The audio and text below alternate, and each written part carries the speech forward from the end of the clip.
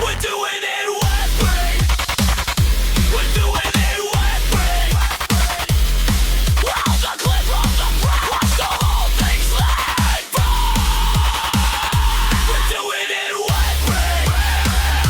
We're doing it with free. Big talk, small brain, crowd getting. We're doing it with free. We're doing it with free. Roll the clip, roll the front, watch the whole thing slide by. We're doing it with free. We're doing it with free.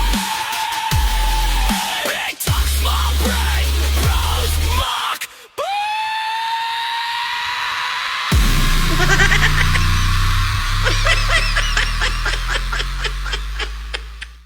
Every story leaves a trail of clips, posts, receipts, and sometimes strikes.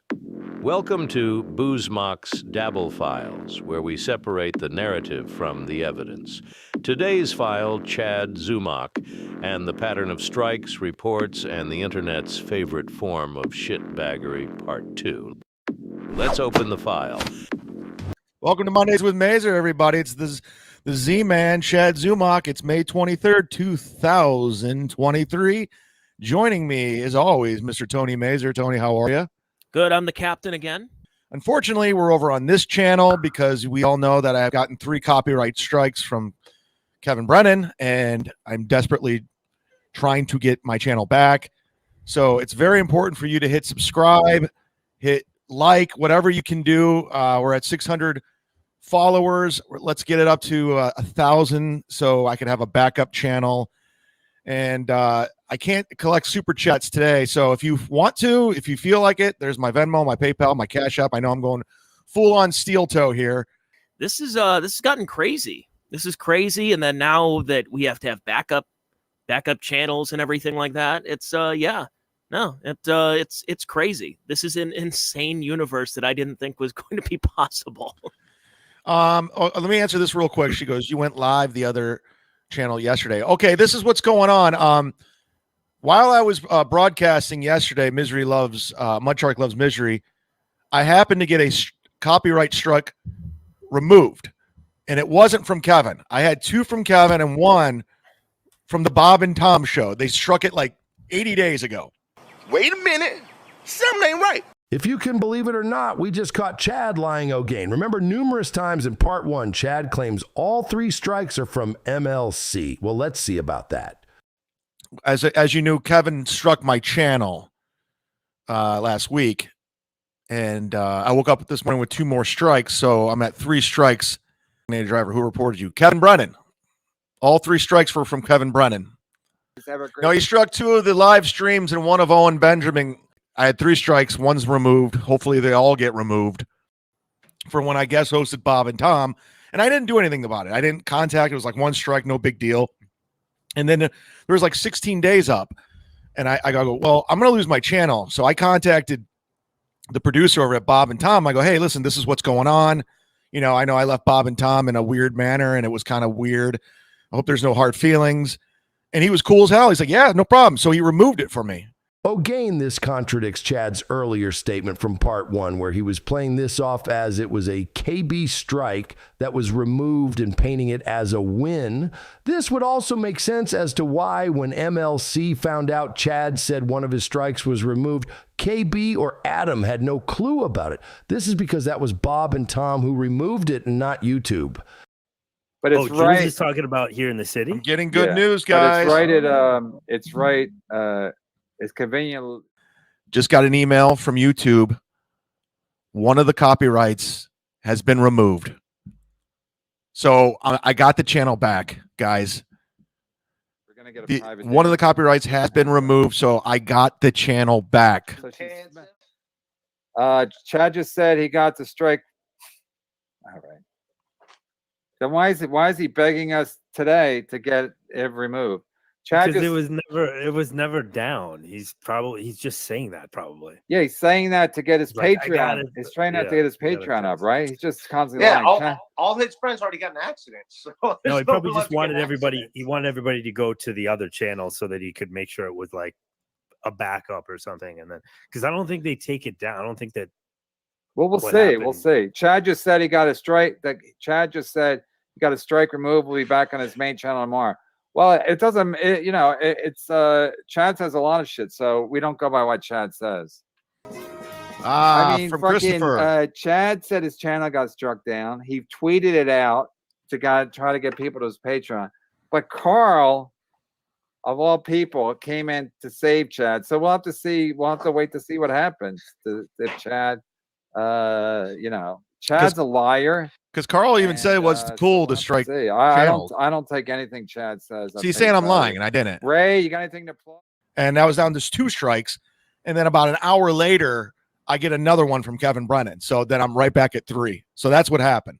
So yeah, he struck the channel, and one of them was a live stream, and 2 of them were like just clips I put up, and I didn't even know they were there anymore. So I don't know what's going to happen. I mean, I'm hoping this is what I plan on doing. I've been going 355 every day, live streaming his show, and I can't afford to lose the channel. I just can't. It's a revenue stream. It helps out, and I have other things. I have other shows. I have this show on there. I have Sit Down Zumock. I have Kumia's Cucks. Like, I have other stuff going on there, plus my stand-up clips. So I need that channel, and I'm just hoping if I don't stream Kevin, I'm going to talk about it later, 355. I'm going to do a little quick show at 355, and we're going to discuss moving forward because I don't know what else to do. Yeah. So, but you were saying about how with Adam, so you are out of the Adam Hineker business. As of right now, I need everyone. If I got to be the cooler head to prevail, like if I started all this because I wanted to go to 2 days a week, we had an agreement on MLC, and then Kevin says I don't want him on the show at all, and then I just did it out of necessity. Like, well, then I'll just watch your show and talk about it. Like I'm still on the show, and I didn't think it was going to be a hit. I didn't think people were going to really watch it. I was going to do it for like a week and give up, but I was making money. I was making more money. I go, why would I stop doing this? Like, it made no sense. So, and Kevin at one point even said, listen, he goes, I don't care if he snipes the show. I don't give a shit. It's like he's not on. It's like he's on the show, but I don't have to deal with him or pay him. So he was cool with it. Then all of a sudden he wasn't. And I don't know. I mean, Chad is playing stupid here. In part 1, Chad was sniping after first strike, and watch Kevin say he did it because Chad kept gloating how he was stealing the audience and his money. The second and following strikes was after Chad continually told his followers to report Kevin's channel. Chad is obviously being disingenuous here, as to always be the victim whenever consequences for his actions come around. Well, they were saying something about the copyright strike that you were using the music, that the music, what's his name, Richie Castellano from Blue Oyster Cult that did a bunch of the themes at Riotcast back then, and that because you were using the music that I guess Kevin paid maybe like $1,000 or something for, that was part of the copyright strike. I think it was just the material itself. I mean, I just using, their stuff. At what point? But we play YouTube videos all the time. I mean, just because we're not playing something called fair live, use. And usually we do things on this show where we have segments and we talk about other things, but there's just so much going on right now, and I'm just trying to figure out what's next. Like, I got to pivot because the Kevin Brennan thing is it's just so. I mean, when you're trying to get somebody's channel removed, I mean, yeah, is that what we're all going to do now? We're just going to all try to just get each other's channels removed. I mean, at one point, like, you got to say enough's enough. And I think I'm at that point. There's other factors if people are trying to cancel us. And instead, there's a lot of infighting. And that's why I'm just like, I'm just going to do my own thing over here for the most part. Yeah, that's how I'm looking at it too. Like, it's just, are we all just going to just destroy each other? And that's the end. And then what? We have to go get real jobs. Like, I was in a position where, like, I'm repeating myself again, kind of like, Kevin's podcast, that what was I supposed to do? Like, I had to do something. I had to fight back. But it gets exhausting when I'm fighting Kevin, Bob, Adam, it's just Ray, Anthony. It's just like I'm throwing haymakers, like, it's just like I'm trying to defend myself. Something Stuttering John just said, I don't want any part of it, and disappeared. Well, that when it gets personal, that's where the difference. But this stuff with the striking channels got really, really personal lately. Yeah, and that's the thing. People are like, well, you said strike Kevin's channel. I go, yeah, I say a lot of things, but I don't do it. Well, like you said report because Levy was talking about you need to kill yourself, right? Yeah. And so there was a little bit of a difference than I don't like what Kevin's saying about me, so I'm going to strike his channel. It was the rules are pretty clear that if you're encouraging violence and especially suicide on somebody else, that's part of the terms that nobody wants to read in any of these agreements here. And that's where you said report the channel. It's not like my thing was to get Levy to quit saying it. Stop it. Like, I know reporting the channel while it's live, nothing's going to happen. And that's why Kevin or Adam takes down the shows right afterwards and he uploads it to Patreon, because they don't want their channel struck and they don't want their videos struck. So that's the reason why. So I knew there was nothing to it. Nothing was going to happen. And I never, even in the thick of Chrissy Mayer and who are these podcasts, I never once, even Steel Toe, I never once even attempted to strike a channel. Wrong.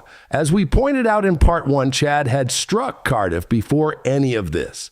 Mm-hmm. So for Kevin to do this to me, his old guy, one of his guys that helped, get his show out there and talk, and he, I got fans from it too. I'm not going to lie. I'm grateful for that. But, I like to think I brought something to the table. I performed when I was on his show. I wasn't just showing up there like Ray, I'm bringing some content to the show. And I just, I just wanted to just go back to normal. I mean, eventually I was going to have to pivot because I knew I could not keep going. I knew I could not keep going watching the show. Like, with all due respect, the show sucks. Like, I'm sorry. For the first hour, they've already repeated everything twice, and they're just reading super chats, addicted to profits, and it's just like, I'm done. I don't want to do this anymore. If I don't want to watch, I mean, I don't know who else wants to watch. And to be honest, the last couple of weeks, it was fun to kind of watch from afar. It got very personal when he's talking about fans like Gladwell Ape and Ken Mosca. Yeah, I mean, I don't know what to do, and it's scary. And I'm not gonna lie, it's just like I built that thing because in January when they were all kind of piling on, I said I'm gonna literally start learning YouTube. I'm gonna learn StreamYard. I'm gonna learn all this and fight back. And I got over almost like 3,100 subscribers since January, and it was good revenue string. I was getting a lot, good hits, good views, and I was building it. And it wasn't just because. It was because of the other shows. And then when I started snipe watching Kevin, yeah, I got money, but it wasn't like significantly more.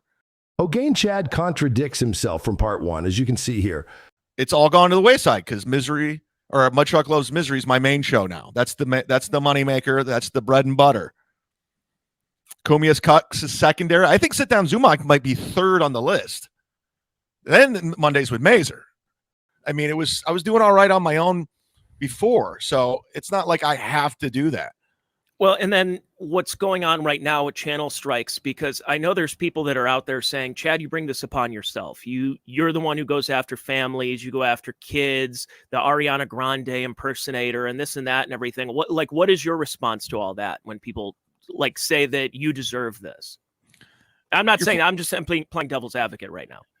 Well, they're full of shit. I mean, the Ariana Grande lookalike, she's 19 years old, getting naked and making a fortune and has a bigger following than all of these podcasts combined. Like, it's so she can go buy, like Levy said one time on a podcast, she can go buy a house in cash today, just cash alone. So what are we doing here? And I didn't even say anything remotely that bad. So they can talk about my 9-year-old brother getting killed. That's okay. They tell me I need to go kill myself. Like, it's just like, why doesn't she buy the pool for Levy in the backyard? I think she did. I think she did it for photo shoots. That's what I'm hearing from somebody else. I think what we've come to the realization is there's so much money out there, whether it's from people going with the subscriptions and super chats and Patreon. Speaking of which, thank you to Greg. He just sent me a PayPal saying, love you and Tony. Hope you get your channel back. Thank you, Greg. I left this part in to show Chad doesn't listen to his co-hosts and is either reading free chat to find someone echoing his statements or waiting for money to come in. Also, earlier he mentioned how he doesn't want to get a normal job and wants to do this. Tony makes a very salient point here that completely misses Chad, sadly. Yeah. I mean, there's a lot of money for people in this business to be made. I mean, like, look, I always talk about it. Do I promote my Patreon? Do I promote my podcast enough? No. And I never really have, because it's the labor of love. It's something I like doing on the side. Yeah. It's something I'm just kind of having fun with. I'm keeping going. Does it take me somewhere? Who knows? If not, it's something to do. It's something fun. I enjoy doing it. Then I have a day job. And I realized for 15 years of working in radio where I would get shit money, where I'm not even clearing $30,000 a year working in radio, but this is supposed to be this glamorous job. Gino got you fired from this job that you were, yeah, really, my job where I can take my wife to Applebee's and worry about how I'm going to afford the electric bill the next week. Like, no, it's not. It wasn't as glamorous. So now I have a day job where I do make a lot more money to help fund this passion that I have. That's a hobby. It's what I'm doing is a glorified hobby. But for other people, that this is their job and they do have to put their livelihood in there. So if I ever got my channel struck, oh, well, it's no big deal to me. Then I'll just play more pickup basketball. But for some folks out there like yourself, it's your livelihood that people are really affecting right now. Yeah, I mean, I figured if I stop stream sniping the show, I'm eventually, like I said, I wasn't planning on doing this long term with Kevin's show. I thought it would be funny, and if they don't think that's funny what I was doing, then they're wrong. And the fact that I took the theme song and I put credits in it, it was just funny. It was just, and I was able to have a voice on the show. Like I could call out stuff. I could say that's not true, so for me, and then next thing you know, I'm making some good money, and I like, do I stop? Like, I didn't know like what to do, but when there's almost no, like, you don't know what you're going to do that day. There could be another war that pops up. There's something else that goes on. When a lot of podcasts end up kind of being overtaken by super chats and by people, and I'm not saying this podcast is, but because we have general things we talk about, but when you see other podcasts, and I'm also not talking about MLC either, that they start getting overtaken and that you are obliged to read the super chats, it starts taking over the show. And then when you start doing 6-7 shows a week because of it, that kind of makes the quality, you're watering down the potential quality of your show because you're addicted to profits. When you're on that bottom box, it's just a firing squad. And I got the 2 60-year-olds just coming at me along with the chat room. And I'm like, I'm good. So, I mean, I don't understand how Kevin didn't see that and understand that. And what I brought to the table, I mean, I don't know. I was just wanted a break. That's all I wanted. Mm-hmm. Is that you want to talk about a super chat show? I mean, the whole show is super chats because Scary Perry has nothing. Tony rambles about Perry. Chad adds nothing. It's a tough pivot. It's a tough pivot. Yeah. First, I want to read this real quick. Nicole just sent me a Venmo for $5 saying, give this to Tony. Tony, what's your Venmo? I got to give this to you. Yeah, my Venmo is acting up right now. I have my Cash App. All right, I'll Cash App. What is it? It's $ T-Maze 25. Mine's $ Chad Zumock. If you're just joining us, guys, this is my backup YouTube channel. Unfortunately, I have 3 strikes on my normal channel. I'm currently fighting them. Hopefully, I'm praying everything comes back.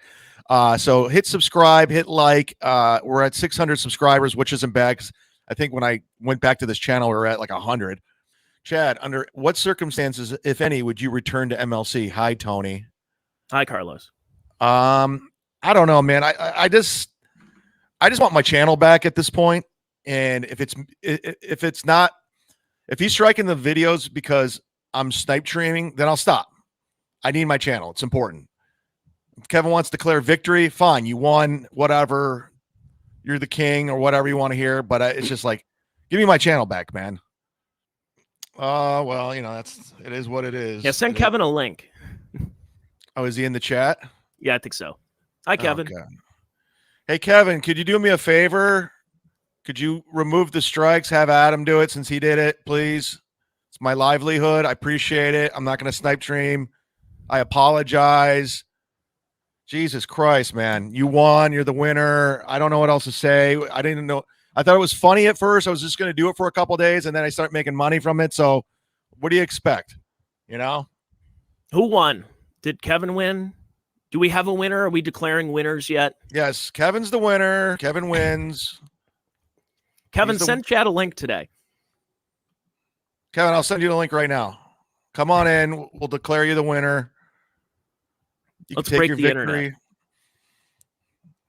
He'll never come on. Never There we know with go. him. You never know. You never know. You might be back on MLC as early as in 57 minutes. Okay. No, I think he's having Carl from Who Are These Podcasts on. But you're now like you've gotten in touch with Carl again. So now you're kind of not friends, but friendlier with Carl from Rochester.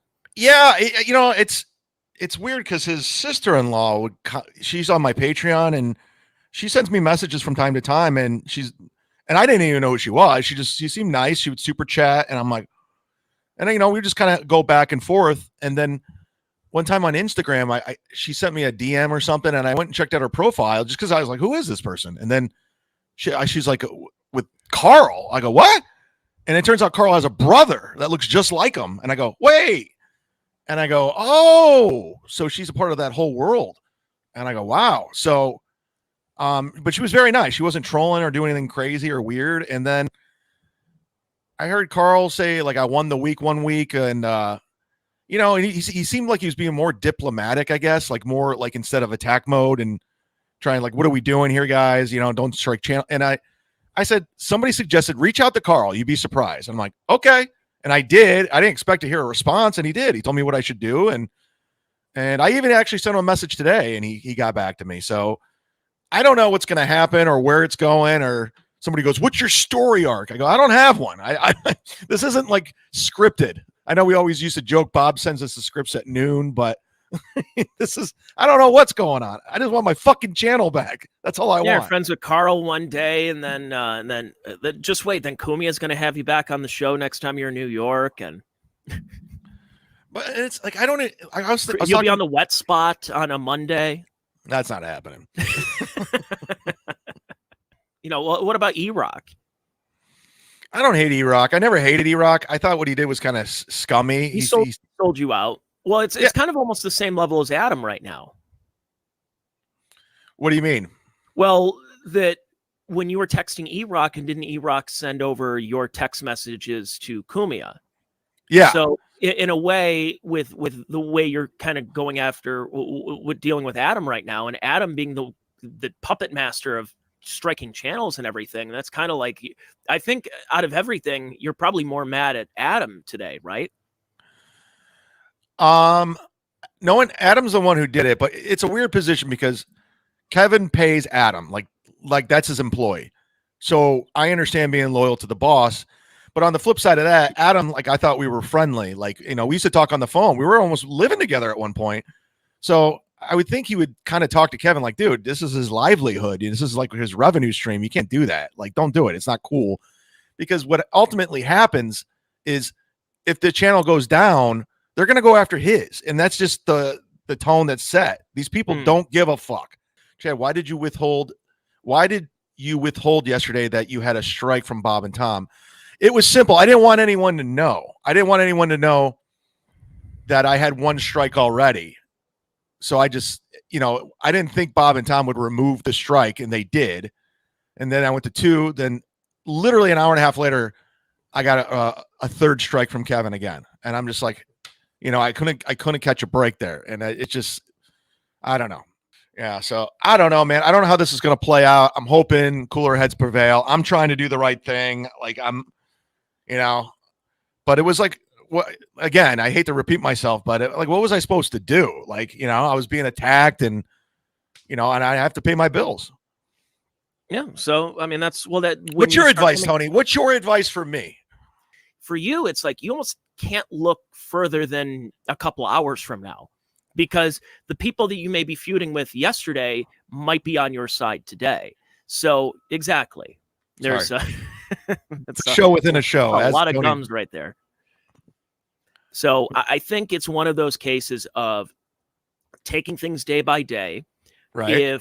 but also not selling yourself out, where if you've been on the attack and Kevin's been attacking you for the last couple of weeks now or month, and then all of a sudden it's going to, I think some of the listeners might feel, and that's where, when you were talking about it last week about getting a link to go on Kevin's show, and you said, I'll only do it for like $200 or whatever. And people are like, don't do it. Don't cuck out. I think part of it is also keeping your integrity. And you don't want to be that person where people have been so invested in the Mudshark army that they don't want to go like, wait a second, was this all just a bit? Was this all just pro wrestling? Was this a Roddy Piper kayfabe? Like, what's is this Andy Kaufman and Jerry the King Lawler on Letterman? Is this what is this? So I think what's best right now is to keep your integrity, because you've built up a nice audience of people who are very loyal to you right now, and you don't want to lose those people because, I don't know, because Kevin gives you a couple of bucks, or because the enemy of my enemy is my friend, so now I got to go on Gino's show or whatever. It's like, just keep true to yourself then. Yeah, I think you're right. I think that's good advice, and I think I'll probably take it. Yeah, I don't know. I'm going to go live at 3:55. I'm not going to watch Kevin's show today. I'm just going to talk to the audience and see what they want, what I should do, and where I should go. And I don't know. I'm going to take it all in, because a lot of these people are pretty cool to me, and I'm very grateful to the people that are still contributing. As you know, the channel's down. It's a scary time right now, but you guys have been very good to me, and I do appreciate it. It does not go unnoticed. A few minutes later. After ending that show, Chad then went live again, repeating the same things he said on the show with Mazer for over an hour before doing his sit-down Zumock show with his old co-host Tyler. While this was happening, MLC went live with Carl, where they discussed all the striking and drama of the Dabble Verse at the time. The Chad Zumock thing is, like, if this was a earthquake, it would be like a 7.2 on the Richter scale, because apparently, well, first of all, people were telling me off yesterday that Carl actually helped Chad, and Carl's admitting that's true. But in the meantime, Chad is now on his other stream, basically saying that Kevin won, he gives up, etc. I didn't see it. Carl saw it. Somebody told me about it. But the funny part is, Carl, and this is the really part that you have to understand about the Mudshark, even though he's using the word improperly, is that he don't like to play in the mud. He pretends he likes the mud. He hates it.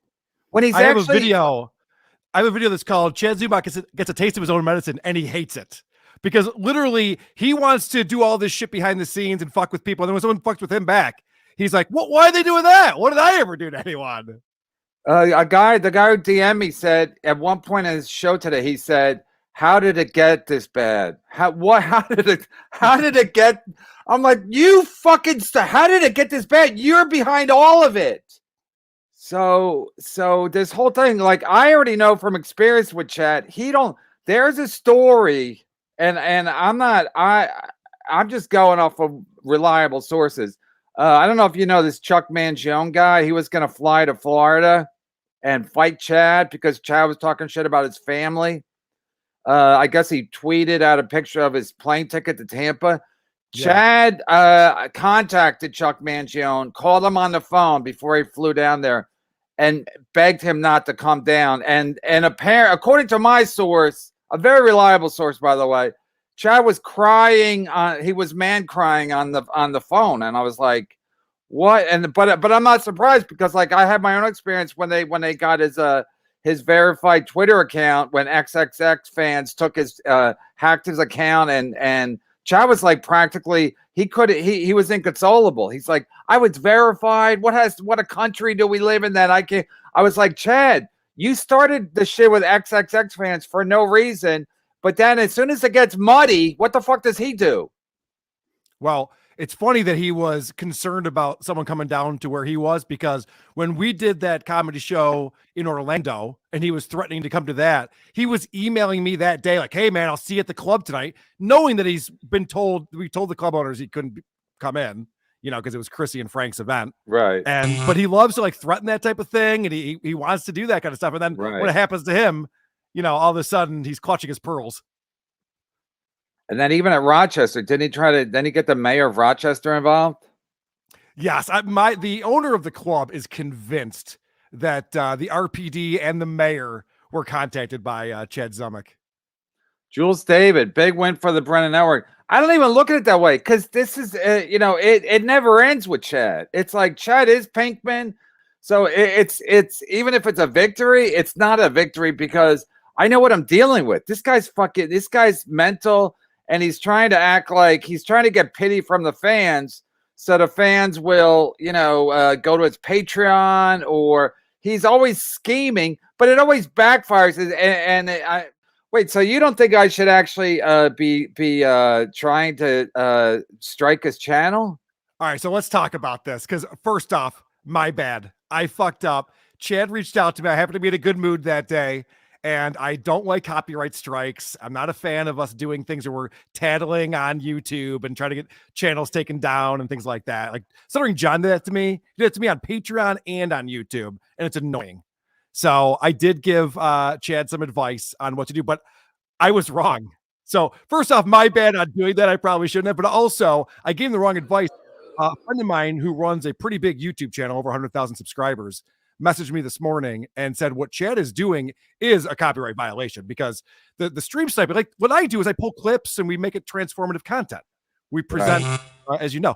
And what Chad was doing was literally just watching your show without even talking for like 10 minutes at a time. Right. And funny while he's doing that, which is definitely a violation. So I gave him the wrong advice by saying that he should even appeal it. I probably shouldn't have done that. Chad was live during this, but not sniping in possible effort to fix things. Chad was alerted to Carl turning on him. He says Carl's backing down right now to Kevin. He said he made a mistake by helping you. Well, yeah, he's going to play, he's going to play to Kevin. This guy says Carl's a snake. Carl's going to go on there, and what Carl's going to do is he's going to use Kevin's audience to get subscribers and listeners. That's what he's doing. Yeah, because it's like listen, again, if it was just some guy randomly watching my channel, whatever, but I hate Chad. Right. Like with a passion. So for me to sit around and go, well, take the Ray DeVito, I wish him well, and all the nonsense. Like I physically can't do it as a living, breathing person where we're just, and especially that he's making money. Then he's gloating. He's daring Pat Dixon $800 he made in Super Chats, which is is a lie. He didn't make $800 in any fucking day, unless that day that prick Borgo, right, Borgo? Whose side you on now, Borgo? At least I got an active channel.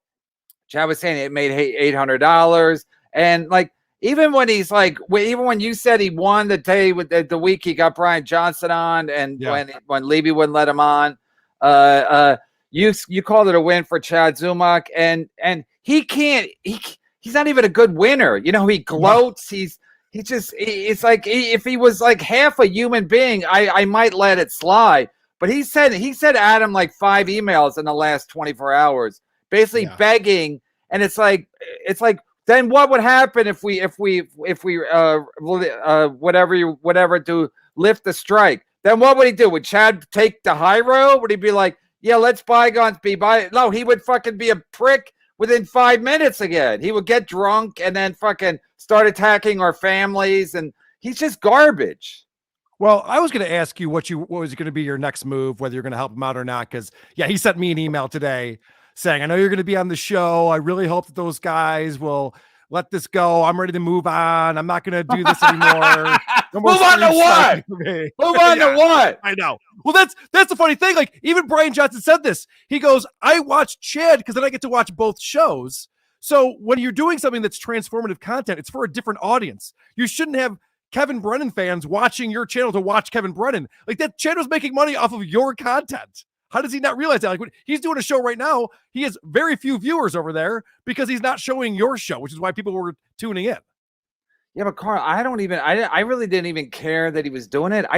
He's just such a dick about it. Like he's such a dick about it. And The Gina Levy fucking Mother's Day tweet. It's like, what kind of a fucking piece of shit? He's like, I got nothing to lose. And then as soon as he loses something, he starts fucking crying like a fucking baby. So again, I said, I understood the fans love it. The fans love Chad fucking snipe streaming me because then they can watch Chad be a douche and they can still watch my show.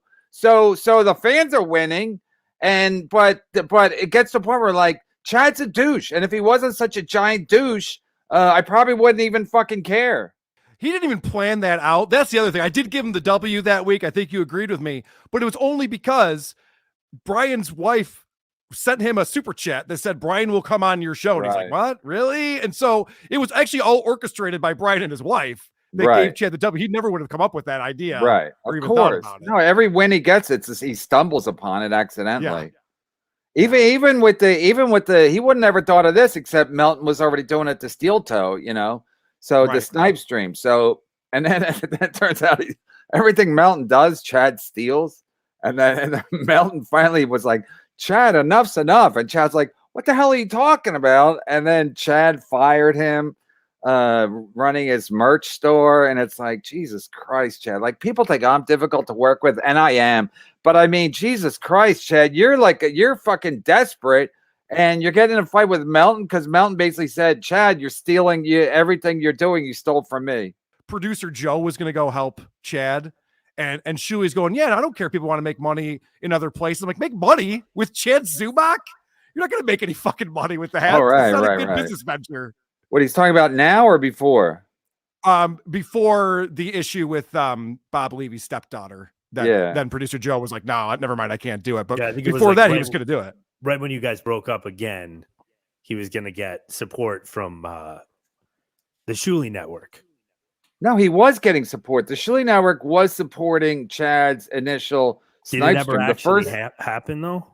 It happened? Yeah, so. no. The first time he snipe streamed us, either I watched it later that day because Chad left it up, or I clicked over to it, and the Shuley Network was sending them super chats, was sending like $50 super chats and saying like, I love this, and that's why I told Levy, you know, oh, this is your boy. And then when Chad got drunk, and again, Chad couldn't handle success, any success he was getting. Within a week, he was, drunk sniping, and when he was closing the one eye, which should go in the Smithsonian for like all time fucking podcasting, where you can't even all you have to do is hit end broadcast, and he couldn't do it. So that was another problem I had with Levy because I knew Shuley was doing that to create tension between me and Levy. So he's like, yeah, Joe, go work with Chad, even though Brennan has a fucking blood feud with him. And so I knew what was going on. I always know what's going on. I mean, I'm not a genius, but I can see the obvious. So that's why I was like very clear. Once Chad got drunk that day, he was going after Bob's family. I was like, Bob, this is who you want? Because Chad was still saying the next day, because I saw Chad started walking around his neighborhood. He said, yeah, I talked to Joe. Joe's gonna run my he's gonna produce. Now he's like, Kevin wins, and then as soon as we lift a strike, which we'll never do, as soon as we lift a strike, I'll be like, Kevin's a fool. I played Kevin just like I played Levy right. and his family. Kevin's a sucker. He's got a family. I got nothing to lose. And now Mudshark's back. Like, you think I don't know how this fucking how this thing's gonna play itself out? That's why Chad's an idiot. Like, because Chad has that flip side where he can, when he's like feeling contrite or wounded or whatever, he's like, he's saying he can talk very reasonable. Levy talked a million times. Chad, just fucking calm down. And then he, on the phone, he's one thing. Then as soon as he gets off the phone, he's like, fuck everybody. I'm burning everything down. And he's just an idiot. But you're right. He thinks like a little victory is like Tom Brady winning the fucking Super Bowl, you know? Yeah, you're not going to get a 7-year contract after this, Chad. Relax, buddy. So obviously you hold all the cards here. So you can No, I don't. No, I don't. Well, because Chad is desperate. He wants you to remove these strikes. And I'm wondering, like, what kind of leverage do we have? What can we do? I would love to know the real black eye story. I don't know why I'm fascinated by that. Wouldn't it be great if we made him confess to what actually happened? Yeah, Kevin, but how you will we said, know? you said that Carl would be a great lawyer. He's negotiating. Yeah, your car would be a great between- lawyer. Yesterday, Kevin goes, Carl would be a great trial lawyer. People say, but what about his teeth? Like, what the fuck is going on here?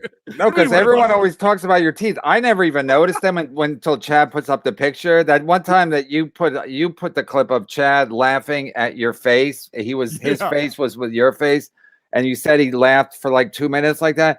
Chad's always talking about, Carl's teeth. I've never even noticed them, to be perfectly honest. But I'm saying, like, in the movies, the trial lawyers are always very handsome. They're handsome actors because they don't want a regular.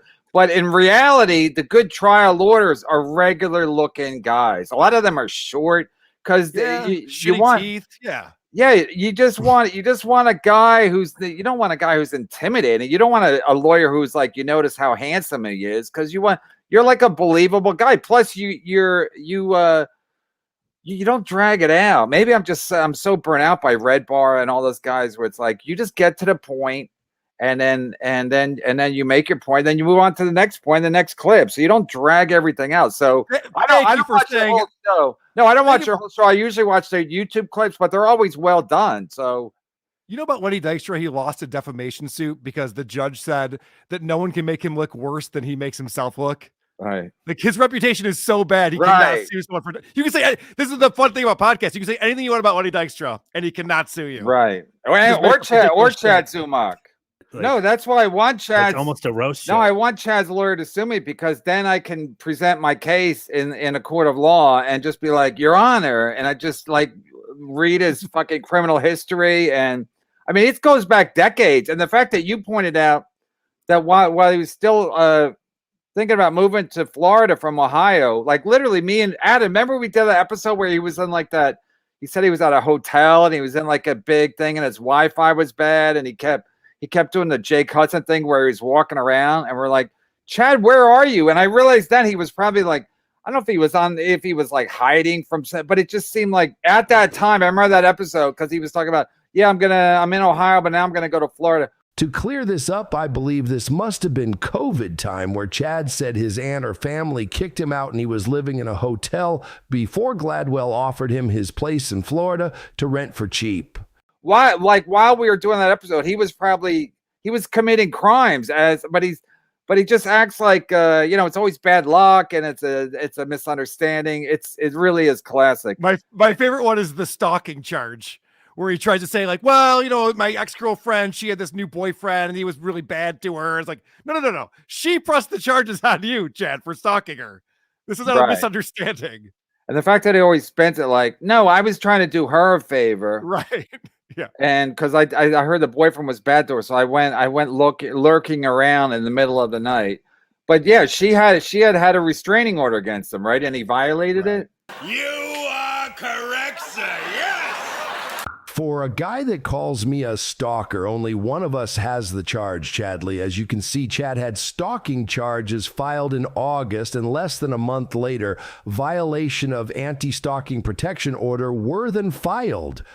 Right, yeah. Mason in Portland, Chad messed with the bull and got the horns. Now he's on his stream begging and pleading.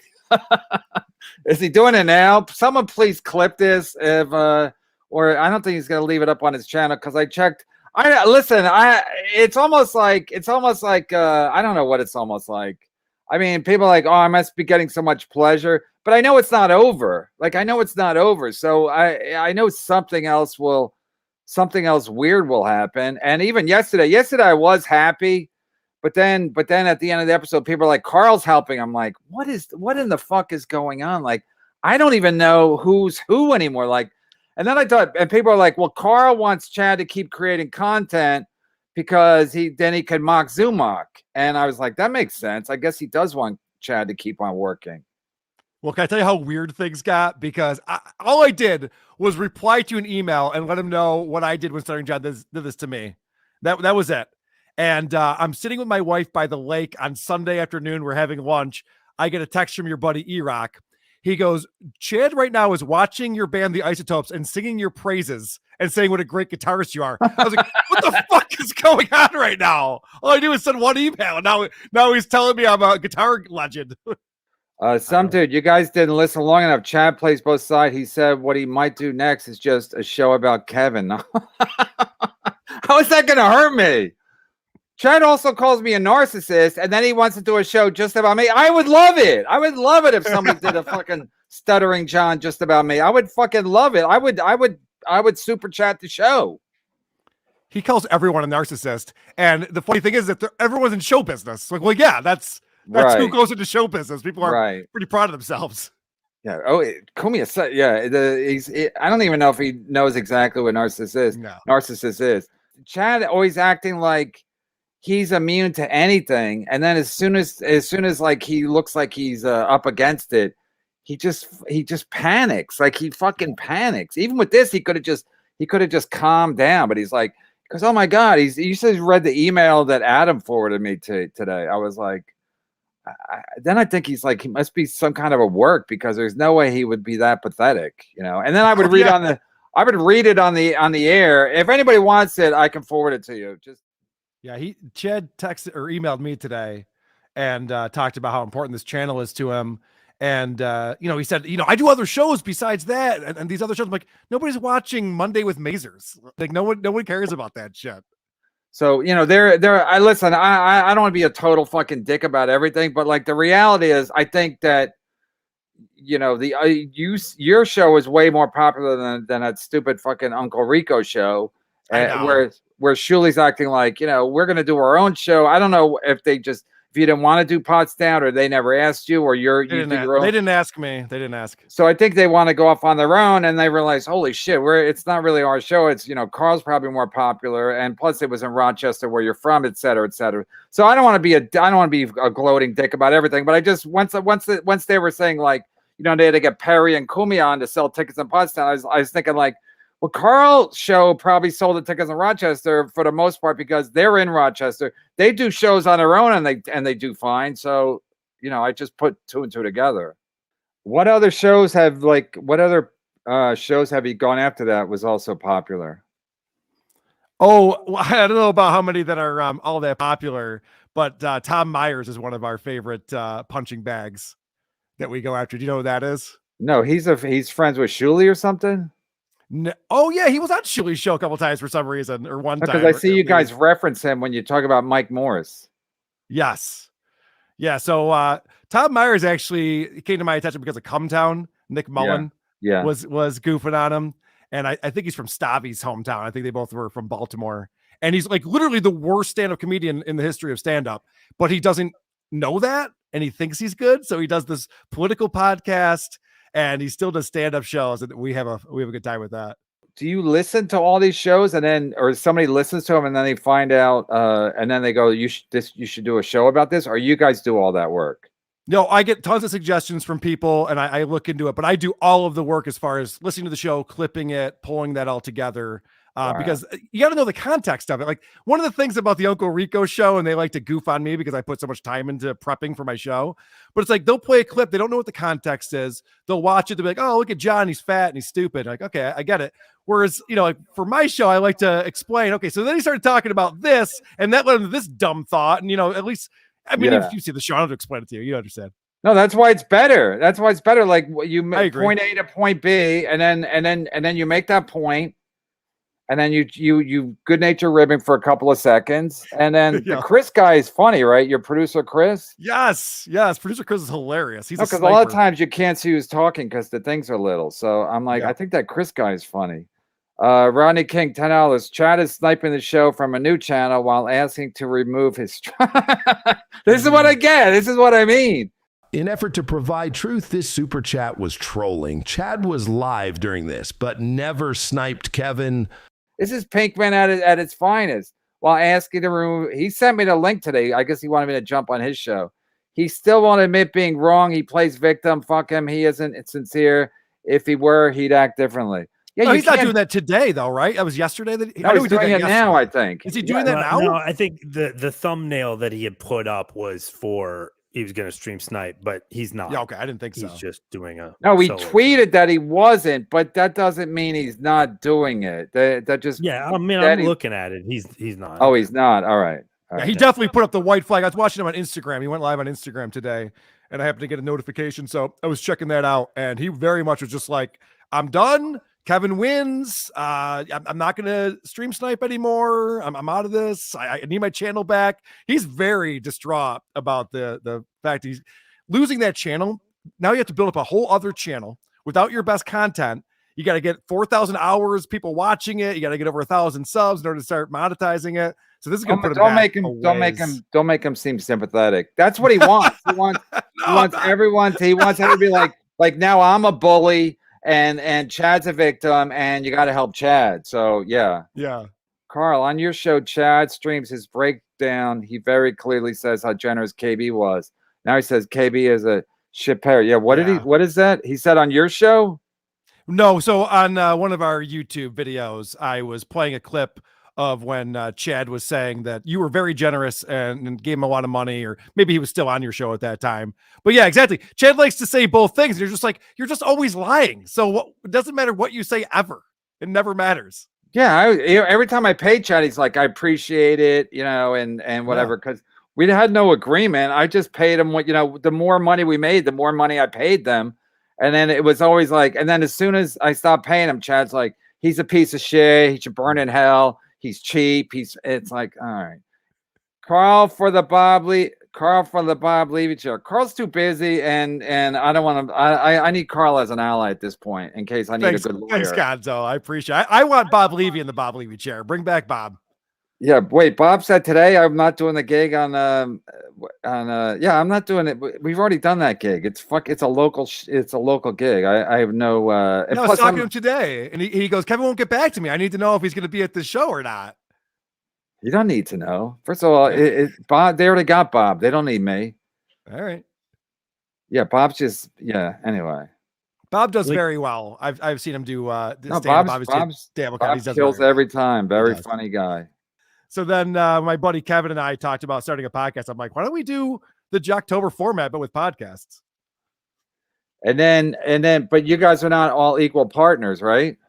My first co-host, Kevin, left the show about a year in. And so then I kept the show going with just multiple co-hosts, friends of mine, and eventually comics and things like that. But it's not my business, but you get more money than everybody else, right? Correct. Yeah, it's my show. Yeah. Carl said this a while ago. Marcus Allen got a black eye after he got dirt in it in a game. I think it was grease from a CAD converter or a bike chain. I love the bike chain idea because why does he have grease all over himself? Like if his bike chain falls off, so if he slams and his bike chain falls off, that makes a lot of sense. I also like the catalytic converter theory because the bike chain's almost impossible. I ride my bike literally every day. Me too.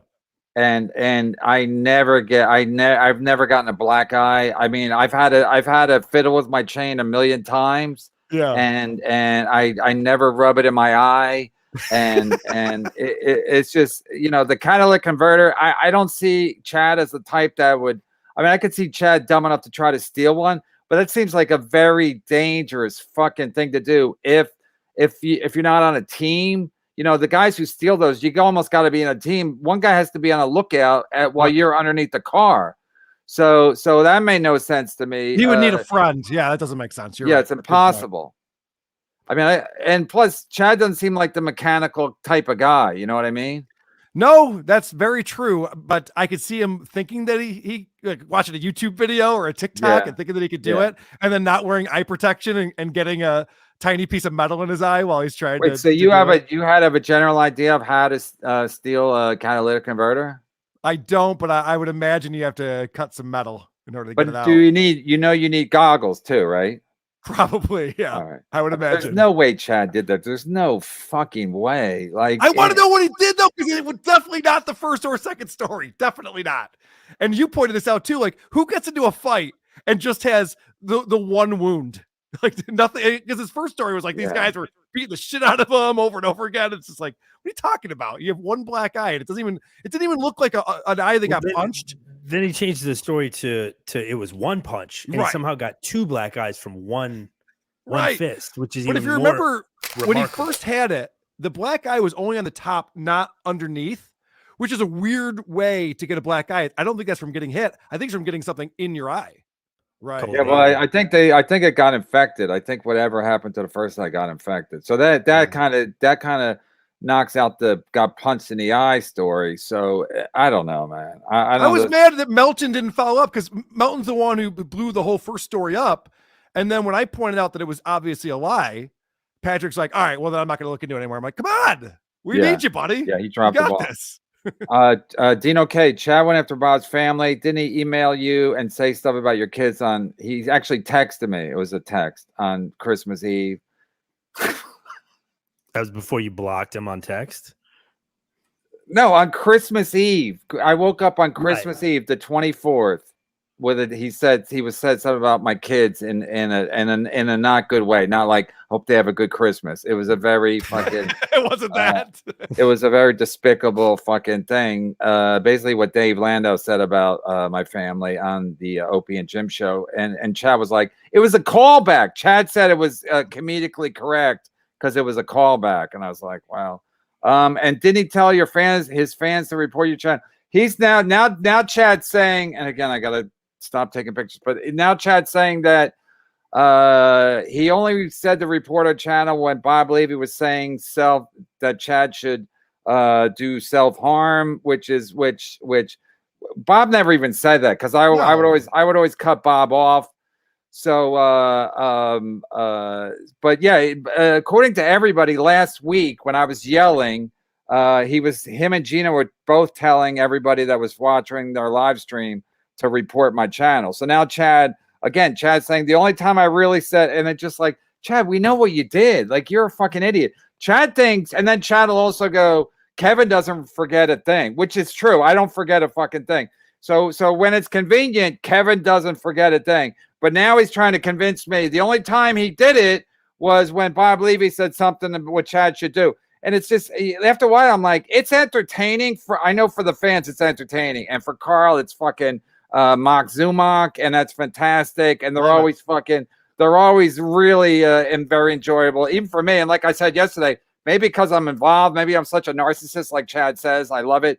But it's entertaining for the fans. But for me, it's like, I know I've seen this game before. Like I know how this plays out. Yeah, and by the way, this is the part where I was pissed at myself for helping Chad out because I didn't realize I don't watch his show, so I didn't realize he was telling people to report your channel. So that's bullshit. And then he put a graphic up on the screen saying, "See, this is the thing, guys. This is what I don't understand." And I was saying this on the BS show this morning, is this thing where we're giving out phone numbers and we're trying to report people and tattle on them. And it's what's the end goal here? What are you trying to accomplish? Like, just be funny. The way to win is to be entertaining and funny and have the audience come to you. That's how you win. That's it. Yeah, but what if you're not as good as Anthony Cumia? Then you got to give out phone numbers. I mean, you got to give out phone numbers. That's why Cumia doesn't have to fucking resort to that nonsense, because he's like, I'll just do my Dice Clay and everyone's entertained, and it's true. Dino K, have Chad be honest about the credit card stuff and Black Eye, one of the 3 dozen other criminal charges to remove 1 strike. Yeah, I was thinking about what we could do I was gonna have him make a hostage video. Like he'd have to apologize to Gina Levy for what he's been saying about her, and maybe a couple other things. But then I would say, and then we would remove the strike. But then, as soon as right after, he'd be like, I only said that to remove the strike, and I played them, and he's always playing everybody. Everyone's getting played by him, and so I don't know. I mean, I might take like 10 grand. Is that a thing? Do you think we could waterboard him for 1 strike? Yeah, let's waterboard him. Listen, man, if we could, I might remove the strike under one condition: if we can really give him a lie detector test. Then yeah, yes, wow. That's a good idea. How would we orchestrate that remotely? No, we wouldn't do it remotely. We would go there, or he would come here. Like I might consider that, because there's so many fucking questions. Just the Black Eye alone, That's a great idea. I love that. Chat on 1 day a week, but it's to read a pre. But he has to read a pre-written apology every time. Hate to say Every this, time. but Chad is better than Bob, who was just eye candy. Yeah, Bob is easy. Bob is easy on the eyes. He's hot. Bob looks way better on TV than he does in person. I swear to God, he was doing Out of the Coffin, I think, on Saturday. I'm like, Bob's like a fucking 10 for his age. He was wearing like a silver jacket and his silver hair. I was like, Jesus Christ. Well, Then he's you got see him. the tan skin and the gray hair. Yeah, but he great had a silver combination. jacket, so it complemented his hair. And I was like, but then you see him in person, you're like, what the fuck happened? People don't know this. Bob's 42 years old. Yeah, Everyone Bob. says he looks great for his age. He's actually looks terrible. Yeah. No, Bob is yeah. I like to talk to his ex-wives too. I'd be like, so what happened? No, because Bob is like Bob, he seems like now he just seems like I don't know, he's like Dean Martin, just like really easygoing. And even though I fired him, actually he quit. I guess technically he quit because I asked him on the BS show. He said that he quit the show. He said he's done with it. And I hope he would come back. I hope he does. No, because we sent him a link on Thursday. So I never know what's gonna happen. I never know what's gonna. I mean, like I said, I would have had Chad on last Thursday, but we sent him a link, and he said he won $200. I said no way, and so he would have taken $200. What is that? He's an idiot. What does that even do? No, if he Think would long term, Chad. No, if he would have said 100, I would have done it. He would be like, "Give me 100." I would have done it. And then he would have no strike on him. But he's so stupid. He's like, again, he's playing me. I have a thing. Please clap. Please clap. Chad saying, please yeah. clap during his stand-up show. Is that Chad? Yeah, that's Chad on his dry bar show. Please clap. Oh, I thought that was Jeb Bush. Please clap. Yeah, I know. He did the same thing. Right. Wait, Chad did that in his thing?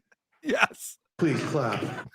No, he didn't. I can't believe played it. every episode on WATP. Wait. That was in the middle of the set or at the end of the set? Oh yeah, he wanted an applause break. He brought it back, so he recalled an older joke, and then like one person started clapping at the front, and he goes, "Please clap." Dating right now is like going to the Tampa Walmart on Dale Mabry. There's nothing left. Thank you. Please clap. I force applause breaks. I force them. Oh my God. He'll say So he was kidding. embarrassing. He'll say he was playing the crowd. I know. I don't give a fuck. I'll read you his emails if you think he doesn't give a fuck. It was a shit show. The show sucked. Is that your stuff or our stuff? Sorry, I was playing. We were both No, playing drums at the same Carl. time. We don't have any Chad. I don't know if we'd want to do that. It might go to his head. That's true. He Remember might the sue us. last time I included Chad in the intro. Oh yeah. As soon as Adam made the theme song, Kevin, Bob, and the Mud Shark. Within 2 weeks, the show was over. That's true. Because he couldn't handle success. Johnny Carson, I didn't mind when Chad stole my wife's credit cards. He spends way less than her, rim shot. Johnny. Nice. Yeah, we got to get to the bottom of the credit card thing too with the lie detector. So, I mean, if a lie detector, an hour's worth of lie detectoring would be. Eddie Baker says Lenny Dykstra is one of Chad's heroes. Are you surprised? Eddie Baker says Lenny Dykstra is Eddie Baker. Well, Eddie Baker is Chad, and Lenny Dykstra is one. Yeah, Lenny. Yeah, Chad does like Lenny Dykstra. Furious. Is Eddie Baker, the guy who told everyone, "Hey, let's start the super chats going, guys." Yeah. Is that guy? And then Ski Mask made a T-shirt. I am Eddie Baker. That was a hilarious observation on your part. I think I pointed this out on my show, where you're just like, nobody in the super chat cares how many people are super chatting. They wouldn't be like, "Come on, guys, let's start donating some money now." It's never happened. It's never happened. Never happened once. It's never happened in the history of super chatting, where when one super chatter tries to get the other super chatters pumped up. Yeah. I mean, it was just so classic Chad, though. Again, he thinks he's smarter than everybody. He stops the show. He's looking at his phone. He's typed something on a computer. And then, lo and behold, the next super chat is to try to get the other super chatters. And he said he had just hit a long dry spell with the super chats, too. Yeah, so your whole thing with Shuli, you don't really care. You don't care what they're doing. No, that was the weird thing is I came on this show. You guys were like, what's your deal with Shuley? And all I said was, I don't have a problem with Shuley. He's great, whatever. And then I don't know, someone must have told him that I was talking shit because then he goes on his show and he says I'm jealous of his show. And like you said, I have the bigger audience. Our show, we have more subscribers on YouTube. I get way more people listening through the app and the audio podcast. I was just like, do you think I'm jealous of? No, I'm not jealous at all. What do you mean? You said it on the show or through text? He said that on the show that I was jealous. Oh, he said it to your face? No, he said it when I wasn't on this show. I know. He goes, oh, well, we have so many people watching. That's probably why. You know, if no one was watching, Carl wouldn't be upset about it. I'm like, I'm not upset about it at all. I don't give a shit. I like when that's something Chad would say. Kevin's jealous of me. Yeah. Because I live in Tampa and I don't have a family. Yeah, I said that. He goes, Kevin's just jealous because I don't have I think Gino says that too. Kevin's jealous because he has a family and I don't. He wants my life. Yeah, I want to drink at Sullivan's with a bunch of, now I'm talking about Gino. I want to drink at Sullivan's with a bunch of fucking losers, right? Get all whiskeyed up, and then by 8 o'clock I got to run home because I'm intoxicated. That's what he did one night I hung out, me, him, and Kumia. By like 9 o'clock, he was like curled up in like a fetal position at Sullivan's, and he wasn't talking. And I was like, wow, this is not a good look. But I'm not going to shit on Gino too much today because I know he's your pal. I don't know why. I mean, I know why he's your pal because you don't really know him. But what's going on with Atlantic City? I don't know. Happening? We're still waiting for the link. I know. So the link is not coming. I've I asked. want to go to Atlantic City and hang out in the poker room with you guys. No, so we're gonna go. Yeah, we're definitely going. August 19th. I'm gonna be there. I don't know. I'll definitely be at the poker room, and then we can but you know, the way I look at it, like I just said, like I just got paid yesterday by YouTube for money I made when Chad was still comfortably on the show. So we're talking about from the beginning of April until now, like everything changed. So everything could change between, I mean, I'll be there, but I don't know. Like, you know, if we could get if I can get a suite and and strap Chad up to a lie detector, that would be fantastic for me. Yes. Comedy hacks, $5. Loser Chad loses again. Story of his life. Kevin comes out as the winner. Everybody talks about KB on their little shows with no super chats. You know, Chandler who's another great super chatter. He was the one who said it at the beginning. I think he said it before Chad got so drunk that day. And you know, what was cracked me up about you, Carl, is you were watching that episode and you said the room seems a little down after you watched that. Let's go back in time. Oh, look at, he's got one eye. You're washed because you're drunk. It doesn't matter. Fuck, bring it on.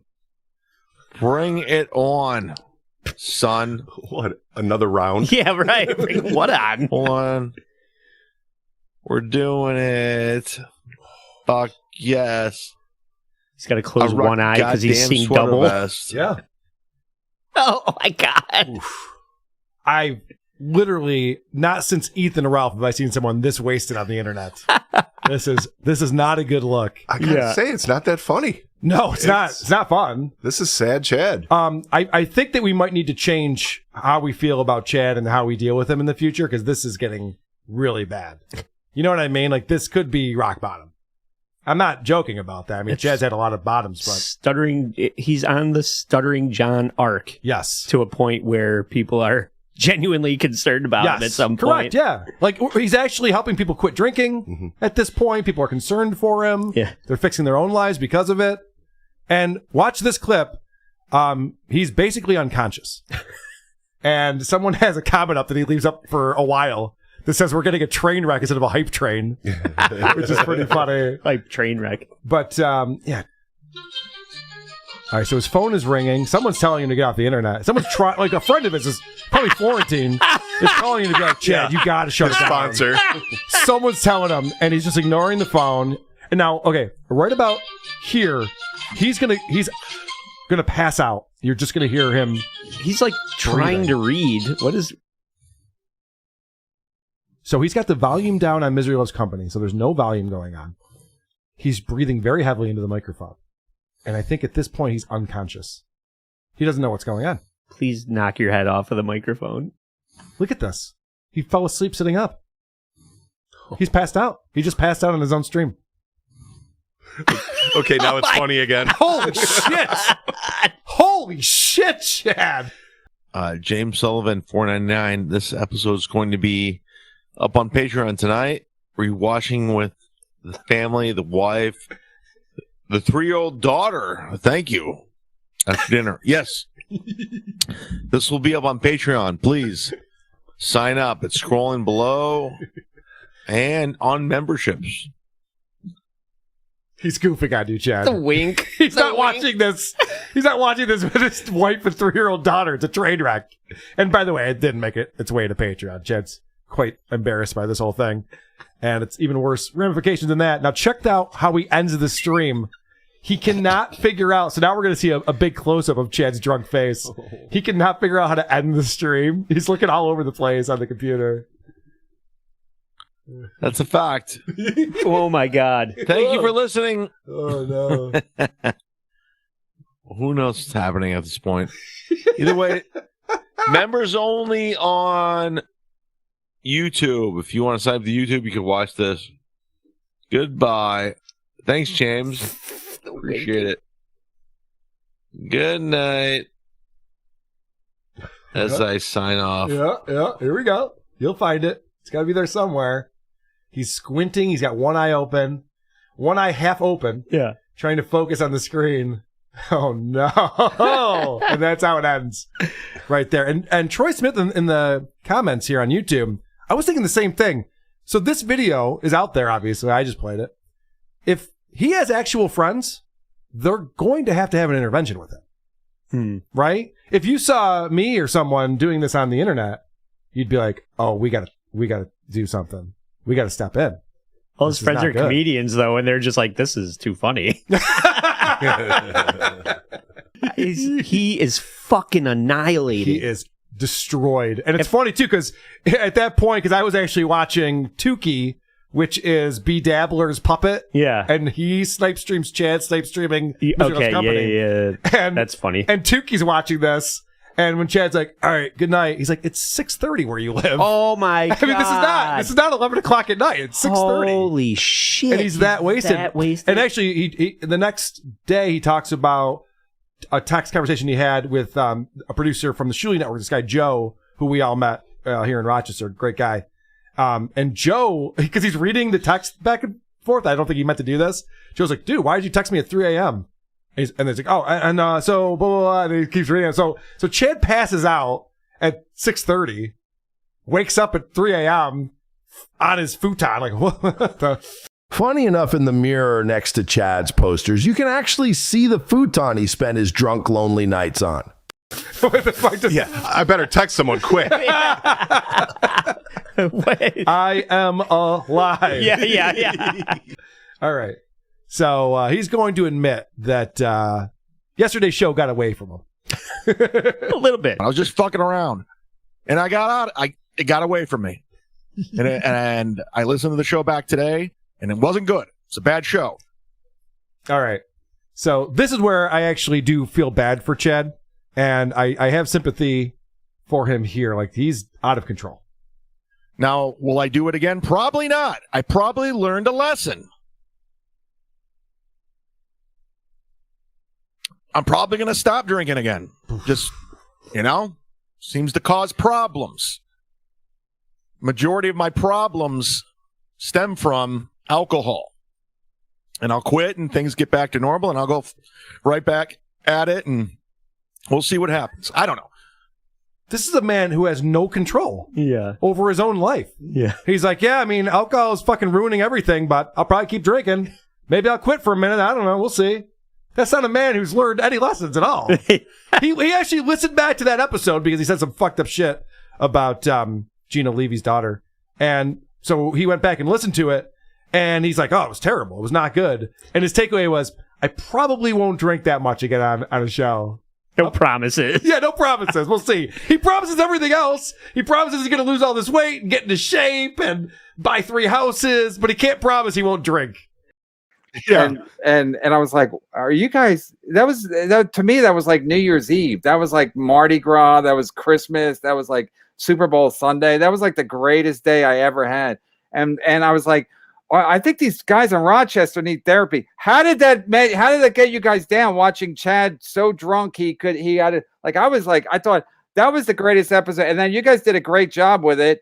And I thought, like, what the fuck are you guys down about? This is fantastic. This is the greatest entertainment anyone's ever seen. We were feeling so bad for the guy. It's like watching someone's rock bottom. Now, I love the show Intervention. Don't get me wrong. I think it's hilarious. But watching someone's like rock bottom happen like that, I was looking around in my studio where I am right now, and I look over at Andy and I look at producer Chris, and they're just both like, what do we do with this? I'm like, I know, it's depressing. It's not depressing. Good. I thought this is the greatest pound for pound. This is the great. I mean, I couldn't believe it. And then just the way you guys, oh God, that was because I didn't watch it live. I don't even know how much I watched. I think some people sent me, but because he never put it up, he took it down immediately. So I never really seen enough of it. So when I watched you guys watching it, which made it even better, and then you guys are like, hey, you guys seem down. I was like, what are they putting in the water in Rochester that everyone's down after watching the greatest? We have a lot of friends who are alcoholics, I guess. Oh, I guess. Did you call the family in for that episode? Oh my God. Honey, get the kids. Chad's blackout drunk. That was the last super chat. That guy, James O'Neill or James O'Harrison, whatever. He was like O'Sullivan. James O'Sullivan goes, Chad, is this going to be on Patreon? Because I want to watch it with my wife and 3-year-old son. And Chad's like, thanks, James. It will be on Patreon later. So that made it even more of a better ending.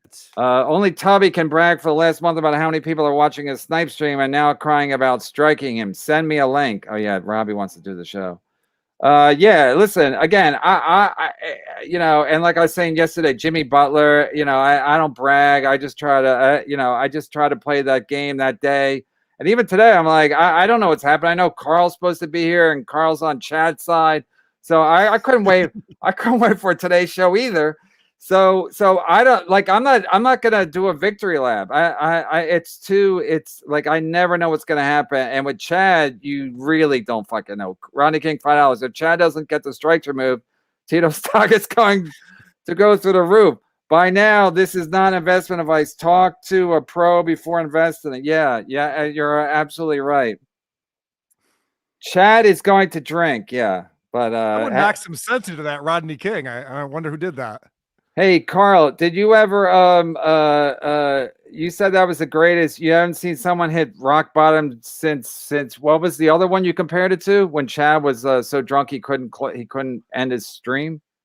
Oh gosh, I don't remember. You compared it to something. I was like, I gotta get my hands on that too. That's how much me and my family love that episode. Watching that episode.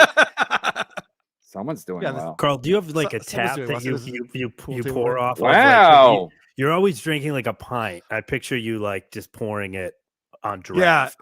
Yeah. So people think that I like nurse one beer for when I do my show. They're like, geez, Carl just sips on that beer, but I'm actually refilling it as I go. You got like a kegerator or something. Because you never want to be the guy doing this. Because I watch Stuttering John do that all the time. He's drinking his beers and he looks like an idiot. So you want to have the glass pretty full. So you just do a little. No, it is weird how the glass is always full.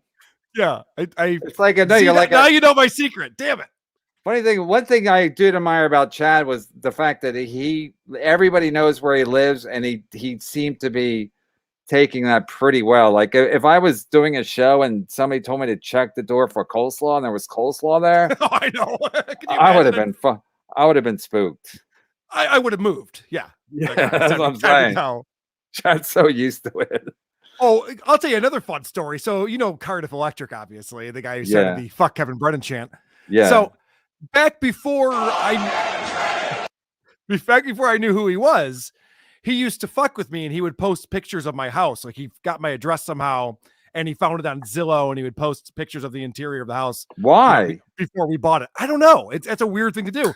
So then we're in Rochester for DabbleCon, and I'm having people over to the house after the show, a little after party. And I go up to Cardiff. I go, Cardiff, do you need my address? He goes, no. It's like, oh, that's right, motherfucker. And why did he say he did it?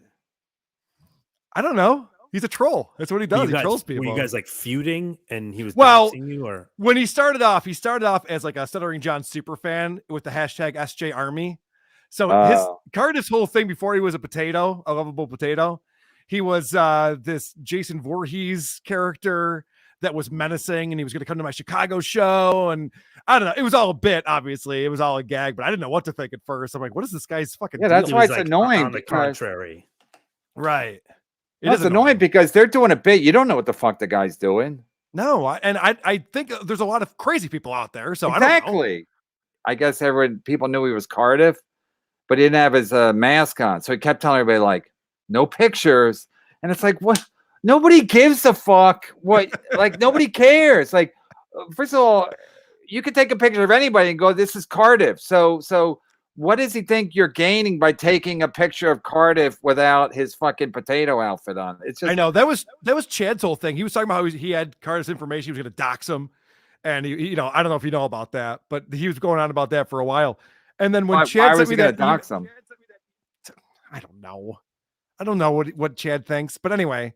So then when Chad sent me that email asking for help with his YouTube thing, that was one of the things he wrote in there was, by the way, I wasn't ever actually going to really dox Cardiff, just so you know. I'm like, okay. No, he's telling you he's a class act. Yeah. He goes, I just wanted to fuck with him. I'm like, well, that's great. Good for you. Did he apologize for always calling you a dork? No, not yet. I'm waiting for that one. Pecker, 1981. Chad is spinning it to his viewers that he couldn't stand another minute of watching MLC, so he stopped streaming it on his show. What a bum. What a bum. Yeah, that's why I like having people that, well, I guess you got you on Chat or Pals now, but it was fun having people on that.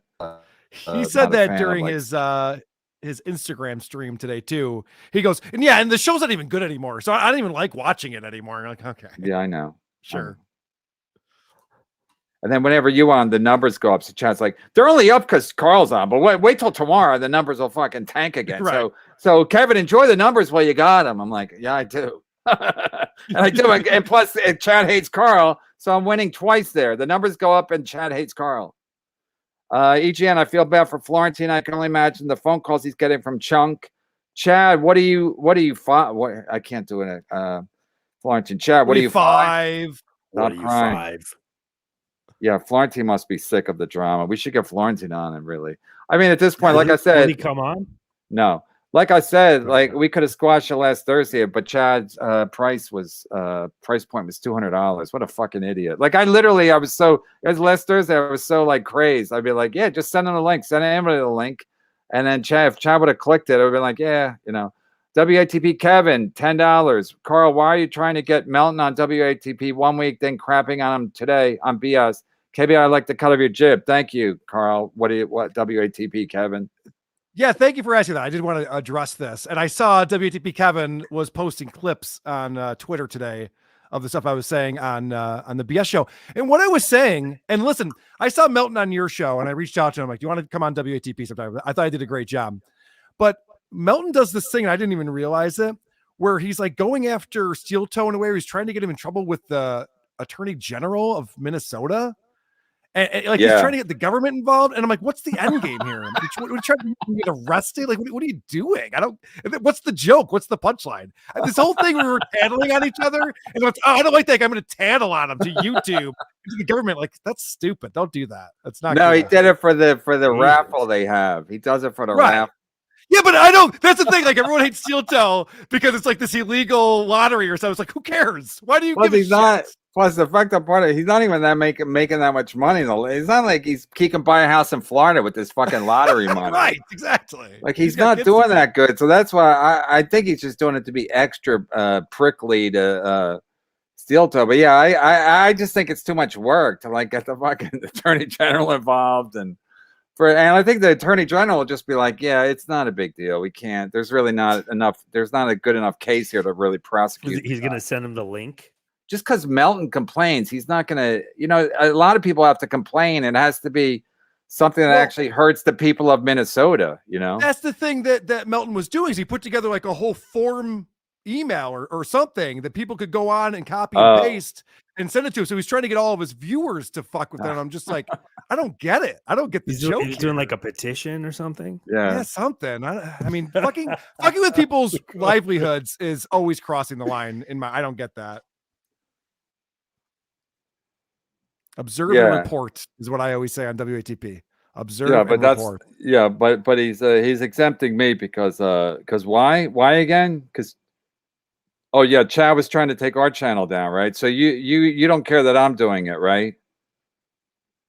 Yeah, I mean, the fact that he was telling people to report your channel, I didn't realize that was what was going on. That pisses me off because then now when it happens to you, you're the victim. No, that's not how that works. You know, so he's making money, and again, if he wasn't such a dick about it, like he you know, I mean, he's doing the hype train. It's just like even the day after he was stone cold drunk, he was acting like the next day was a win because he learned from it, and he was still talking shit about Levy's wife, and it's like wow, you just are human fucking garbage. That's why I was like, people are like, oh, you're being mean to Chad. I'm like, I'm not being mean enough. Yeah, and by the way, it wasn't Chad's fault. He put up a Twitter poll and asked whether or not he should be drunk on his next episode. And they said he should be, so it was out of his hands. Because it was. I thought Twitter might go the other way and tell him to do it sober. Yeah, right. Lenny stinks. Chad likely rubbed grease on hair dye. He dyes his hair in his eye on purpose. He set it up earlier with the fake Instagram. That makes as much sense as the catalytic converter, but that would be bizarre if he rubbed grease or hair dye in his eye on purpose. Yeah, that's possible because he didn't have any other injuries, which was odd. Yeah, a lot of people think that it was self-inflicted because he left MLC that day going, someone's here, I don't know what's going on. And so like that was like a continuation of that. So that's possible. Dud Sharks retreats. Sergeant Trunk sits on Sonacock. Dud Sharks retreat, surrender, wave the white flag. We are in MLC country. I'm down to 140 views with no MLC snipe. Tito's and frozen pizza. No more salmon salads for this guy. This guy. He should live stream his whole fucking day. Oh, I agree with that. I think if he was just in a fishbowl, people would watch that all day. Yeah. I'm fascinated by people like that's lifestyles. Like, what does he do all day? He's got nothing going on. Yeah, no responsibilities. Yeah. But did you see, speaking of punching, did you ever see you must have seen the Pat Dixon allegedly and the Gino Boscante. Did you ever think about doing anything with that? Because that was shot her around the world, as they say, on 35th Street. Yeah, I've had Pat on my show and Gino on my show separately, of course. And we've discussed that topic. And I told Gino to drop the charges. And Gino was not happy with that. And Pat reached out to me and thanked me for saying that. 'Cause I feel like, you know, what are you going to do at this point? Pat got run out of town. He's no longer in New York. He's no longer on Compound Media. It's like he kind of got whatever he was going to get. Yeah, I agree. Move on. And Gino said no way, right? Right. Yeah. Pat said really good stuff about your band after that. Pat did he? The Chad Zumock. It's a Chad joke. Yes. Chad Zumock strategy. It was so funny. So I went back and watched it because people were telling me about it. And he goes, you know, I always wanted to play guitar. I only know a couple chords. I wish I could play guitar like Carl does. Oh my God. And then they were talking about maybe having a show where I teach him guitar lessons. That could be a show that we do together. While you're in Florida. Yeah, well, there you go. You can come over to my house. Every time your name comes up, he either does the laugh or calls you. But it's like, again, it's always a dork. Carl's a dork. And it's like, no, Chad's the only person who uses that fucking word as dork because he's very repetitive. He doesn't have a lot of thoughts in his head. So that was something you said recently. You said, you said Carl's a dork. He said two things twice, repeat, right? Remember? Yeah. And you go, I know four things about Carl. He's a dork. He's a this. Opportunist. And he's a dork, an opportunist, and a dork.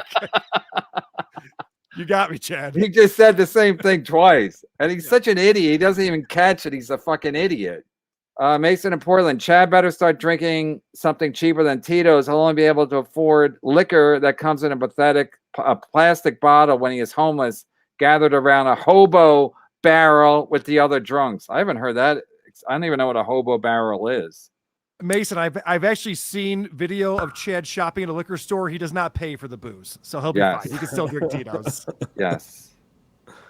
Yeah, you think this will lead to, if the super chats drop, you think this will lead to more credit card thievery? I mean, he admitted that this was his main source of income. So yeah, but then what he was when this wasn't happening, he said he was doing fine. He said even when he quit, when he quit here, he said he was in better position financially than ever before. He said he has like 7 or 8 Patreon people that give him $100 each month. So he kept saying how great he was doing, and now all of a sudden, when it's convenient, he's doing terrible. This is his only source of income. He said that he could afford a house on my street. He goes, if I wanted to, I could buy a house next door to Carl in Rochester. I'm like, I bet you couldn't. I bet you can't. I know what he's saying. Piazza, remove the strike Fantastic. on Piazza's channel for one of 2 things: 1, lie detector, or KB yells, "Dance for me, monkey," and Piazza has to dance the Isotopes music until KB says stop, rinse, repeat for 2 hours. We got to come up with something. We got to come up with something. If Chad did have to dance to your music, as soon as we lifted the strike, he'd be like, "That's the worst music I ever." I mean, he would turn he would flip and turn so quick it would scare everybody.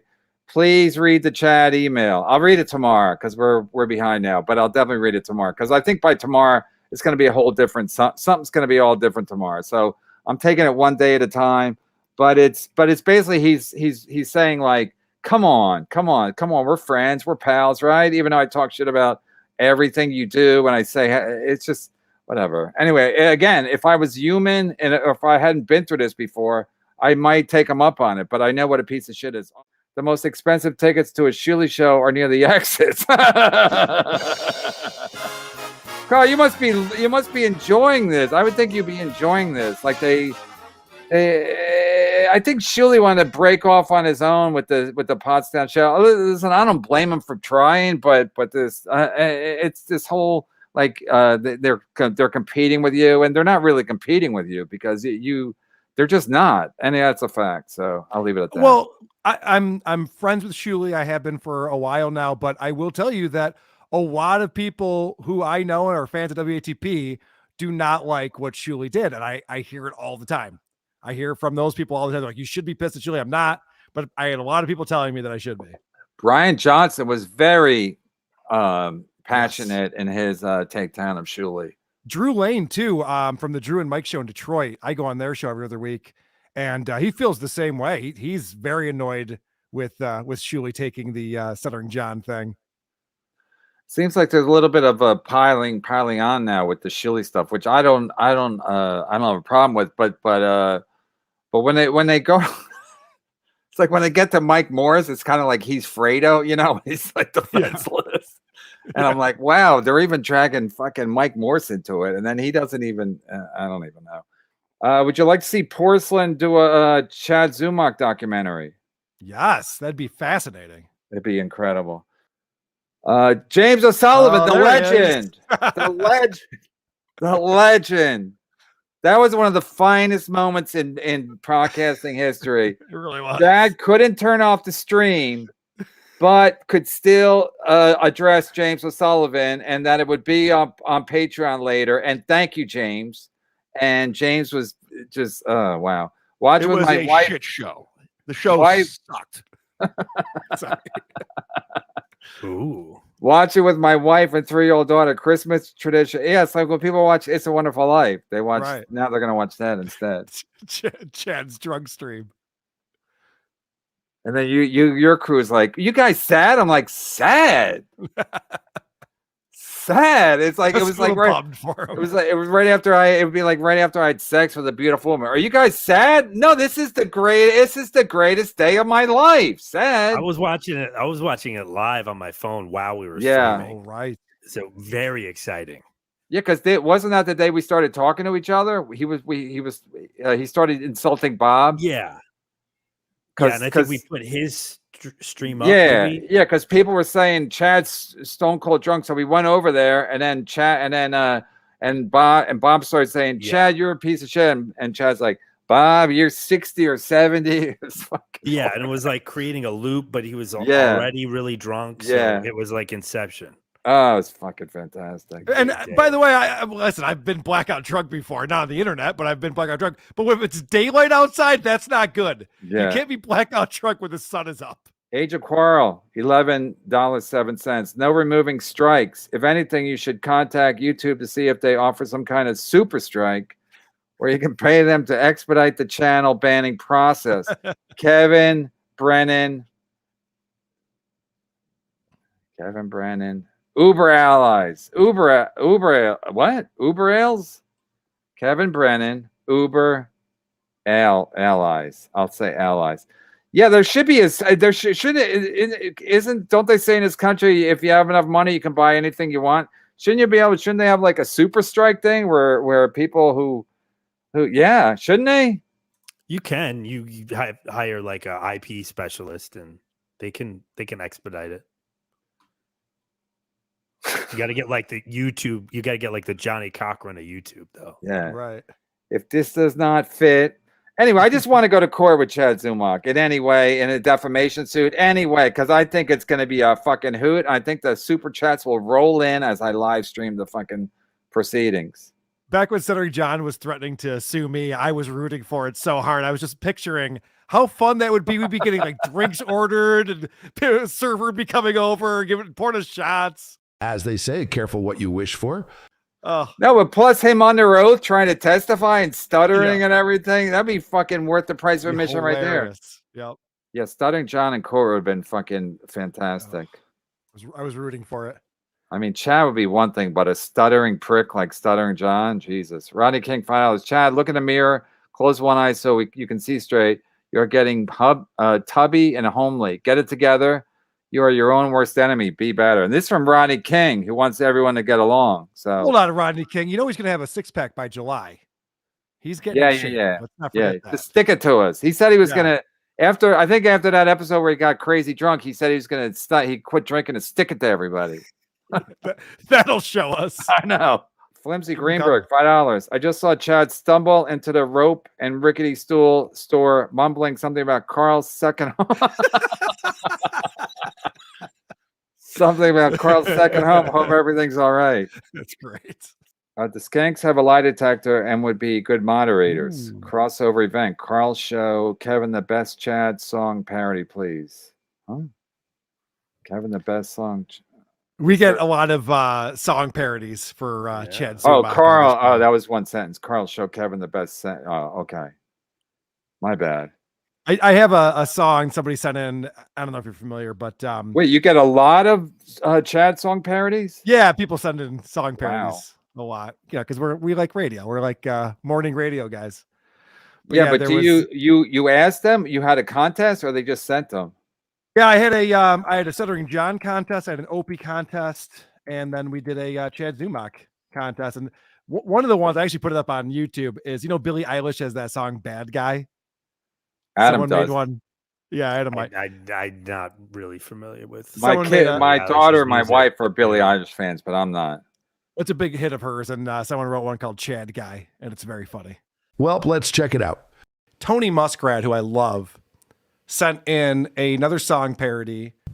Cavs hat, black eye, no lip, and no mic stand. Wakes up, grabs Tito's off his nightstand. No skills, no jokes, and no life plan. He's a hack and sucks. Telling lies, DUIs, lives in Section 8 housing. Stealing money from your aunt is arousing. Live streams, reading chats, and starts pouting. He's a fucking girl, cause he's a mud cuck. Really, really dumb fuck. Everything he does sucks, opposite of dumb luck. He's on a bender, stealing Ninja Blender. Got no legal tender, make him lose his temper. He's that Chad guy. Please clap. So whether it's a human or some foreign object taking advantage of Chad's booze-riddled mind, Chad's gonna use it for attention. Please clap. And that to me is beyond boring. Oh, well done. That's how Kumian got discovered. Correct. Yeah, everybody knows that, but yeah, it's so you never know with those fucking contests. Oh, Chad, you're a dork, Carl. You never left your hometown like I did. I'm winning, Carl. I just bought a second home in the town where you can only afford to live by renting from a friend. Exactly. That's 100% accurate. He lives with, I got him the place, so I know all about this. Yeah, he always calls me Carl in Rochester, like that's going to hurt my feelings or something. Oh, Carl in Rochester, like, okay, Chad from Cleveland, who gives a shit? And plus, you left your hometown. I mean, you never left Rochester, but he was like literally. We already discussed this, but he was literally he gets run out of places, which doesn't really happen in modern times. Usually, you know, they don't go like they kick a guy out of the fucking town like an old Western movie, you know. And I wasn't trying to make it in show business. That's the thing. Like, right? Yeah, he never even moved to LA. I'm like, well, yeah, because I wasn't trying to make it in show business. I was a digital marketing professional. Yeah. Riles, $5. Chad went off after 1 hour and had 142 people watching. Somebody's doing well. Someone's doing well. Yeah, I don't know. It should be interesting tomorrow then to see. Yeah, I don't know. We'll get more emails. Sad Zumock fight. It was chicken something. I don't even know what that means. I know exactly what that means because what happened was when he was telling that story about the food truck at the bar. And they're like, well, what did you order? And he goes, oh, I got chicken tacos. And then later on, someone goes, I just looked at the menu. They don't have chicken tacos. He goes, well, it was chicken something. Yeah, really frustrated. Chicken, I don't know. Chicken something. Chicken something. He probably was like, why are you busting my He probably was mad that Melton busted him. And then so he's like, I can't get away with anything. Jeez. I mean, I don't know how Melton got to the bottom of it, but oh, wow. Anyway. Maybe I should talk to Melton about getting a lie detector since he cracked the case. And thank you, Comedy Hacks. Chad is not doing well. Pots down. But again, I'm not doing any victory laps because I'm always waiting for the other shoe to drop, as they say. Right. Riles, $5. Carl has a winter retreat in Florida. Someone's doing well. Carl is doing very well. A winter retreat in Florida, even if it's made up. It sounds very impressive. I'm just very suspicious after dealing with Chad Zumock all these years. I understand. Blinking Jedi. Is the potato coming on? No, I don't deal with the potato. Was E-Rock a little bit self-effacing or anything like that? Was E-Rock's got a good sense of humor. All right. Dino K. That made me laugh. I don't know why that made me laugh. I don't know. Really want to move on from that. Yeah. I've never seen it. It's like when people used to tell me my dad was funny. I was like, he wasn't funny when he was beating me with a belt. So I never saw that side of him. Dino K. Yeah, Chad, I had a bad childhood too. Wah! Dino K. 1975. What are the odds Chad will have a show on Shuli's Network by the end of the month? Carl, can I swim in your pool? I think they'll stay clear from Chad for now, but you never know. You never know what's up to what Shuli's going to be up to. I know if Carl had Chad on his show a lot, then Shuli would probably take that idea and run with it. Bob Lee for life, 550. Should someone maybe do a wellness check on Chad? I know we joked about it, but finding out that Carl owns a house in his hood may actually end him. Chad's not happy about that. Carl has a Florida second home. Kevin's a shit name. Never name your son Kevin. And Carl's good. I like Carl. I listen to Chad. Anyway, I don't even give a shit. People come and go. That's the nature of this show. Anyway, just you and I again, I guess. I'm embarrassed. Isn't that what Bobby Kelly said was going to happen? What? It would just be. Well, he said it would just be you by yourself, eventually. But he said that when I was still at Riotcast. Yeah, he would say, eventually you're just going to alienate everybody, and then it's just going to be you screaming into a microphone or something. He's a prophet. Bobby Kelly's a prophet. Yeah, I guess so. All right. Well, we got a lot going on. Like if me and Levy were sharing Carl. I mean, if me and Carl were sharing Levy, that might be different because Carl's got a bigger fucking platform. But like, I'm not gaining anything by being associated with the Shuli Network. So after a while, I'm like, what do you want me to do? Like Shuli's manipulating Bob, in my opinion. And I'm like, listen, I realize it's probably better to have Bob here, but then I realize it's like, what that's not my show. My show is not sitting here and fucking like the Shuli Network and just watching clips and pretending like everything's fine. I'm the opposite of that. I always pretend everything's terrible. Even today, people think I should be gloating. I'm not. That's why I wear a fucking helmet. Yeah, it was not going to be probably sustainable for the guy that gets along with everybody and the guy that feuds with everybody to work together. I noticed like probably 2 weeks ago, you started to get irritated. Who, me or Bob? Yeah, you. And then it bubbled to where he kept saying if, if Gino did it, and you just, I mean, it was bound to happen. I mean, I didn't even thought it had to necessarily happen, but it was like, you know, Bob wants everyone to be friends, and he wants everyone to be friends with him. So that's kind of why I read the tweet yesterday, because I knew Shuli's going to be like, let's put Bob and Chad together. And we'll put, and I was like, okay, Bob. And so I was basically saying, Bob, here you go. Here's the tweet from Mother's Day that Chad put out. So now you're going to do a show with him? Because Bob would. I mean, I'm not saying he would, but if Shuli would try to talk him into it, Bob would be like, I don't know. So Shuli's manipulating Bob. Bob, let's do 6-7 shows a day. And Bob plays along, and Shuli's lying to him about how well they're doing, probably.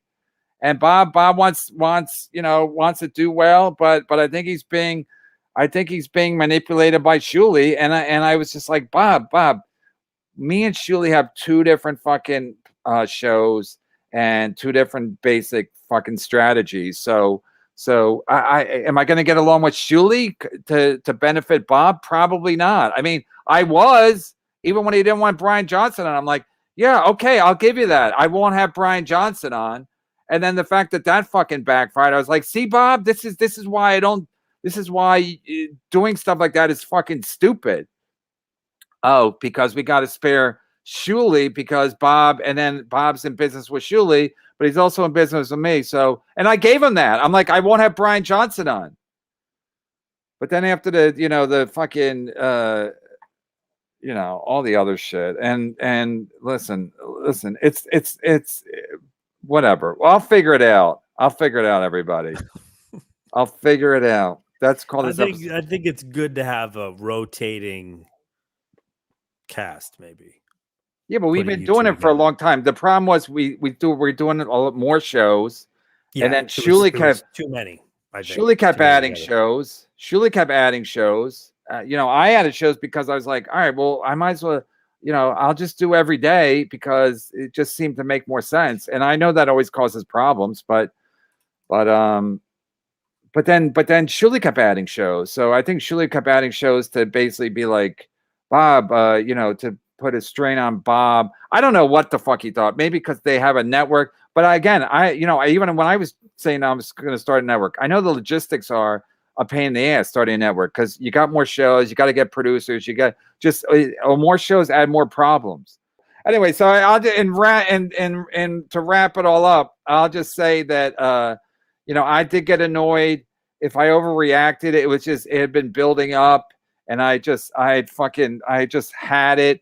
I'd had it with it's been for at least a month. It's been probably since Chad quit, and then fucking Shuli started playing footsie with Chad. I was like, because that's what Shuli does. It's like, Chad, like Ray DeVito. Ray DeVito's like their second biggest show on that network after whatever shows Bob. If Bob's on the show, that's the second biggest show other than shows that Bob's on.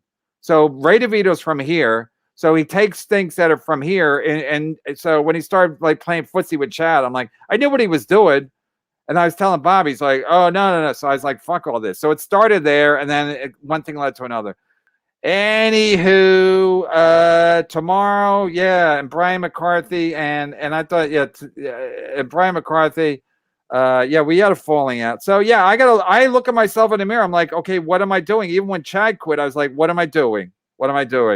And then when I was having problems with Levy, I was like, all right. I was like, all right, just ride it out. It's probably going to, Potsdam week. But then I was just like, I just got to the point where I'm like, Bob, I thought Bob lost sight of what the show was. The show was about not trying to play nice with everybody. And then we're going to go on tour together. I think that was what he's trying to do. But again, I don't really feel like touring, especially with Bob and Shuli and Mike fucking Morse. Well, I think it was funny for a while that he didn't get what it was, and then it got irritating. What, the show that he didn't get the show? A listener's perspective, that the fact that he didn't understand what it was, and you had to kind of keep telling him what it was, and he just didn't get it. It was funny for a while, and then what do you mean? What the show is? You mean? Yeah, like he just clearly didn't understand. Yeah, but he'll say he knew the show because he was on the show and he used to listen to the show before he's on it. So he'll say, but I think being in the Shuli camp, made him kind of lose sight of what what my show was, because he was like, let's all get along and then we'll go on tour together. I'm like, Bob, we're not going on tour. And then the Potsdam thing just kind of was like cemented any evidence that I needed about like, Bob, you and Shuli and Mike Morrison, me and Kumia are not going to sell tickets. There's no fucking tour. So I'm like, let's just podcast. Let's focus on podcasting. And then he's like, all right, well, let's all be nice to each other. I'm like, that's not my show. Like, if I'm annoyed with somebody, I'm allowed to fucking talk about it. I think you muted yourself there. Oh, good night, everybody. Stupid early the next morning. Melton in the morning responds to Carl's accusations of reporting steel toe, has important info for Chad regarding his channel and Patreon, but can't get it to him and does a quick snipe of Chad. Let's watch. I clipped some stuff and Carl's over there running his mouth. And it was very reminiscent of Ray, where they're like, he doesn't really have any details or anything, but he knows what Patrick's doing's wrong. And he literally said the words, Patrick's telling everybody to report everyone. It's like, what? First of all, hey, Carl, catch up. We're not really steel toeing it over here anymore. And I know I say that every day and we kind of watch steel toe, but it's like, if you cumulatively add up how much time we spend on steel toe every day, it's maybe 10 minutes. Now, today I have 3 other clips, so we're going to spend a little more time on it today. I don't even know where it's come up because I've talked to Carl and like, if you really felt that way, you could say something to me or something, but like, it's been months. It's been almost a month since we even we didn't even cover the last prize night. And the one before that is the one where we're telling people to turn them into the lottery, the gambling commission or whatever in Minnesota, and report their channel for, the firearm and advertising guideline abuse. Just asking them to follow the same guideline. Look, I agree. Copyright strikes for the most part are pretty retarded. But you're lumping all this stuff together. It's like he is like handing out firearm gift cards willy-nilly to his chat room that, like, there are a lot of like violations that have nothing to do with copyright that are legit, especially when other channels have to follow those rules and he doesn't. So Carl's over there going like, I don't get the joke. You're like reporting the guy. It's like, there's no joke. He's like, actually, it's not even like, A, he's breaking 9 YouTube guidelines. B, he's breaking the law. Do I care? Do I want to win a sticker or whatever the fuck he's giving away? No. But that's the joke. The joke is just, it's funny because we're reporting a guy who's breaking the law. Second of all, it was months ago and Carl's just learning about it now. Carl hasn't said a word about this on WATP. I watch a lot of clips. Never brought this up at all, except when he brought up that steel toe was actually in violation of sweepstakes and entry guidelines, alternative method of entry and stuff like that. Carl knew that was all wrong. He admitted that on a show a while ago. We've known that. So he agreed with all that. But now he's like, Patrick's telling everyone to report everyone for any reason and Melton's striking channels. And it's just like, where do you get your fucking information, Carl? And by the way, this isn't starting anything with Carl. I like Carl from WATP, and this concerns me so little that I, don't even, Then I was watching a clip last night. Ray was on WATP this past weekend, and Carl was going through the whole fucking thing again. And Carl was running his mouth, going like, Melton's like on live on his channel, pulling up channels and reporting him. It's like, that never happened. Where do you get your fucking information? You just gotta like say whatever shit you want. Melton's striking people live on his channel. It's like, we clicked the report button to see like what the options were and like explored how you report somebody. I never reported anybody live on the channel. I never filled out the form and where do you get your shit that you just shit talk? And then like, of course, people are like, oh, so Shuli and Bob, they're like, Well, so Melton's like trying to get people to sign up like a petition or something. Yeah, or something like that. I don't really know what's going on, but it's like, if you don't know what's going on, how are you so sure? I've never seen people like brag about how little they know, and yet they are positive what's going on. It's like, yeah, Melton reported people live on his street. It's like, okay, Carl. I can't. And by the way, he can't stop running his mouth with these lies on every. He went on like 3 shows yesterday. I saw 3 different things where he was like, on MLC, he was saying that shit about me. On the BS show, he was saying that shit about me. It's not even true. Yeah, I told people to report it months ago. Carl's like, yeah, Melton's ramping up all this. It's like, where the fuck have you been? So I don't give a fuck, but that's nuts, dog. That's nuts. So yesterday I had a phone call with Kevin McBrennan, and the details of that call will be coming out very shortly, I'm sure. But, you know, we did talk without betraying Kevin's confidence too much. I'm not going to. I spent a lot of time yesterday talking to Kevin about Chad.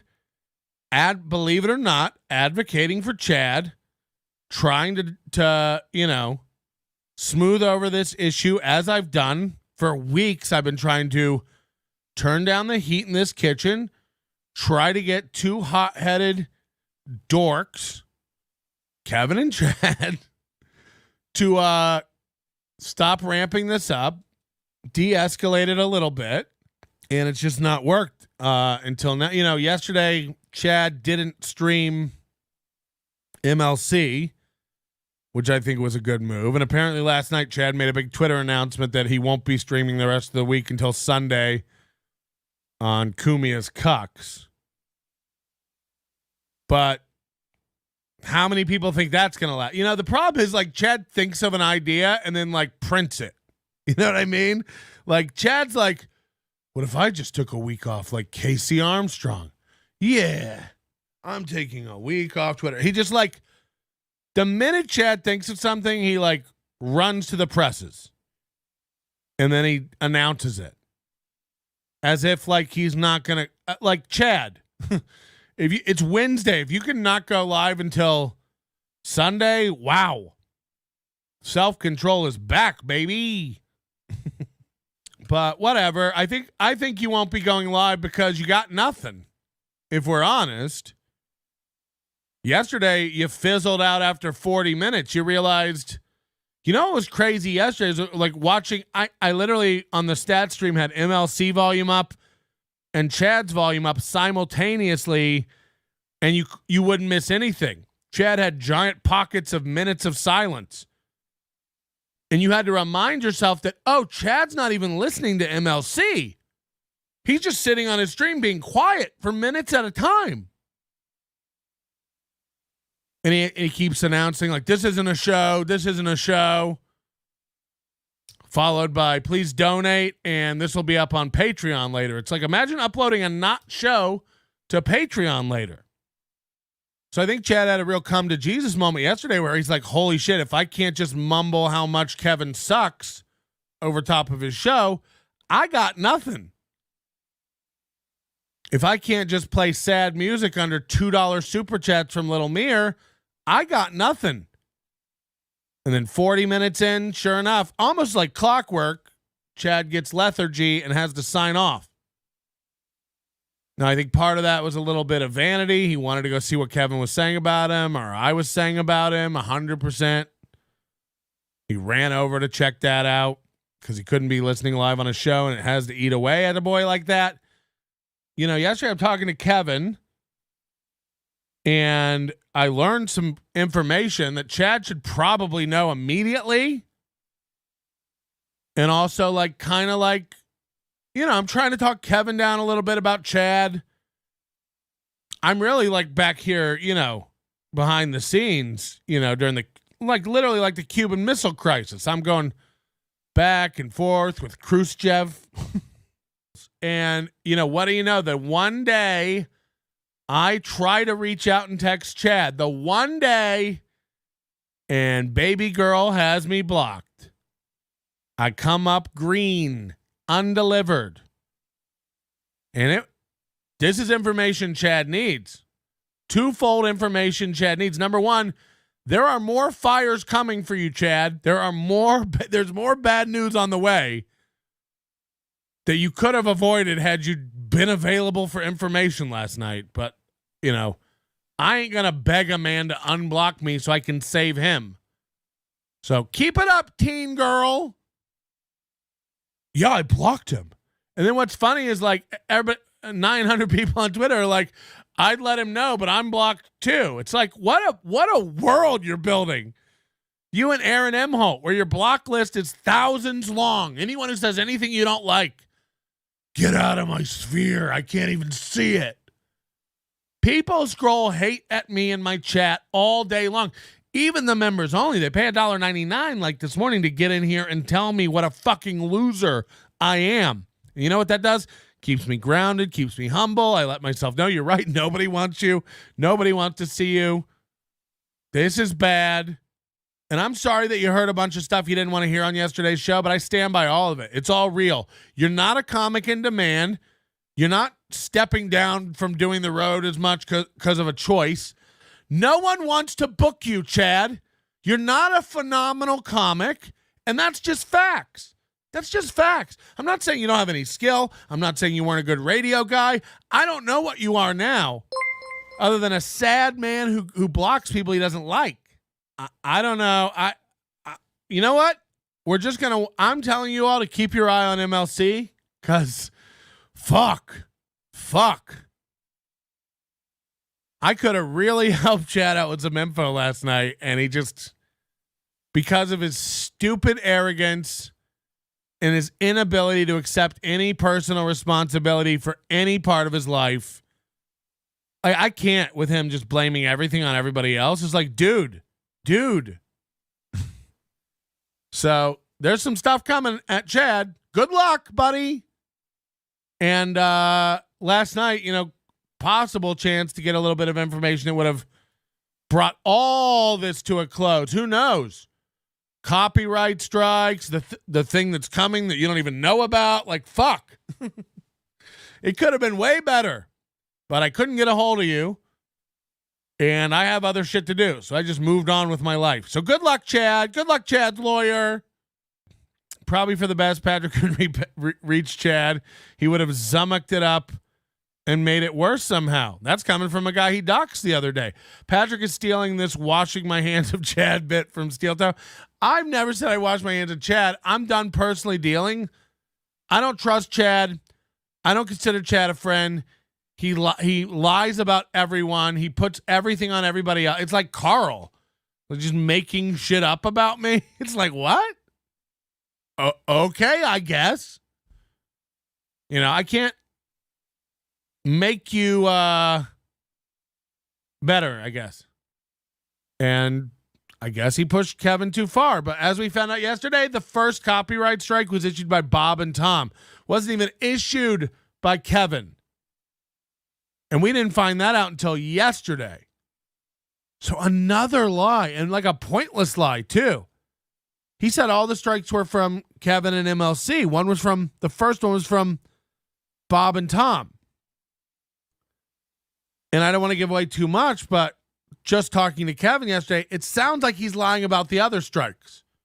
I don't want to say how or why or what I know, but everything Chad says about the strike seems to be fucking fake and lies. That's what I'll say. That's what I'll say. Not to say that he didn't receive any strikes from MLC. That seems to be real that he did.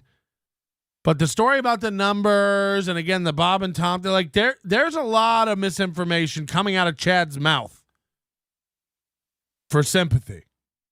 You also started snipe streaming the same show. You are doing the same thing. You're goddamn right I am. You're goddamn right I am. Matter of fact, I'm stream sniping all the shows and putting them together in a, conglomerated stats presentation. So you're goddamn right I am. And by the way, Kevin Brennan told me I could. The same way Kevin Brennan told Chad he could. So I just, If someone tells me that I can do something, he doesn't have a problem with it, then I do it. And I'm not, by the way, I'm not doing the same as Chad. I'm not doing the same as Chad. You're all dumb. You know, you think you know better than me. You don't. I'm the smartest guy in the room. Just ask Chad. One of the most brilliant minds of our time, podcasting genius. As Rush Limbaugh used to say, you know, I have to tie half my brain behind my back just to get down in the mud with you people and try to bring it to your level. So let me do it, I guess. Here we go.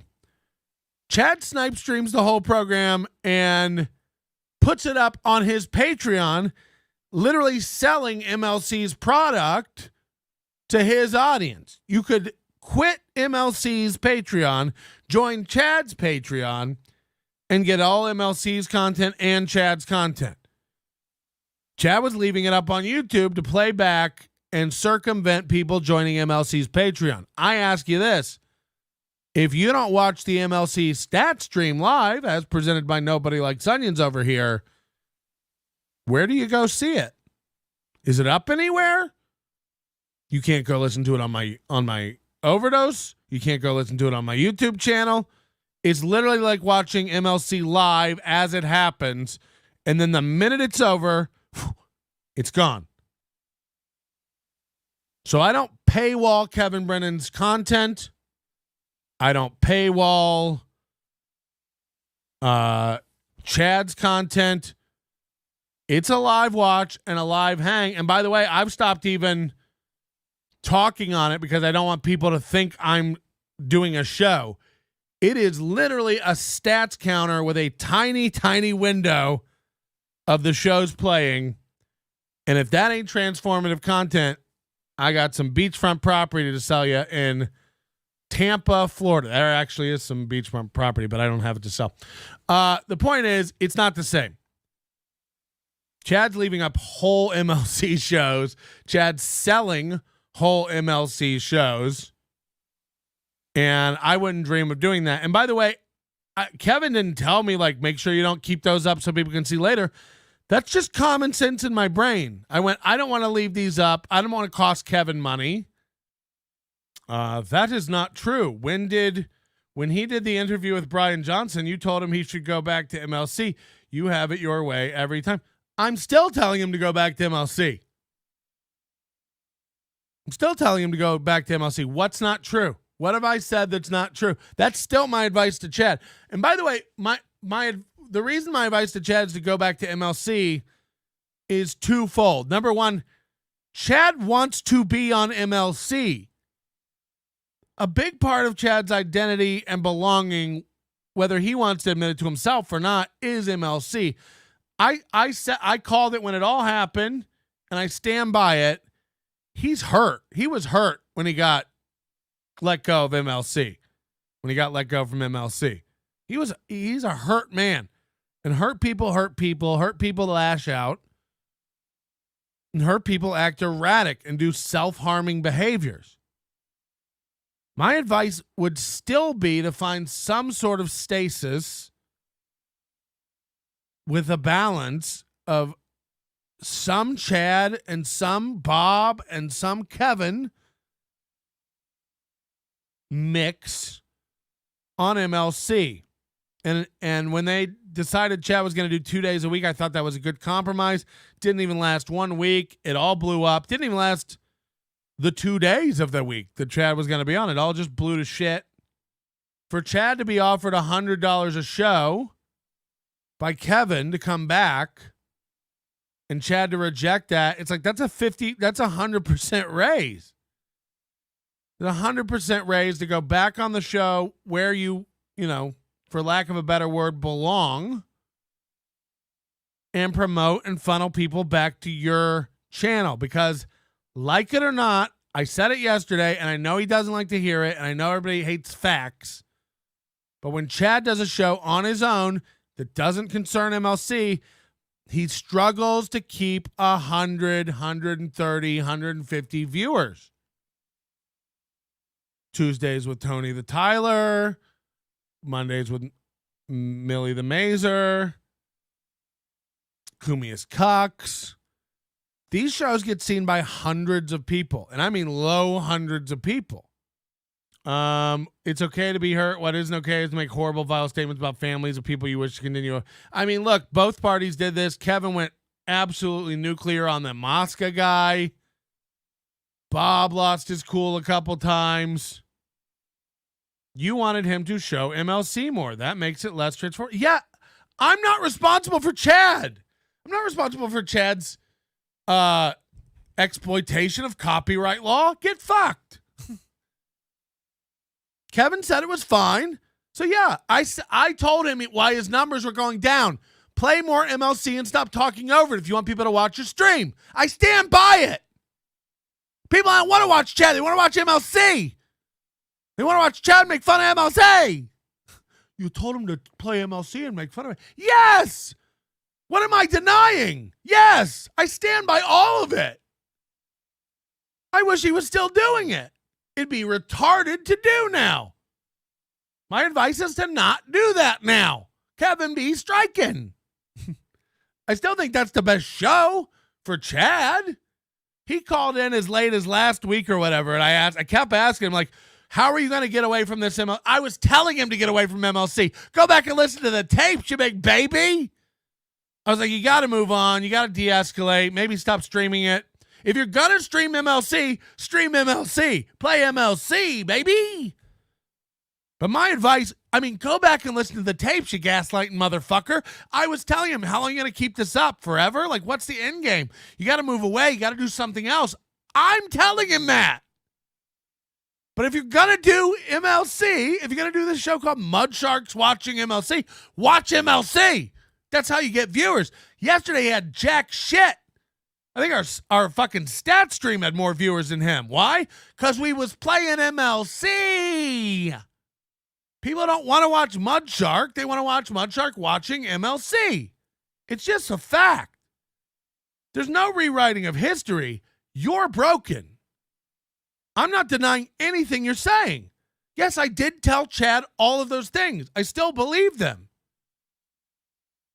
If Chad's goal is to do the best show of Mud Sharks watching MLC, he needs to play MLC. He was losing numbers when he had Brian Johnson on, and like they went back and watched it later.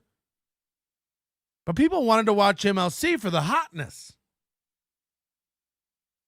So I stand by all of it. You can't compartmentalize things in your head. That's a you. That's a you. That you can't break that down. But good luck. Who won according to Twister yesterday? Did it end up being Carl? I think it was Carl. I think Carl's crushing it. But how funny that Chad went for like 4 days going like, I like Carl Rochester. He's like a reasonable guy. He's been helping me. He's not such a bad guy. He's talented. I made a mistake. I was wrong. I like Carl now. And then Carl goes on BS show or MLC or whatever it was. I can't tell. One of the shows where he screams lies about me. And he goes, yeah, I was just in a good mood that day and helped him for some reason. I never again, like I don't really like Chad or anything. It's like, oh my God. How many L's can Chad put up in one day, And by the way, where's the potato? Where's Bob Levy? That's another thing. Carl's like, it's lies by omission. It's just disingenuous where you go like, Chad's threatening to dox the potato. I don't know why you would do that because he's a potato. You're not allowed to be a potato on the internet. It's like, that wasn't it. The potato did go around antagonizing Chad. And if you're stupid enough to give Chad your email, your real name, your address, if you're dumb enough to send Chad your address and be like, mail me coffee, yeah, when you turn on Chad, he shall instantly turn on you and give out all your shit and your real name, your email, your phone number. There's no lines. He's fickle both ways that way, by the way. You saw Northwest Ken or whatever, like donated $10 to him, was like, hey, this is from Northwest Ken. Unblock me on Twitter. And Chad just, like a fetch and step it, just hops to it. Yeah, so Chad gets a PayPal from Northwest Ken, and he's like unblock Northwest Ken on Twitter, and Chad jumps to it. Chad's just like, oh yeah, absolutely. I didn't know you were blocked. Let me get over there and unblock. It's like, that's all it takes. Send Chad $10, he'll unblock you on Twitter. Say one little innocuous truth to him, and you shall be blocked. He's just as emotional and erratic both ways. He'll block your ass if you say anything to him he doesn't like. And if you send him $2, he'll download your music catalog, load it into his show, and play it, even though it's atmospherically doesn't fit, is objectively not really remarkable in any way. But Chad thinks if he ingratiates himself to Little Mir by playing his music every time he gives him $2, maybe Little Mir will get back to throwing hundreds around. It's like, there's no amount of money that's going to make me play Little Mir's music on the show, except for the time he went and explored Little Mir's music.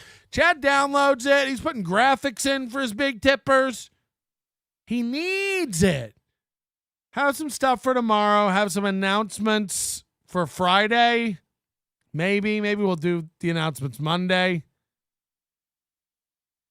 I think it'll affect the morning show a little bit. I think I'm going to start not doing Monday mornings. And the reason for that will become apparent over time. MLC stat stream today. Chad won't be live. You know, Chad's taking a week off. Mondays with Mazer and Pat. You're closer than you know. You're closer than you know. That's dangerous. By the way, speaking of Tony Mazer, Mondays with Mazer, Mazer and Melton, Morrison Melton in the AM.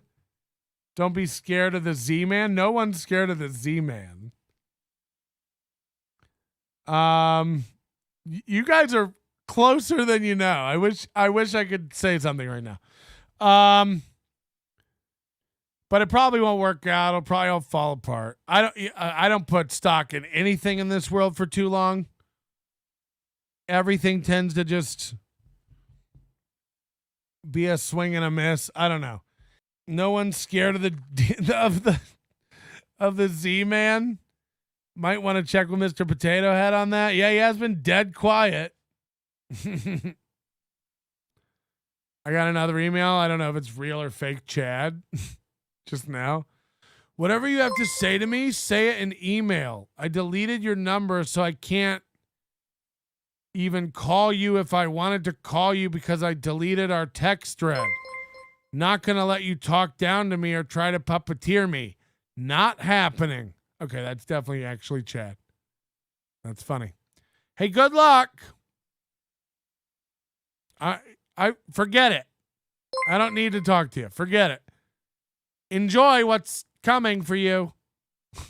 I literally, like, this guy has the worst instincts. Now he's emailing me again, shitting all over me. Like, good luck. Nice try. Not going to let it happen. Not today. It's like, are you okay? I've never seen a guy who goes for so many walks lose his shit so often. Chad sent an email just to say he deleted your number so he won't talk to you anymore, but he still takes emails. Yeah, again, it was just a bad night for him to have a little girl spurg because I have really good information for him that he probably wants. Tell Chad I said never mind, don't worry about it. I'm full of shit. I don't have his best interest in mind. I'm a liar. I don't have any real information. I'm all just a piece of shit. Like, it's nothing real. Like, whatever he says, all right. I guess I don't try to help, and I'm not. How much of a super chat to tell us what's coming for chat? No, it's none of my business. And honestly, I was trying to, like, I talked to Kevin last night and I advocated for Chad so hard to Kevin. He can back that up. I've never not fought for Chad to Kevin, ever. He can believe whatever the fuck he wants. I think Kevin's nuts. I think Chad's nuts. You guys know, I've never not tried to dial this down. I've never not been the one trying to de-escalate it. Yelling about Ken Mosk is unacceptable over on Brennan's side. Everything Chad keeps doing and lashing out like a hurt, damaged little boy is bad. So it doesn't matter. He picked the wrong time to like block me on everything and take a stand. I got it. You're a tough guy. You're an alpha. You're definitely not on the run right now. Shit's definitely not crumbling for you. You're winning. Mud Shark Nation. Got it. Everyone turned on you. Patrick just up and turned one day. Took away your merch. Won't pay you. I got it. Really, really victiming hard. You tried to help Chad. I don't suck up to him and I tell him truth. Everyone else sits there and listens and doesn't say shit while he talks about what a successful comic he is and everybody he knows. I know you're full of shit. I know you don't make shit. You know what I know? That you said you're making a living off super chats when you've only been getting those for a couple months. How does your whole fucking world of finances revolve around something that didn't exist for you 3 months ago? You're a guy who doesn't know how much you were making per show on a show. I did the math. Kevin was paying me $50 a show. You did the math? How long did that take? Because you've been on MLC for years. I did the math. As if his pencils just arrived. I would have done it sooner, but I didn't have any graphing paper. I did the math. Holy shit. Somebody get that guy a star, some sort of participation ribbon, corporate gigs, private gig. Right. I get it. I believe you, Chad. Hi, Chad. Hi, Chad's lawyer. Hold on. Somebody's saying Chad is live? Get the fuck out of here. He said he wasn't going to go live all week. Just like Melton said, and we watched Chad say on his last show, he was going to take a week off and contact him on IG, not X. He even tweeted this the night before, and in less than 12 hours, he was back streaming. How would he change his mind in less than 10 hours? Doesn't seem like Chad. It doesn't seem like something Chad would do. Completely abandon his... Happened to notice this when Melton was going to Chad's video. See how it says 3 watching? You may say, well, obviously Melton got him right at the start. Wrong. As you can see here in the video, this chat was pulled up just over halfway through. Chad's almost 11 minutes live. Yikes. Previous plan? I knew it would be an emergency update. I knew there'd be an emergency. I still think Carl's emergency. I watched Emergency. Businessman. All I saw yesterday for the few minutes, Carl and Kevin both using each other. That's all it was. Carl wants MLC's audience to like him. Maybe he could pick up a few subs. Same with Kevin. I mean, that's what all this is. Why do you think I go on MLC? To try to bring people over to like me. Why do you think I made fun of Steel Toe? To try to bring people over to like me. I mean, we are running a business. We should all try to help each other and you know, should be a symbiotic relationship. Membership only. And if you're on memberships on my other YouTube channel, please stick around because when I come back, hopefully I come back, we're going to be doing some more things. I knew it. I knew he couldn't go 5 days without doing a show. He didn't make it almost 5 hours. Emergency update. What's the emergency? Remember when he quit Twitter but couldn't last a day? I mean, this guy can't stick to anything. It's why he deletes tweets so much, because his policies change. I won't be going live for the rest of the week. Delete the tweet. Emergency, I'm live. Delete the tweet. I won't be going live. It's just like, Jesus. Sit with a thought for 10 minutes and just see how it feels. So anyways, guys, listen. Guys. Everyone's telling me to call in the Patrick. Guys. All right, I'll call into him right now Guys. to see what's going on. But guys. Yeah, so that's what's up. We're not talking all to Chad. Mud Shark Loves Miseries are gone just to protect myself. I still have some videos. Once I figure out. So hold on, he deleted my number, but not the show's number. He kept that one in his phone. What are we to believe? I deleted your number, so I can't even contact you. Email me. Like, what? And I just took him down. I'm good. Need it. I'm already fighting too much. I'm going to take a huge financial hit the next 2 weeks. This is what it's all about. Money, money, money, money, money. It's not waving the white flag. I will be back with an afternoon show. regardless. Well, we got a little taste of that yesterday. It's 40 minutes and then a nap. Protected, and that's what I'm going to... By the way, the 40 minutes included minutes of silence. Striking channels, trying to take money away. But that's exactly what we were doing. It's exactly what we do. We are still winning. Stop telling Chad I have info for him. I'm not giving him info. I went to give him info last night. He had a tantrum that he threw. He blocked me, even though I don't even try to contact him. He blocked me as if... So the one time I went to try to contact him, he couldn't receive the information I had from him. That was very pertinent. It was very time sensitive.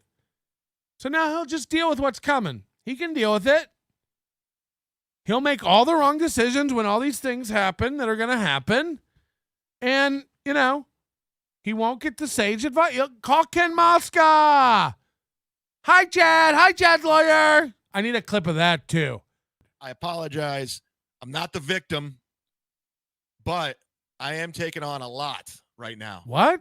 I'm taking on a lot. And I hope you understand. I hope you continue to support me. So we will be doing Patreon only Kumia's Cucks this Sunday. If you're not signed up to Patreon, sign up. That's how I'm going to have to do it.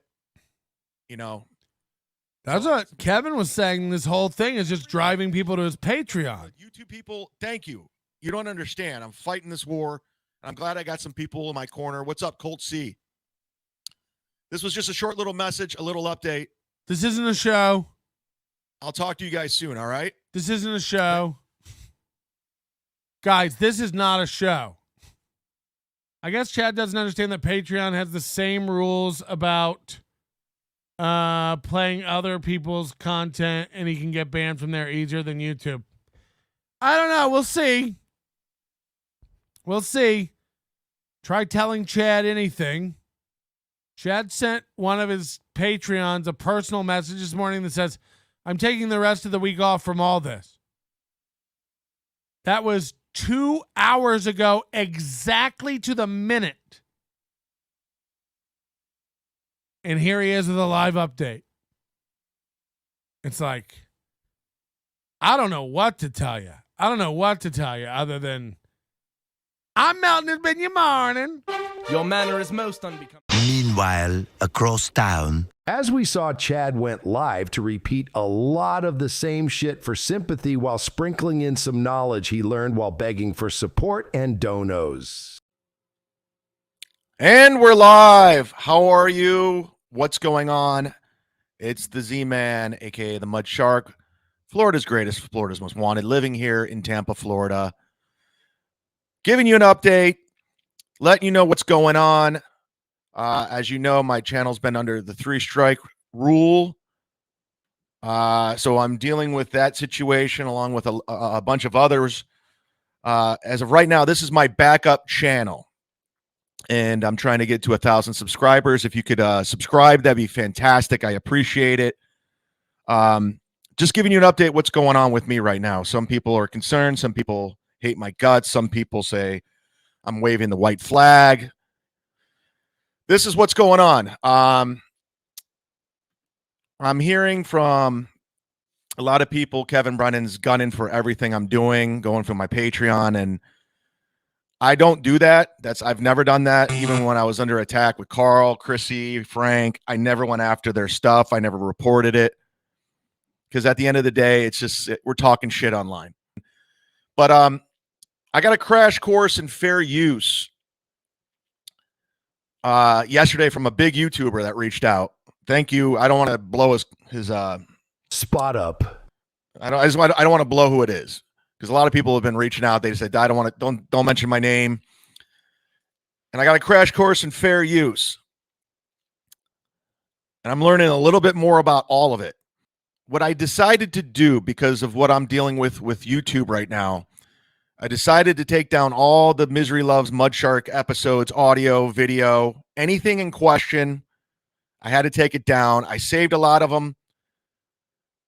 Because down the road, I think I could put them back up because of fair use. But there were 3 in question that I probably, maybe, and I don't want to deal with that. And I hope you understand. I really do hope you understand that it's just a headache I don't want to deal with. I'm already taking a huge financial hit with these 3 strikes. People are like, oh, you're begging for money. I'm like, well, I'm kind of taking a hit right now. I was on a nice upward trajectory, nice course climb with my subs and the other shows. Sit Down Zumock, Mondays with Mazer, Kumia's Cucks. So all within fair use. I've talked about it. It's all within fair use.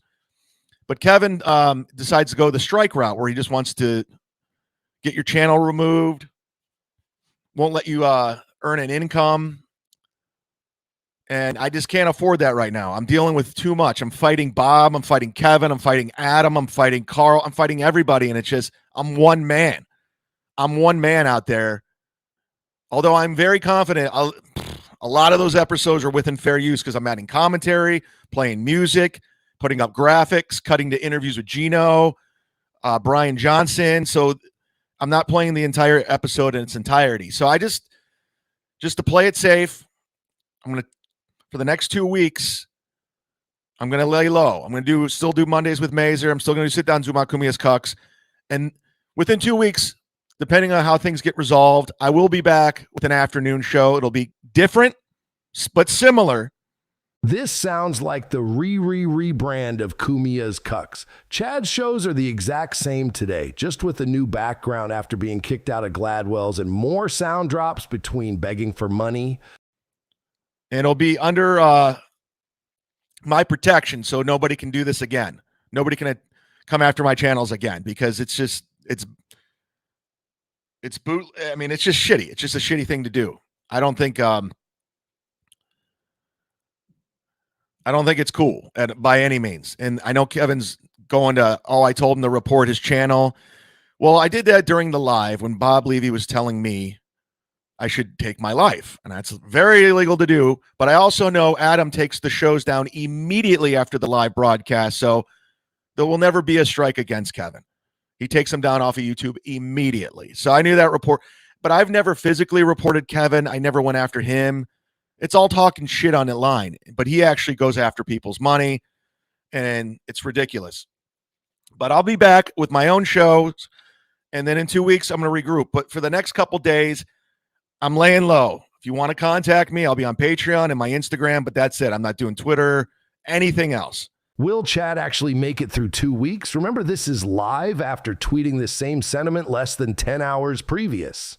And I hope you understand. I mean, it's just, I have other things to worry about. I still try to get stand-up gigs.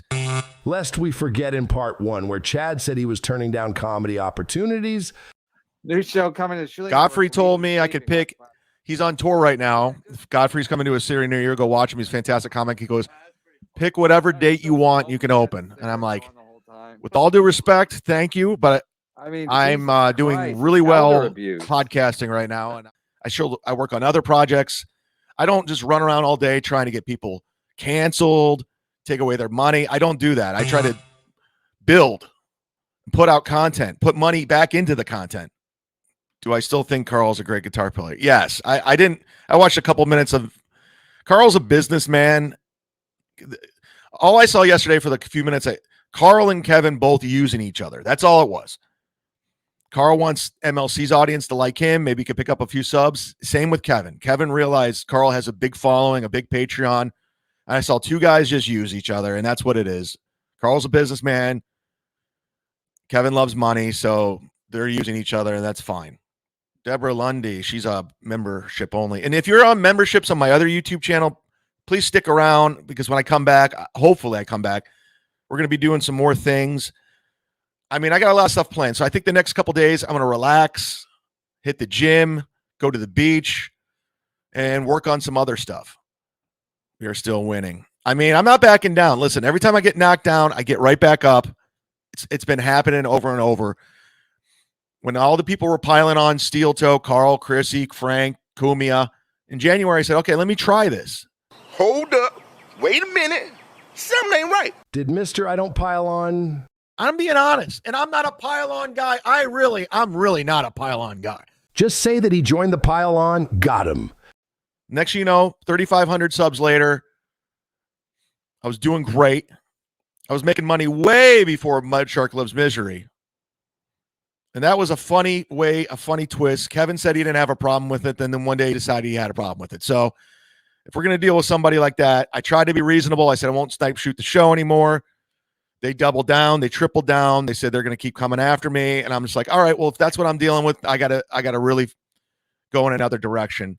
And it's fucked up. I apologize. I'm not the victim, but I am taking on a lot right now. This was just a short little message, a little update.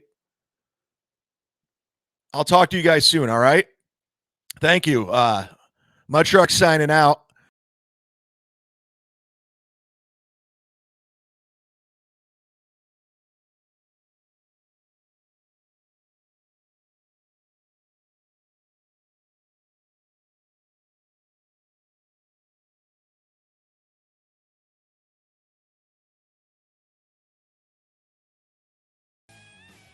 All right, I'm just gonna play this thing from one of our former. And we're live. How are you? What's going on? It's the Z-Man, aka the Mud Shark. A lot of people, Kevin Brennan's gunning for everything I'm doing, going for my Patreon, and I don't do that. I've never done that. Even when I was under attack with Carl, Chrissy, Frank, I never went after their stuff. Okay, first of all, what was he going to go after their stuff for? We have a guest coming in, by the way, special guest coming in. But Adam, what was he going to go after their stuff for? What was he going to go after your stuff? No, Chrissy and Frank and Carl. He acts like he had the goods on them to get to take down their channel. Based on what? Based on what? Based on what? Like I didn't go after them, even reported it. Because at the end of the day, it's just we're talking shit online. Even Steel Toe, I as much as I don't care for the guy, I think he's garbage. I was like, he's got a family. I'm not going to take. He put a picture of his house out.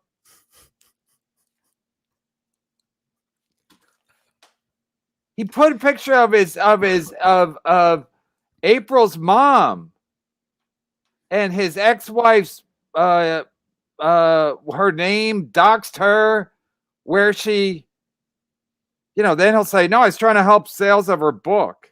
I'm fighting Bob, I'm fighting Kevin, I'm fighting Adam, I'm fighting Carl, I'm fighting everybody, and it's just I'm one man. I'm one man out there going up again. You're fighting he said Adam, I think he means you. You're fighting Chad?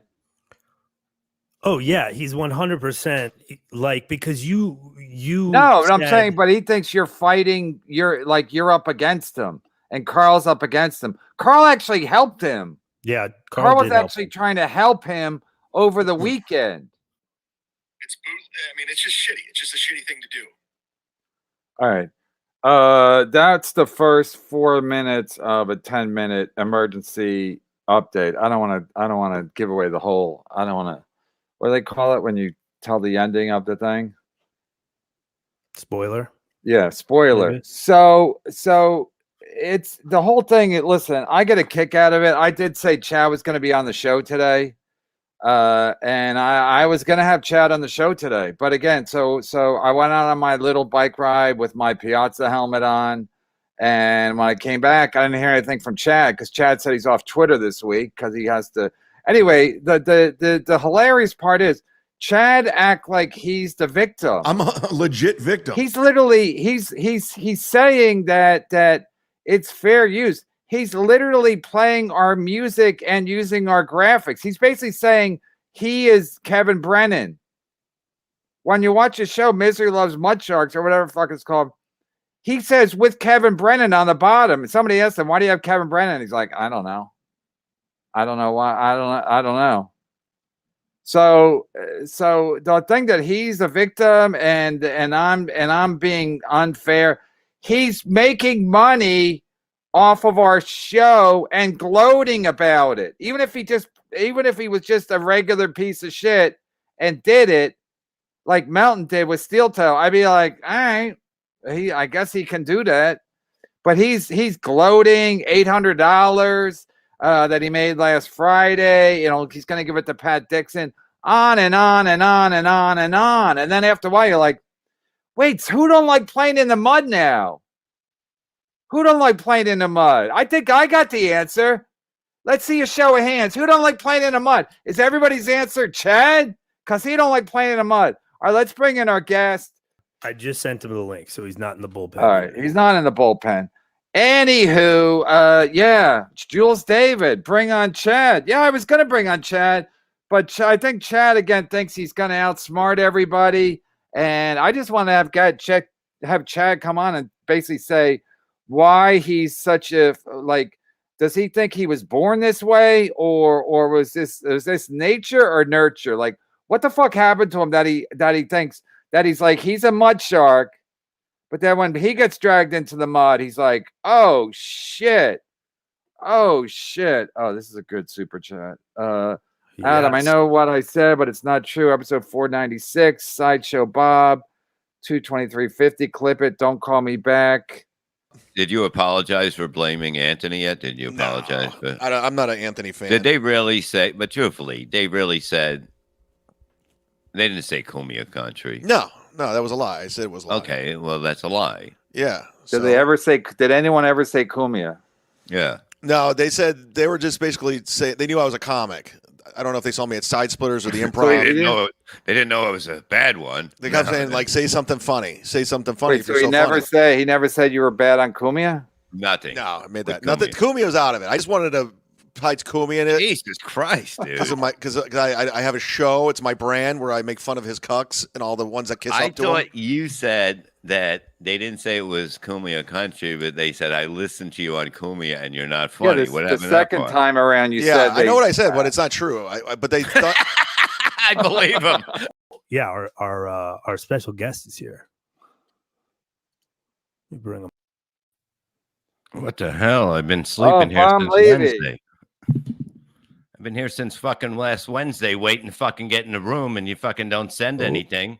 Bob, did you hear the clip we were playing about Chad playing the victim again? Is that precious or what? No, let me address something first. I was watching somebody sent me a clip of Cumbia from Monday's show, and he was talking about he was watching our show, my Saturday live stream with Ski Mask and Ray DeVito. So, he's going, I sent him some super chats. So first I didn't think it was me. And then Brennan, I guess, was like, that kind of sounds like whatever. But Ski Mask was one of who put all the clues together. Anyway, at the end, he goes, and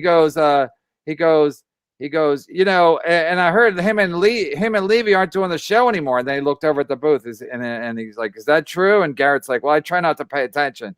And Cumbia's like, yeah, I try not to pay attention either. But he goes, I hope Brennan knows that he's way better with Levy on the show than not on the show. And I was like, what? Anthony Cumbia, the guy who wanted to pay us $100 combined? And now all of a sudden he's singing his praises. E-Rock, I don't want to yell because I don't want to get my channel struck. But E-Rock, and shout out to Carl yesterday. Carl's fantastic on the show. He is great. And so Carl got a text from E-Rock. Anyway, so he's out at the lake barbecuing or whatever. E-Rock texts him that Chad's going live and he's complimenting Carl's band. I was like, why would E-Rock be watching Chad on a Sunday to tell Carl that Chad's complimenting him? Like, is E-Rock drawn into this too? A guy put no value on our content, zero value. No, he's totally into fucking it. Levy do a couple of different tap dances, and now everyone's like, Kevin the Rev. You don't want to break them up. Thanks, Anthony. Thank you, Anthony. We took your advice.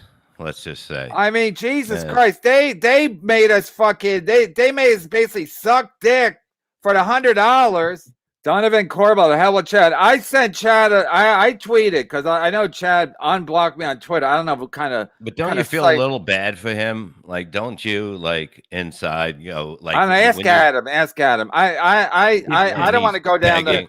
I don't want to go down the. I don't want to go down the Walter White Pinkman route because that's how Walter White would fall for it. He'd be like, he would feel sorry for Pinkman. He'd throw him a bone, and then Pinkman would drag him into his drug abuse or whatever the fuck.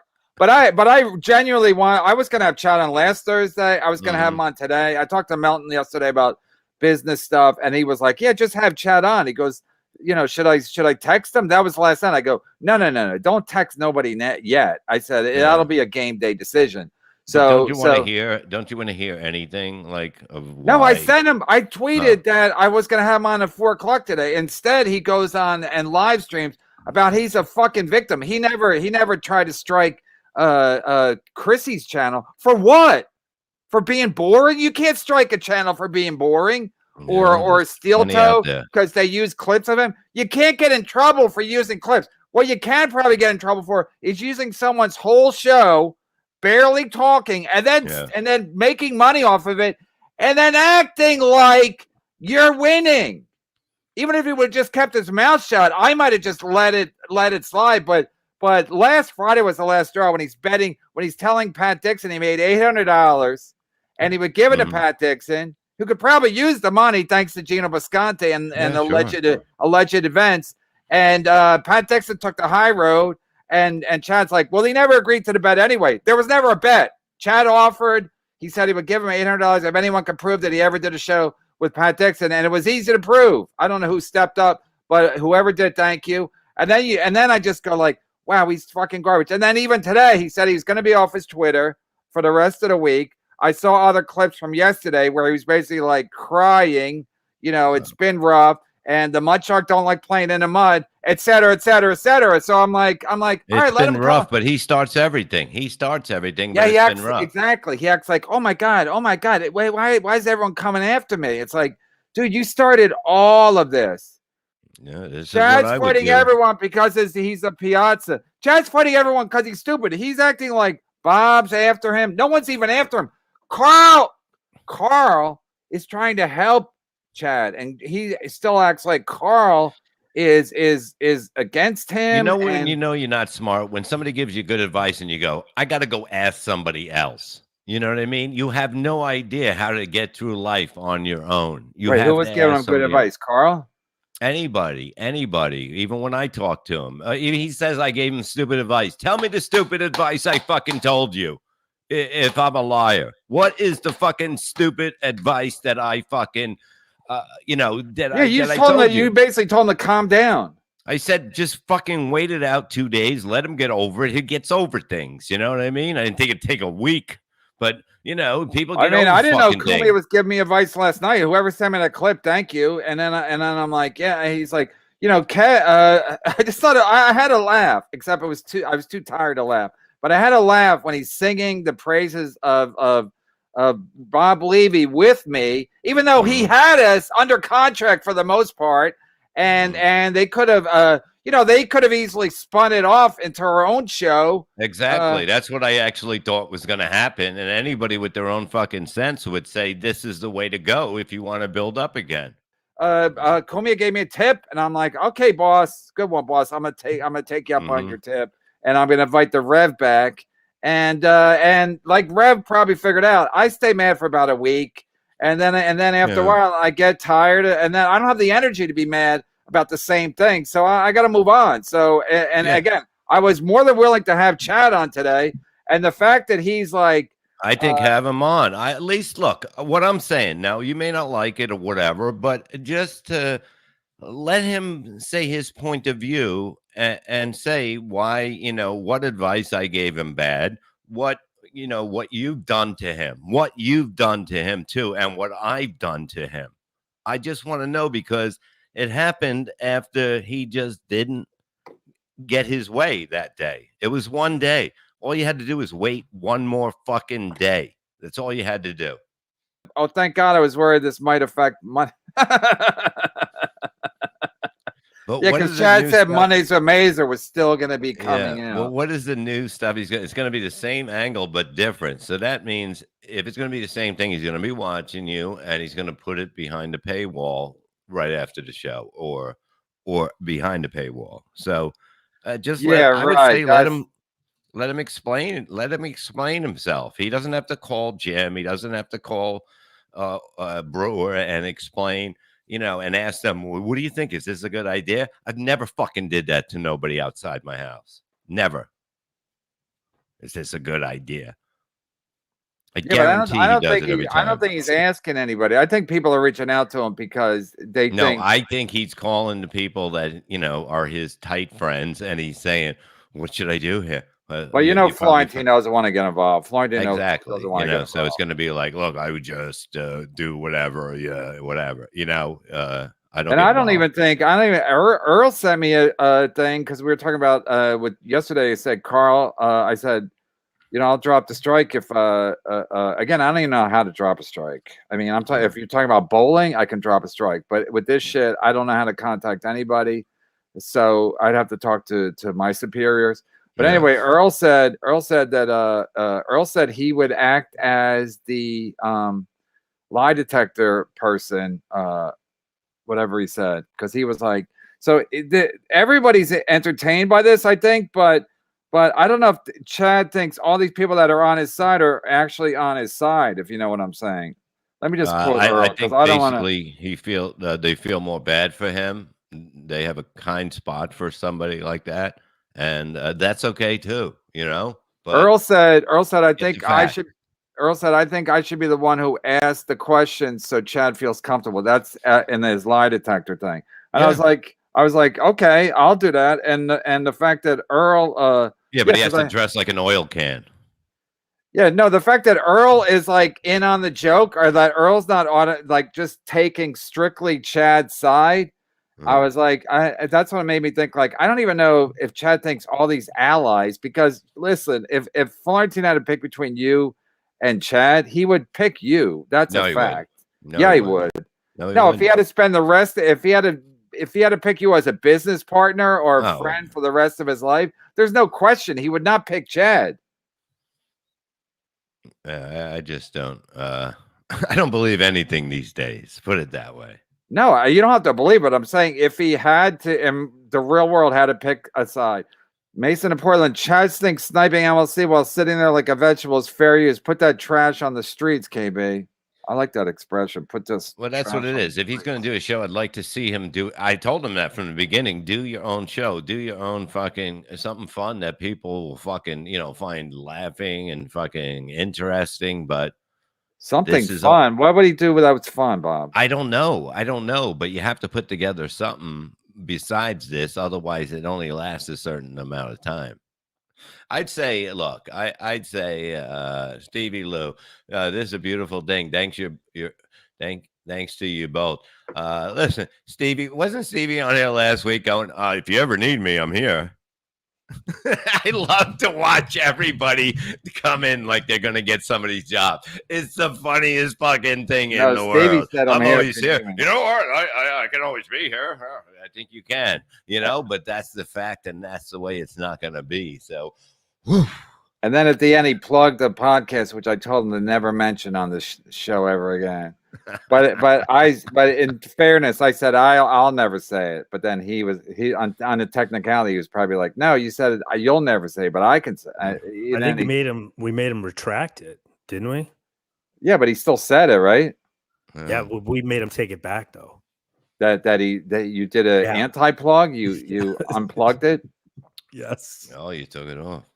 No, Stevie Lou is Stevie Lou is in a lot of camps. A lot of people on a camps. I almost got broke Monday when people were saying to me Carl was actually talking about how he helped Chad, and then I knew Carl was scheduled for the next day, and I was like, that's when I was like, all right, this is actually like a real job now, because I gotta deal with shit that I don't even want to. I don't even know what's happening. So I guess that's what real life is about. I mean, Chad's like, we're all just having a good time. But then when something like that comes, I'm like, wait, Carl's my guest. He's a good guest. And he's team Chad.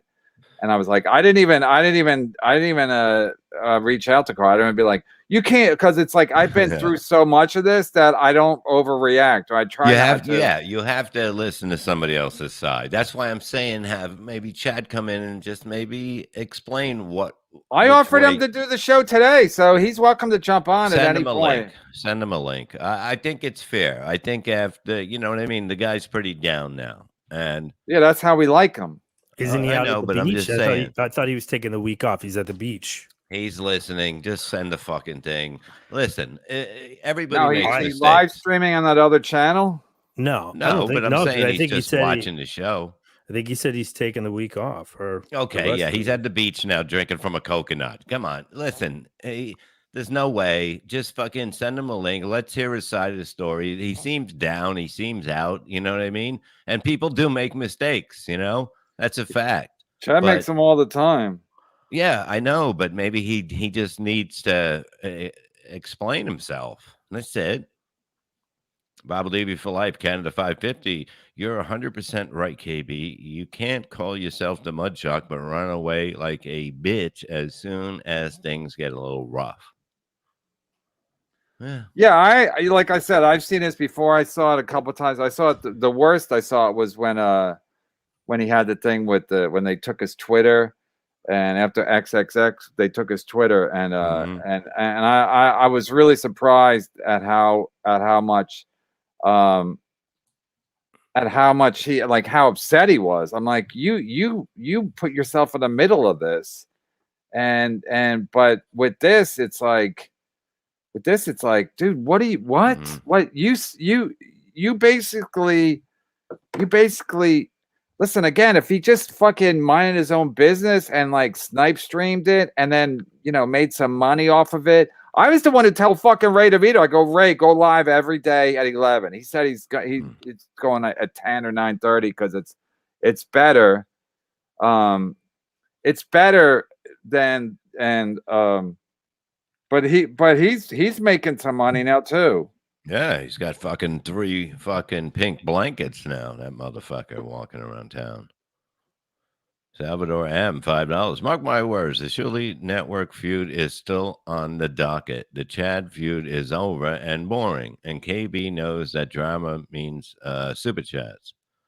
But I'm not that smart. Anyone can attest to the fact that I'm not smart. That smart. Like I said, when Carl said was helping Chad with YouTube, I thought my show's over. Like, my show's over. Like, if I don't have any, if everybody's against me, even Carl, then it's over. So then, but then I didn't, like I said, I didn't panic. I didn't say, you know, I didn't DM Carl and go, oh, because I'm like, Carl's probably has an explanation. And then I guess yesterday he was like, well, no, I didn't know he was actually trying to take your channel down. And Chad's been trying to take my channel. Chad acts like he's innocent of trying to take people's channel down. They were trying to take my channel down last Wednesday, him and Gino at the same time, when Gino was pointing at the infamous Gino pointing at the screen while he's laughing. And he was telling his fans, with the 50 fans that he has, to take down my channel, take down this wall, as they said to Gorbachev. But he's like, take down this channel, him and Gino. Chad and Gino. So the fact that they're both Chad's acting like I don't do stuff like that. I would never stoop that low. You know, we all have families, and it's like, Chad, everybody knows you're lying. Like, everybody. Well, we got to get him to Atlantic City for that fucking lie detector. Yeah, but wouldn't you like to hear it here, like face to face almost, and hear the We sent him the link. We sent him the link. He's got the link. Yeah, it just he's not doing a live stream. I thought he's gonna snipe stream us with it from his other channel. I think he's a little scared, as they say in the urban neighborhoods. I think he's a little scared. Salvatore M, mark my words, the Shuli Network feud is on the docket. The Chad feud is over. I already read this. And KB knows that drama means super chats. Well, that's what Melton was like. Melton's like, well, you know, the fans love the drama. I'm like, yeah, but it's exhausting, and I don't want to generate any fake drama, you know, unless I absolutely have to. No, I'd rather just keep it like honest to goodness, like these are real human emotions, and you know, it's not like it's a soap opera, but it's not fake like wrestling or like a real soap opera. I think a lot of these people are really fucked up. So people are like, oh, you know, this is a work, and it's like, no, Chad's legitimately stupid. And then on top of that, he's a fucking liar. And on top of that, like, you know, again, if I didn't have probably financial responsibilities, I'd probably fucking burn everything down too. But I can't just go like, I'm going to burn everything to the ground and I'm Chad Zumock, because I can't, I can't live like that. I got fucking, I got a family. It's as not a everyone- hell of a flag to put into the ground. You know, it's like he could, you know, there's different ways to handling shit. And he has no clue of regular life. He knows the bullshit way, how he can look like he's a great guy and that stuff, but it's not, it's none of it's fucking true. You know, none of it, what he says basically is true. It's basically to make you feel bad for him. That's why I just want to hear what I would love for him to come on and explain himself.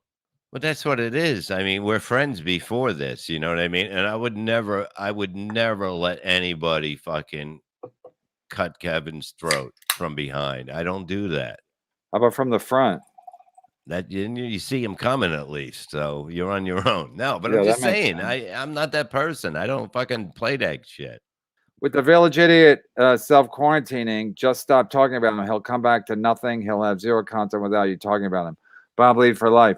Yeah, but you know, the problem with that is the super chats talk about him, and I like to talk about him. I wasn't going to talk about him today. I was going to interview him. Like I honestly thought if I tweeted, I could get him to on an interview. I could just ask him what the fuck he's doing. Why is he doing it? What does he think he's gaining by, like, you know, whatever. And then you know, and then he was probably like, no, Kevin's trying to trick me. But so I like talking about him because he's a fucking idiot. And like everybody says, he's like probably we just said, he's a village idiot. So that's the best kind of idiot, the village idiot. Even in a town as big as Tampa, Chad's the village idiot. So that's something, because that metropolitan area, and no disrespect to Tampa, but that's a absolutely fucking beautiful part of the country, like that whole west coast of Florida. But the only thing besmirching the way is Chad Zumock. Hey, we got another special guest. Should I bring him in? Yes. Oh. Oh, you guys know each other from last week. Oh, hey. Jesus Christ. Not to sound gay, but I had the biggest smile on my face when I heard Bob's voice on the way home from work. It's like the bad news guys here. I didn't know who to expect because Kevin's playing it up. He's like, "Oh, we got this special guest, this huge get," and then I hear your voice. I'm like, "Yeah, there's nothing to beat it." No, I thought I thought I could really get Chad today because Chad's so, like, the clips. There's two other clips from yesterday or whenever, and somebody sent them to me, and Chad's like, "Oh, this is bad. Things are bad," and I'm like, "All right, Chad, you know, if Kevin could only remove the strike." But here's one thing I would like to know. Listen to that. How is, if you're podcasting since January, how does that become the biggest part of your income if you've been a comedian for 20 years? Because he's banned from all these clubs. No, but how does that, how much is it that's the biggest thing? Oh, even right. if it was $2 Yeah, but Bob, grand, he's $3 just grand. he's saying that. He's just saying that. You can't go by what he's saying, because when the thing is, when he's doing well, he brags about how much he's making. Like, he's saying that he's making $800 a day. Doing well. Yeah, he's making $800 a day snipe streaming, and we know that's not true, because people will be telling us left and right.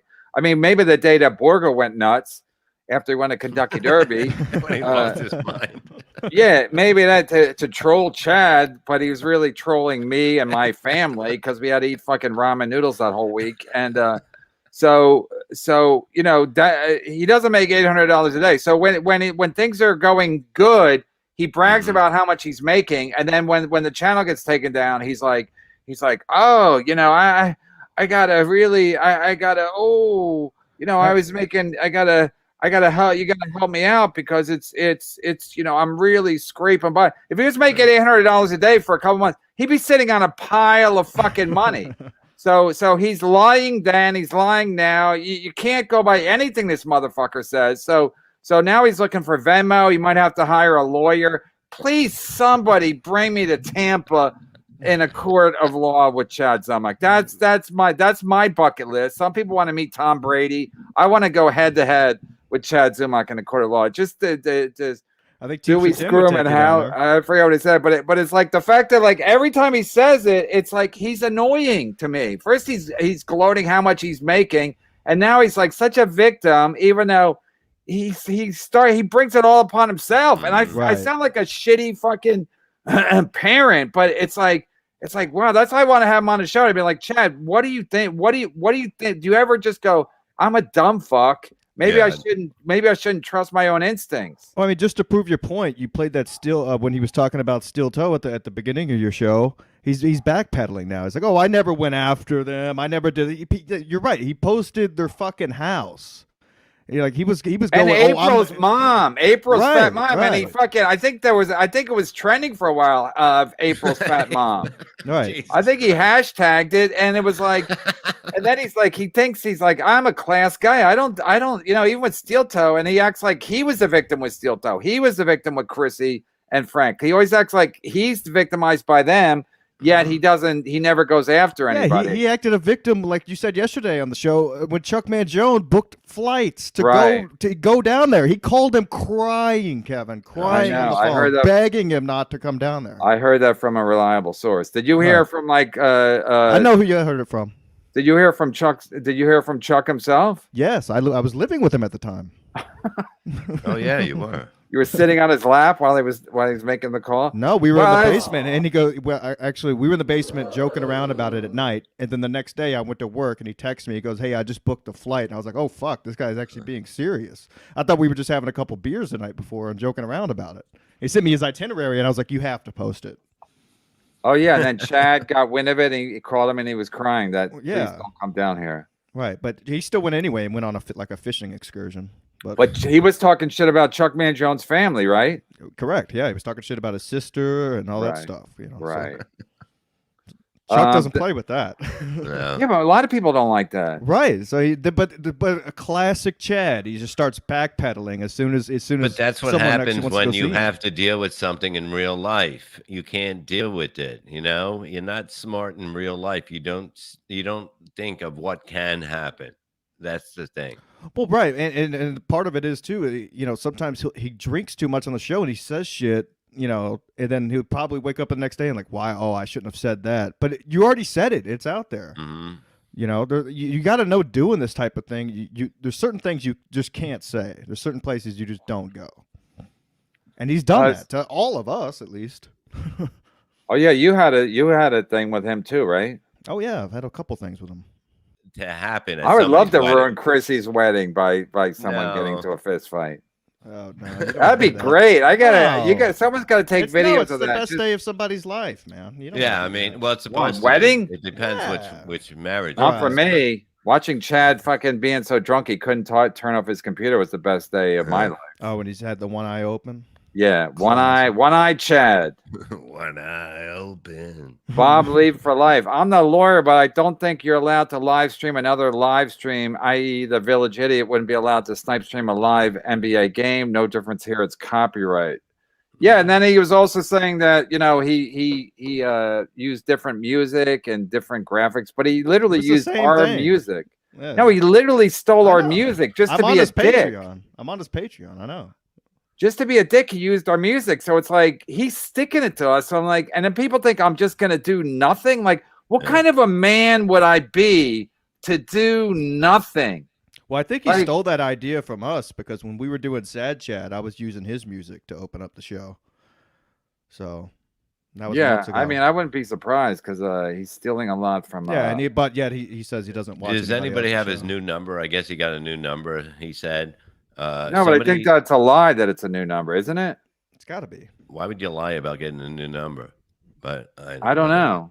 But text him and say, "Hey, there's a link waiting for you." I mean, the guy's got. Let me see if I'm still blocked. The guy's got nothing now. He looks. No, sad. he might be at the beach. Maybe Adam's right. Maybe he's at the beach. Yeah, I don't. Yeah. Anyway. Oh God, I'm reading mine and Chad's text from 2020, and he's the same guy today. Holy shit. He sent me an email back. He said he's not home, but he's going to be home in 15 minutes. Yeah, see? And but he also said who else is on the show. So I don't. He knows. Why would he? No, ask? it's He knows fine. who's You on the know, show. just say, look, I'd like to I'm hear not a gonna say- side. you can- Truthfully, I'll I mean, drop off. I'll drop off like last week, and you guys can interview him. No, he I'm can just look saying to that. see who's on the show, and he can join if he wants to. Right. Yeah, and just say, look, it's not going to be an attack. Just questions. That's it. I mean, the guy seems like he's, very down right now, and maybe he made a Downing a mistake. bottle of Maybe he vodka. didn't. Okay, so it would be nice to hear. It takes a good 15 minutes to take 3 or 4 shots of vodka, then he'll be on. No, I don't Well, think you should know your fucking whiskey stick. I know. Out of all the I fucking know. people. I know it. Addicted Come to on. Profits, $5. Chad is a fool. These feuds don't last longer than a few months. By July, no one will care. He needs to do his own show and get off from the Snipe show. The thing is that, and we're not gonna talk about Chad the whole time. Then we're gonna talk about Gino. But here's the thing. If Chad does another Snipe show, I mean, that was the dumb part about it. Like, if he just did a normal Snipe show without fucking poking at everybody, poking at me, and using our music, it could have just stayed as is. But he's such a dick, and he gets everyone fucking annoyed that they always want to fucking punch back. And then he's like, "Oh, what the hell?" So even if he started another fucking Snipe stream, he'd have to. He'd have to like probably do it differently because he'd know all the fucking rules of the things that he couldn't do, and it wouldn't be as entertaining because he'd probably have to talk more and use less of our content, whatever the fuck it is. So he had a good thing, and of course he fucked it up again. Well, that's why people were watching, because he was such a fucking mess when he was doing it. There was no thinking about it. He would just literally snipe the show, get hammered, and just talk trash.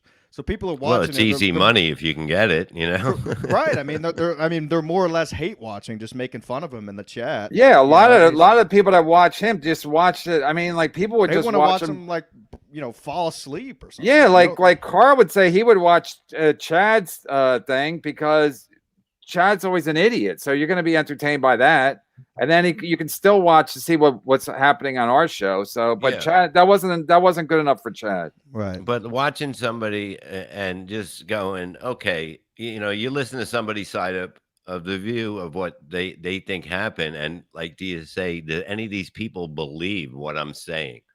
And the people that do are they're clueless because it's none of it's true.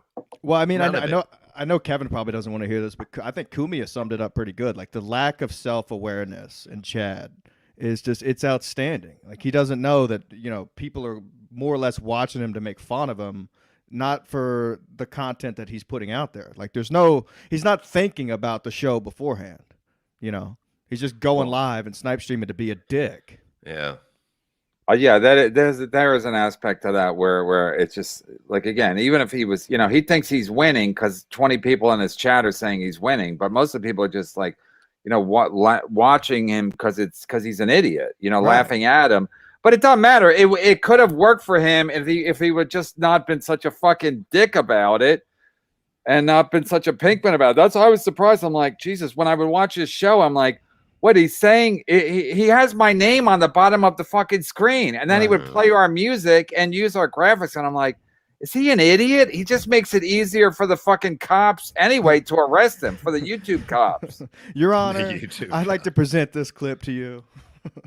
And then he's like the winning and the hype train and still the day after the day I think I was talking about this yesterday with Carl. The day after he was so drunk he couldn't turn off his computer, and then the next day he's got the Pat Riley hair, like he just took a shower, like he's pulling his life together, wearing his glasses, and he goes, "It was an experiment that backfired." Like it's never just going like, yeah, he never just goes, "I'm an idiot." Yeah, yesterday I got drunk. It was stupid. He's like, no, it was Twitter's fault. It was Twitter's fault because I put out a poll. Should I get drunk or be sober? And Twitter wanted me to get drunk. Wow, Twitter, grow up, Twitter. Snap out of it. His Come fault. on. It's never his fucking fault, and that's the key. And that's what I'm saying. To his point about self-awareness, it's like that's part of the fun that Chad's so on self-aware. But on the other hand, it's like he's just an idiot. Like again, would we have fucking like again, I said it after a while when he first was doing it, I was like, I guess he's gonna make some money off of this. And then after a while, I just got annoyed. I'm like, Adam, so there's nothing we can do. And then Adam's like, well, YouTube sucks and everyone's on vacation. Well, I guess we can do what we can do. And I don't want to put it on Adam. I'll take all the fucking blame, but I'm not very, very good with technical stuff. Dave O'Flave, Chad is a ham. That's why Iraq can't help but watch him. I didn't even get that up. Yeah, it took me a second. I didn't even get that till Levy started laughing. I thought it was an acronym. That's literally calling him a ham.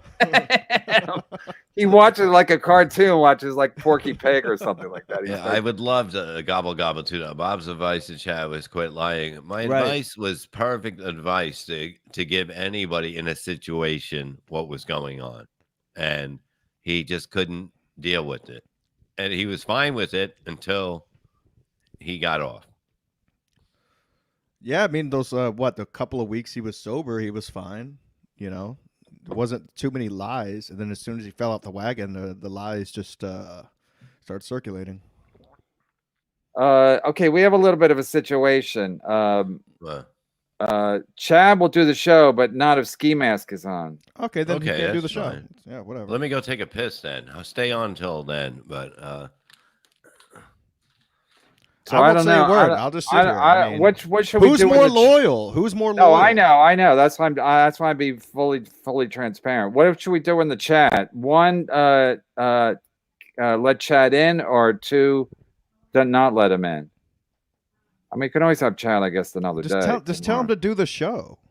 Why is he not want to do the show? I'm not going to say anything. He don't want to do the show with you. I won't say anything bad about him. No, but we can always cut you loose. Well, I know that. I'll still pay you.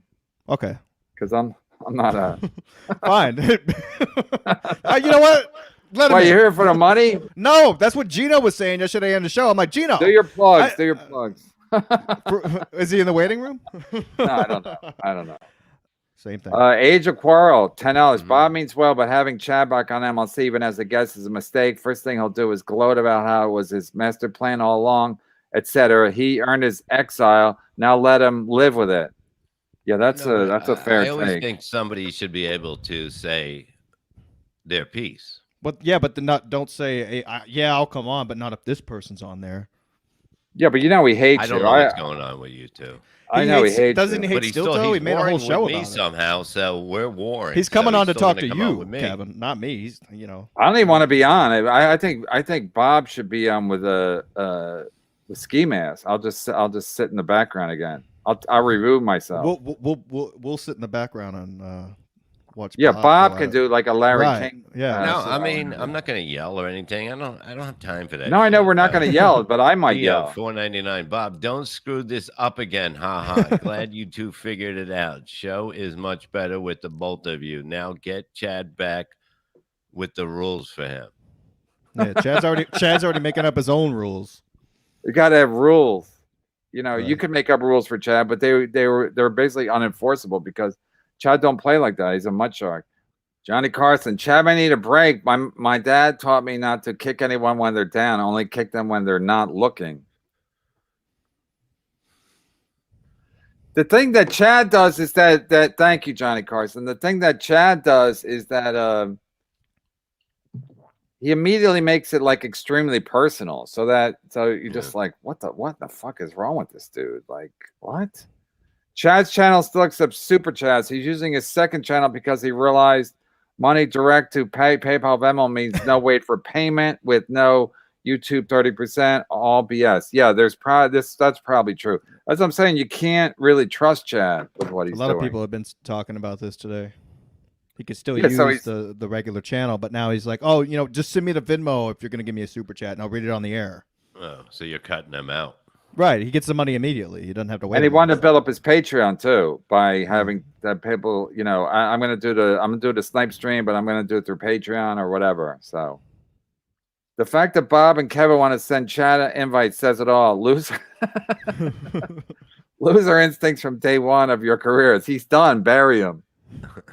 Bob really wants to talk to Chad. I'm No, I frank. mean, you have to give somebody. No, you don't, Bob. You really don't. I don't know. I What think are you, American? people would like to see that. People would love to see his side. I mean, I'm shocked. I would like to see. I would like to hear his side because of the fact that. Yeah, but you know it's going to be bullshit.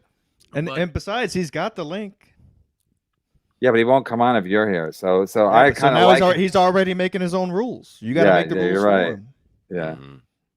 All right, we'll bring Chad in at 5:30. This is not going to go good, but well, you never know. I mean, look, you never know. Addicted to profits, a lie detector won't work. He is a compulsive liar, so he thinks what he says is true and doesn't think it's a lie. It's a waste of time. I don't think it's the way you breathe and all that shit. He won't. If he's lying, it'll come out. I don't know. I think addicted might be onto something. Like I think some people they lie all the time, and then they don't think it's a lie, and then when you lie all the time, you start to believe yourself. No, but then you don't have the lie. The thing that the lie detector catches. That's is what I mean. When you start to believe yourself, then No, it's the breathing, it's the blood pumping, it's everything. That's what I mean. Yeah. So when you're believing, Yeah, your but own if that's your lies, normal you don't have the state- blood pumping and that stuff. No, Yeah. it's not a normal state. It'll scare him and it'll throw him off. There's no doubt. If we're all watching, maybe. Right. Well, it's in Atlantic Yeah, do it on a City. stage. And if Chad could get laid, well, he's saying, because I think some women, women want to date a guy who's in prison. I mean, Chad's kind of halfway in prison. You think he'd find one of these women that like a guy who's just up to no good all the time. Chad says this is internet shit talk. LOL, calling people bad mothers, saying that their wives are cheating on people. That is human garbage talk. Yeah, Chad always has a different He always has like, no, this is really nothing. After he drags people's family into it, we're just goofing around here. And he's been I doing might that have killed somebody, but it's just goofing around. That's what I was laughing earlier because I looked up Chad's number and it went to the text from 2020 and he was doing the same thing. That's 3 years ago about Paul Finn's family. Oh, So yeah? why wouldn't he come on with you? Like, I mean, I what? could read it if you want. I don't What's know. going on I with don't you know. two It's now? been- I don't want just, to drag Paul Fens into it. No, Why he's is he gonna- so mad at you right now? You tell me, Bob. I don't know. Because of Vinny The Cash. last text, the Vinny Cash thing. Last text I have from Chad in 2020 was him apologizing to me. So I don't know. Well, that's I what he don't know does why to he's Ray mad. DeVito. He always talks shit to him, and then 3 months later, he'll be like, "Ray, we cool?" Stuff so funny. Or he'll talk shit to Ray, and then 3 months later, he'll be like, "Ray, let's bury the hatchet." He goes, I didn't have a hatchet." It's funny to note here how KB is sticking up for Ray and even saying the Chad and Ray hate is all on Chad's side. Whereas today, KB cannot stop protecting Chad to his own detriment and running fans and supporters off. So it was a one-sided thing. Reverend James Jones. Thanks for the weekend, Reverend James Jones. This guy's a class act. Little Mir was coming in big on the weekend too, mostly fighting with ski masks, but it still counts. Little Mir's The Reverend James Jones find out his thievery is second nature to Chode. He doesn't even realize he's in the wrong. Thievery. And this come from James Jones. Also, he seems to have laid off the potato. Guess he also got educated on what blackmail is. Exactly. As soon as the potato put out that tweet, he didn't talk about it anymore. Oh, he did put out a tweet about it? Carter, yeah, he did. Yeah, he said. What did he say? He basically stated the law in the state of Florida about blackmail. And, wow. and the how was penalty. Chad trying to blackmail him? Because somebody, I guess Chad somehow got his hands on a picture of what he looked like or something and then knew everything about him. It's going to post his name and where he lived and all that kind of the classic So he's really Chad not stuff. a potato. Right. Yeah. He was going to Wow. run the bit for everybody, I guess. I'm not in on the I just see genius what of it's on the bit. Twitter. I don't know. Yeah, I don't know. Joe Burrow, I'm at St. Pete Beach right now, and it's pouring rain. Pick up the link, Chad. And this is a guy who don't even like Chad. Yeah, no jokes about the pool. That's one of the. It's all going to be last minute, guys. Well, what does that even mean? What's last minute? It's gonna be a rush job? Well, we have bets going, so Right. I'm going to. Yeah, maybe you should I wait till have after the until- 31st. to I have have Chad on. until the 31st to be swimming. You know that's next week. It's this week. It's this week. No, today's the 24th, so it's a week from today. Is it 7 days? Huh? 31st. It's I thought it 31 was days Monday. in May. Huh? No, 31 days in May. It's not Monday? Today's the 24th, and then so a week from tomorrow is the last day of May. A week from today is the last day of May. Okay, so it's You longer. got 1 than I week thought. just to put some water in it and put a float out. So do we and just want swim to around. double it, people? I can't wait till pictures of Bob on June 1st where he's like sitting in like a muddy pool. I'd be like, it's a pool. Yeah, he's I didn't swimming. He's say got the his water- floats. I didn't say the water was going to be clean. I just said I was going to be in a pool. I'll tell you after the Gobble gobble. Halfway to prison is the name of Chad's next special.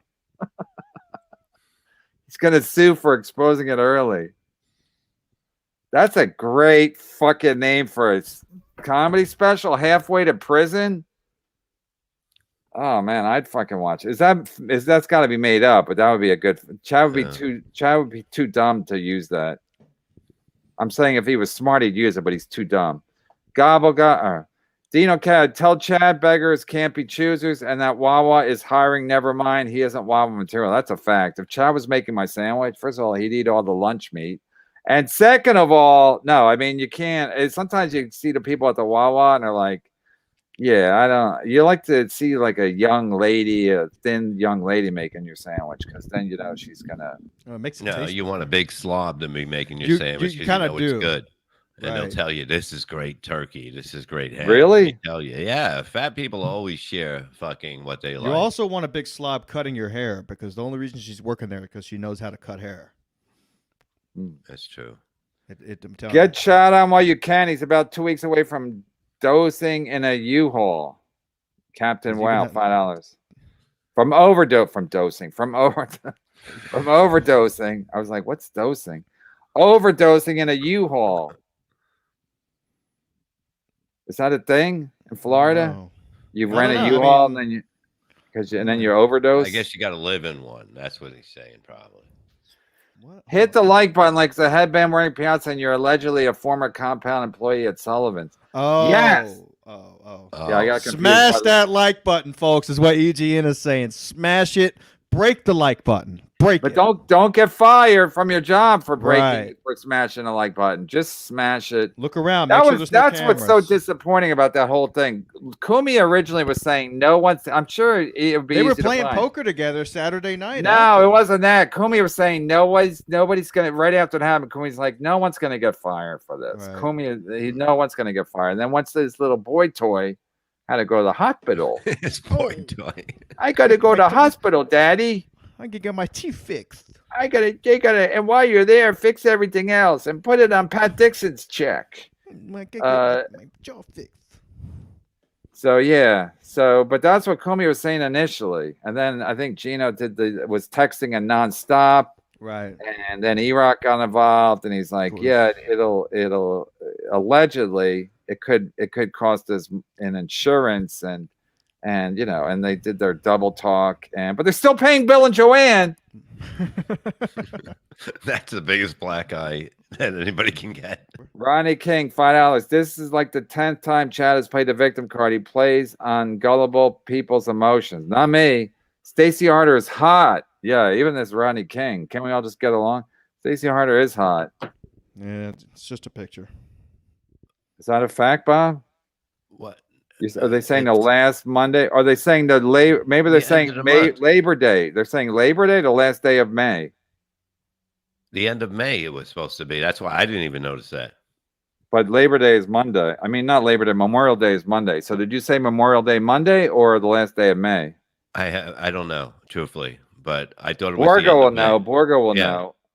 All right, we'll go to 5:55. Then we'll bring Chad in. Ski Mask is an expert, and if he's drunk, we're not tolerating no shenanigans. Ski Mask is an expert. I might drop off the own. I'll let Bob talk to him. I don't know if I can handle it. I don't know if my stomach can handle it. EGN, Chad is going to be on. Sounds like it's good time for good natured ribbing. Yeah, let's bring him on. Let's. Sounds like it's time for good natured McRibbing. Yeah, let's bring him on. He better come on. Text me if he doesn't. I'll hop back on. 999. I asked Eddie Baker how Chad got the black guy. He said, I don't know, but I had one too. Nice. I don't know. I mean, there has to be a great story to why he got the black eye. If those two were fake, how crazy has the real story has to be? Well, I know that he's because he danced around it, and someone was saying so many details that he added were how people knew he was lying. So why add all those details if it's not a crazy story in the back of your head that actually happened? He doesn't want anybody to know what actually happened. It could be something very embarrassing, but whatever. Well, people are telling me to leave. Hilarious. We I may will. never know. We may never know what really happened. Yeah, I would love to hear the truth, man. I can't wait to hop off, and hopefully he actually hops I bet back you the on. truth is nothing like what happened. Like, Oh, right, It was right. nothing like that. Exactly. So, What happened? All right. No, Feel free to cut me loose anytime, Kev. I asked Eddie Baker how Chad. Harry said, if I asked Eddie Baker how Chad got the black eye, he says, I don't know, but I had one too. Nice.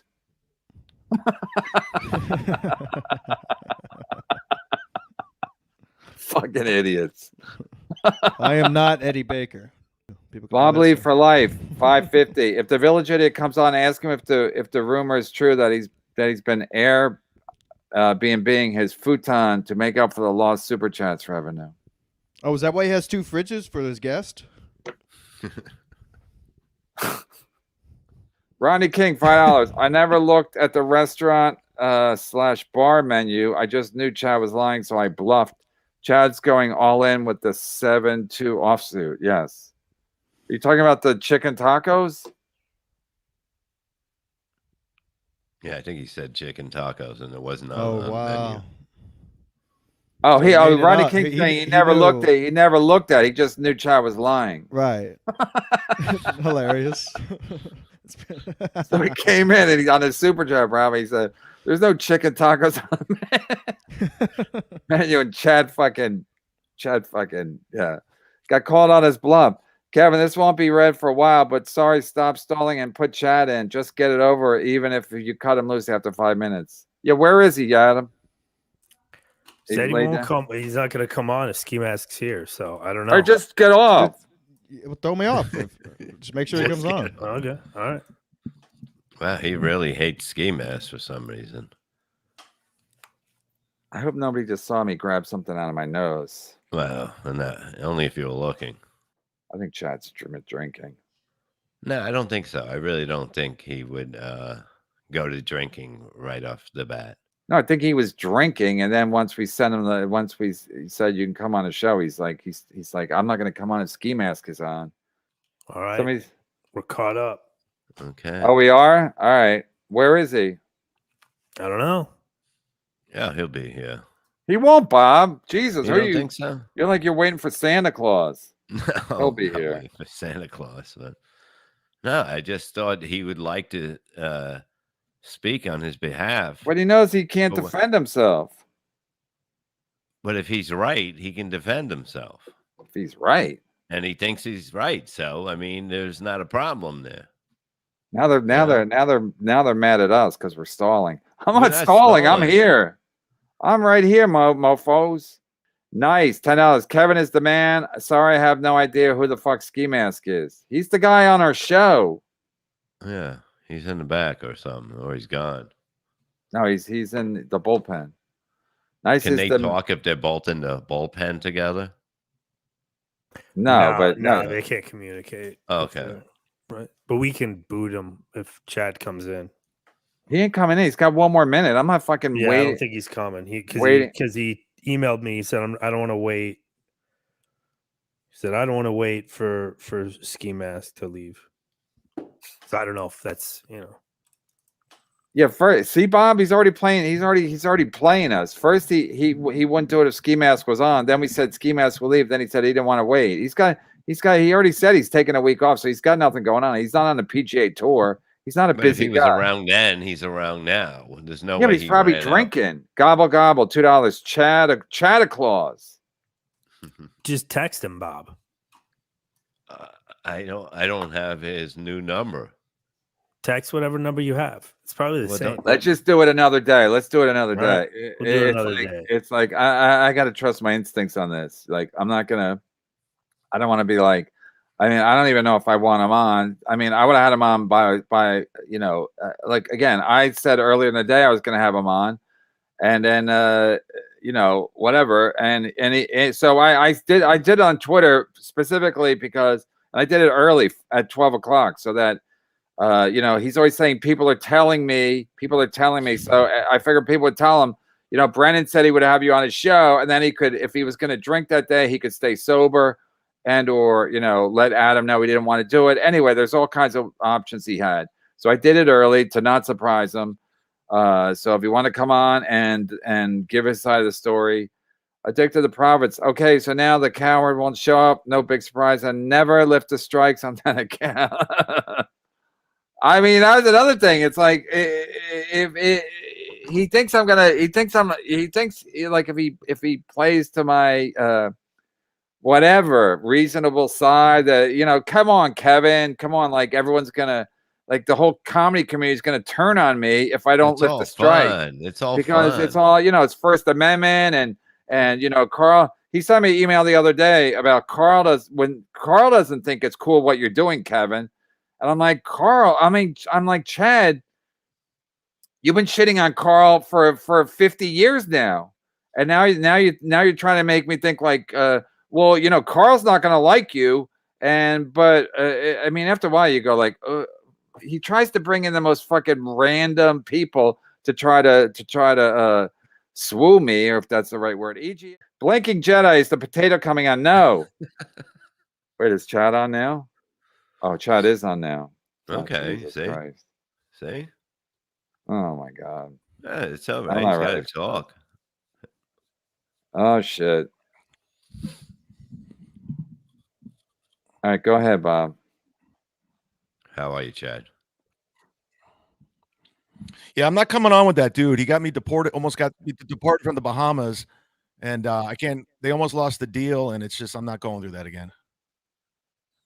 Oh yeah, I forgot. Yeah.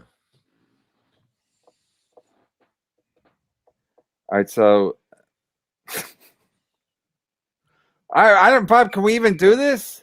No, I mean, he should be able to say, you know, how he feels now with everything and whatever. I mean, it's like, you know, if you're supposedly friends with people, you talk to them. You don't just put shit on the internet, you know, and that's it. You know, it's like you talk to somebody, you know, you don't just run wild with it. I mean, what do you want? I mean, what do you want me to say? I don't know. I mean, you literally struck my channel 3 times. Like I can't work. I can't do anything. I mean, I asked you nicely, you know, I thought I was always cool to you guys. I don't know. I thought I helped you guys. I promote, told people, you know, I don't know what else to say. And then you say, come on at 5:30 and I'm just sitting here waiting for some handyman to leave. Like, it's just like, what are you doing? Like, Chad did throw a tantrum on X just before coming on, stating he wasn't going to be on with Ski and wouldn't wait a minute longer. Yeah, why do you he's not even in entertainment, Kevin. Why do you still fuck with that dude? Guy's garbage. You almost tried to get me fired from a gig. Yeah, I think you he know forgot that. I think I forgot that. And Bob asked him why he was why Chad hates you, and he didn't. I think he forgot.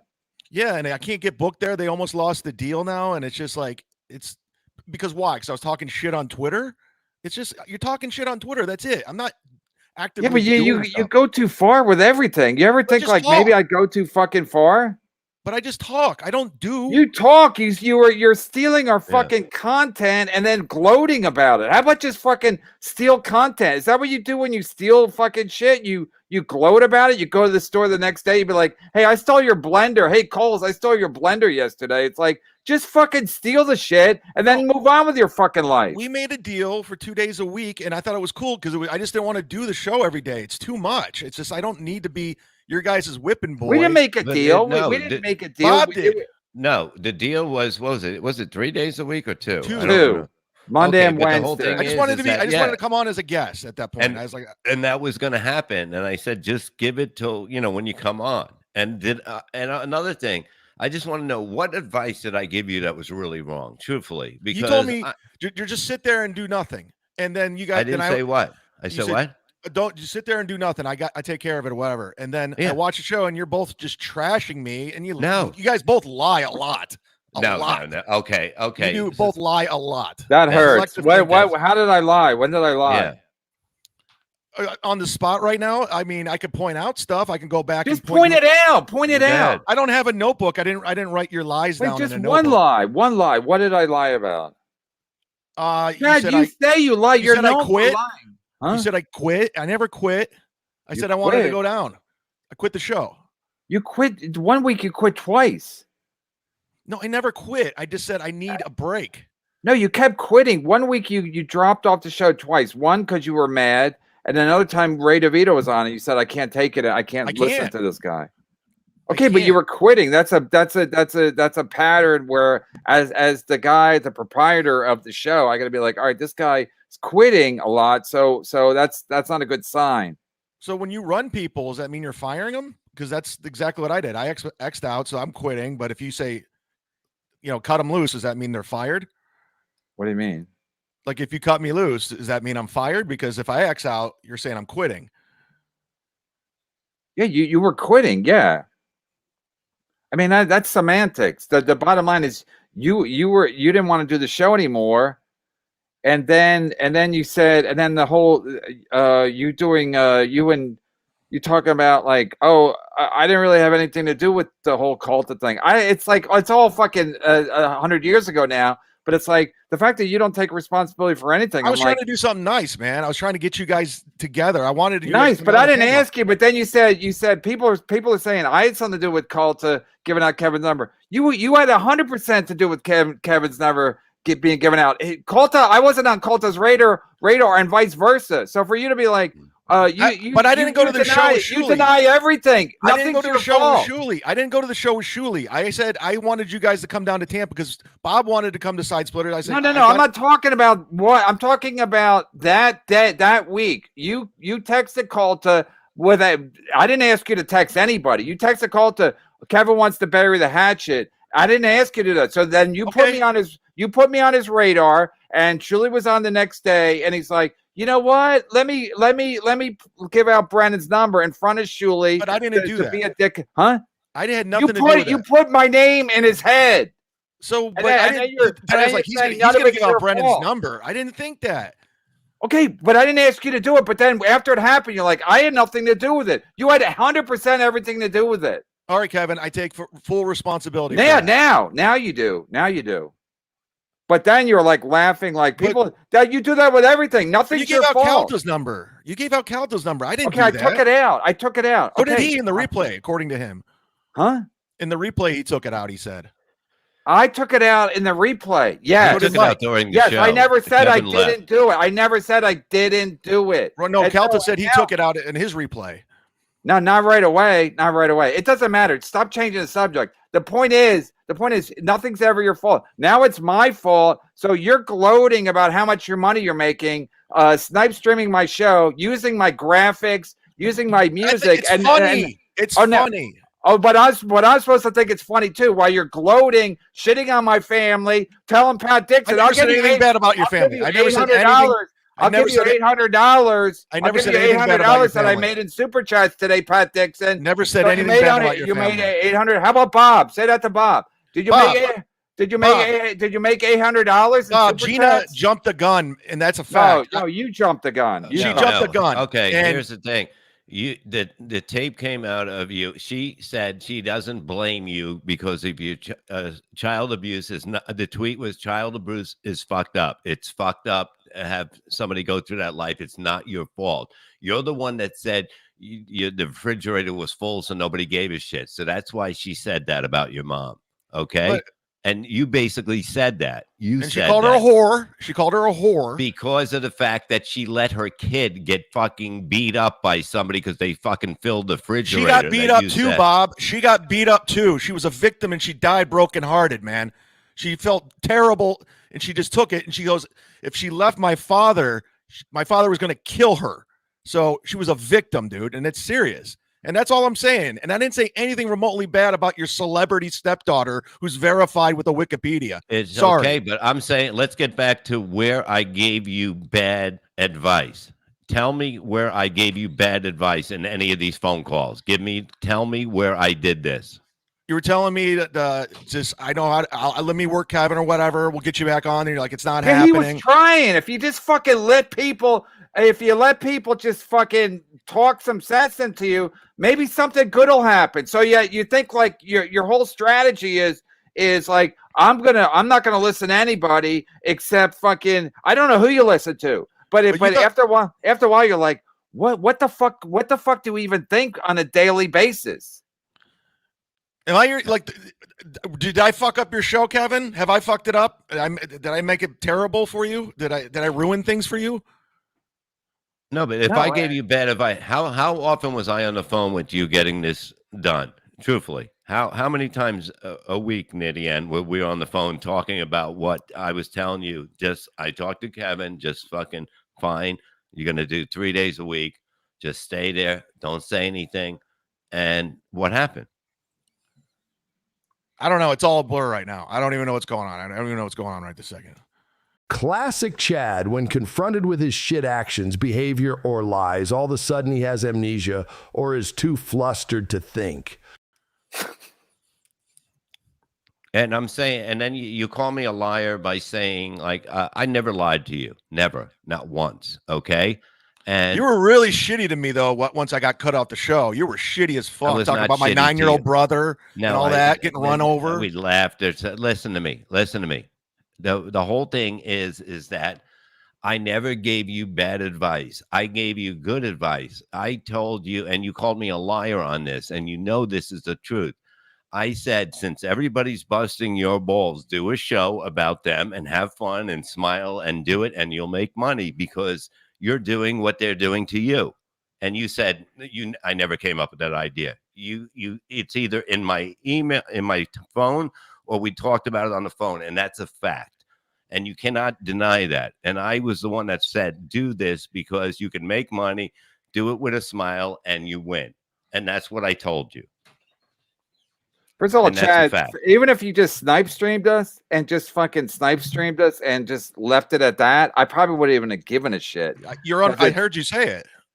What? You're like, I'm glad Chad snipe stringing us because he could be on the show. I don't have to deal with him or pay him. I saw. Yeah, that's basically the reality. But when you're like gloating about how much money you're making and you're taking down my numbers and you're doing this, I'm like, you said I'm gonna sit here like a fucking bitch and just be like, oh, I'm playing Kevin again. It's like, what are you, stupid? Like, even if I would you email me and like, even if I was. O'Gain Chad is taking no accountability for anything and blaming everyone else because they supposedly attacked him first or didn't reach out to him to talk first. This is childish behavior that only Chad can be stupid enough to stand behind to always be the victim. Even if I was Tom Papa, I would still have a fucking reaction to it. But you think Kevin Brennan is not going to have a reaction to that where I just going to go, just shut it the fuck down. It's like, you're so stupid. You're just fucking stupid. Like, nothing. You never leave well enough or no. You never just go like, yeah, we can all win. Like Ray DeVito does that. I told Ray DeVito, Ray, do a show every fucking night, MLC wrap up. He should be doing less shows. No, but it's like he's actually like Kevin. It's actually working. Yeah, no shit. So you're like gloating, and then you're like, oh, they're striking my channel. Even with Steel Toe, I always took it's like you never take the high road, and you're a fucking idiot. What did I do with Steel Toe? What did I do? What did I do wrong with Steel Toe? His wife's fat mom, and I never showed a photo of her. I showed a photo of Shamu. I never showed an actual photo of her. While Chad was seemingly telling the truth that he didn't show the pictures of her, he is leaving out the fact it was only cause he didn't hit the 300 viewers he used as goal to do so.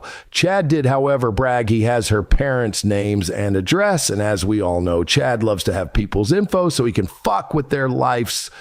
Before we move on, what a terrible person that is to bring in anyone else that's not us two on the screen. Yeah.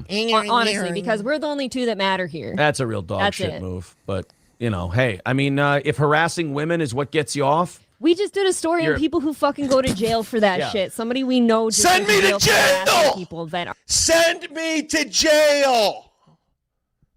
You guys, I've never said go strike his channel. I never said anything. I never put your address out there. I never put your phone number. I didn't put anything out there. I just showed photos. That's it. Could be anything. I could be lying.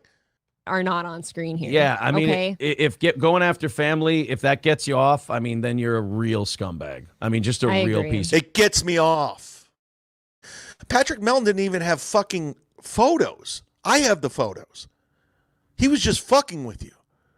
He didn't name April's mom's name, April's dad's name, April's mom and dad's address or phone number. He just said, I have photos. I have the photos. If I get to 300 views, I'll show the photo. I don't give a fuck about you guys. If you think I'm a scumbag, fine.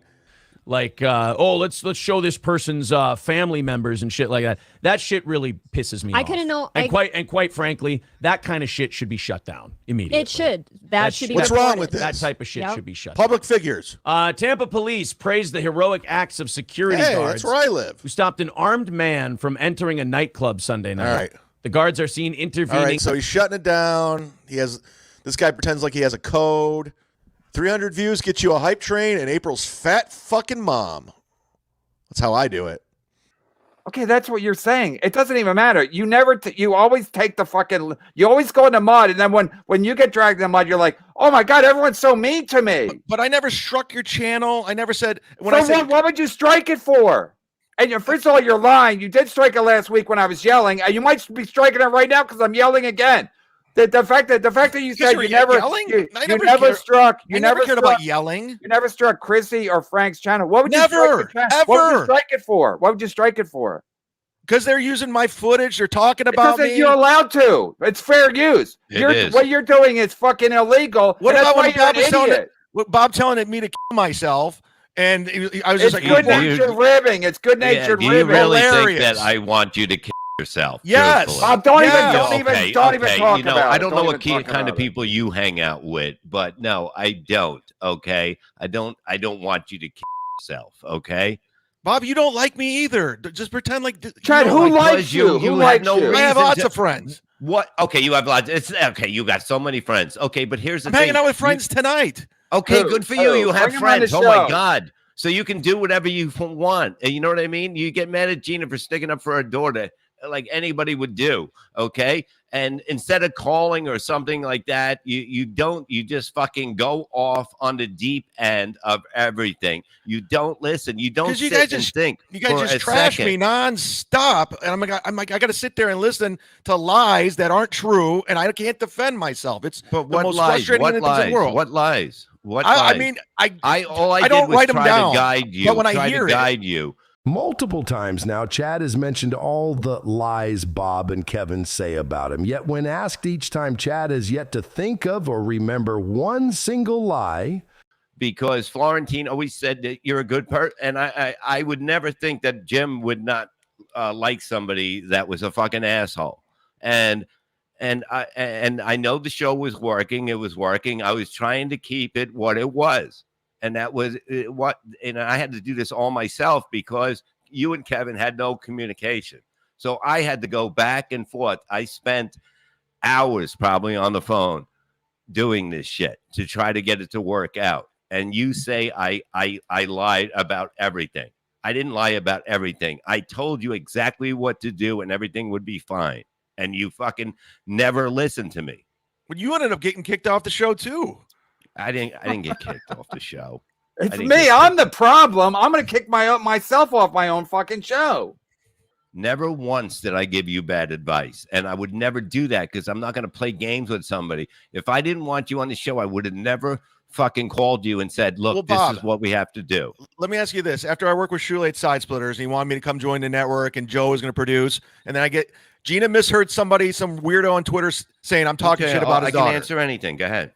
And next thing I know, I'm blocked by Shule and they don't want to work with me. I'm like, I never said a fucking word, Chad. All right, I'll take your word for it. Fucking fact. I never said a fucking word. They came and said I'm not working with him.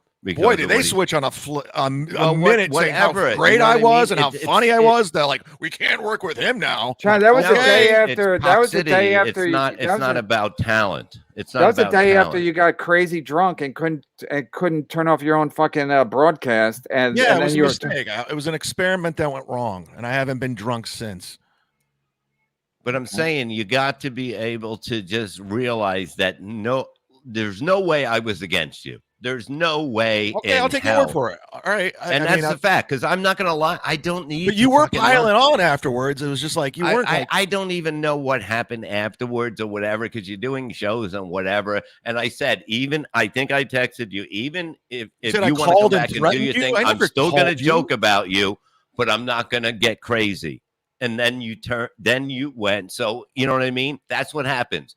But if you think somebody's a friend and they're talking deep shit about your family, how do you know what I mean? How do you deal with that? How do you deal with that as someone you know? It's not like I don't know you pride yourself on being a fucking mud shark. I'm going in the mud, and then you're like, no, I never did that. It's like that's your that's your business model. You're a mud shark. I take it right to the limit.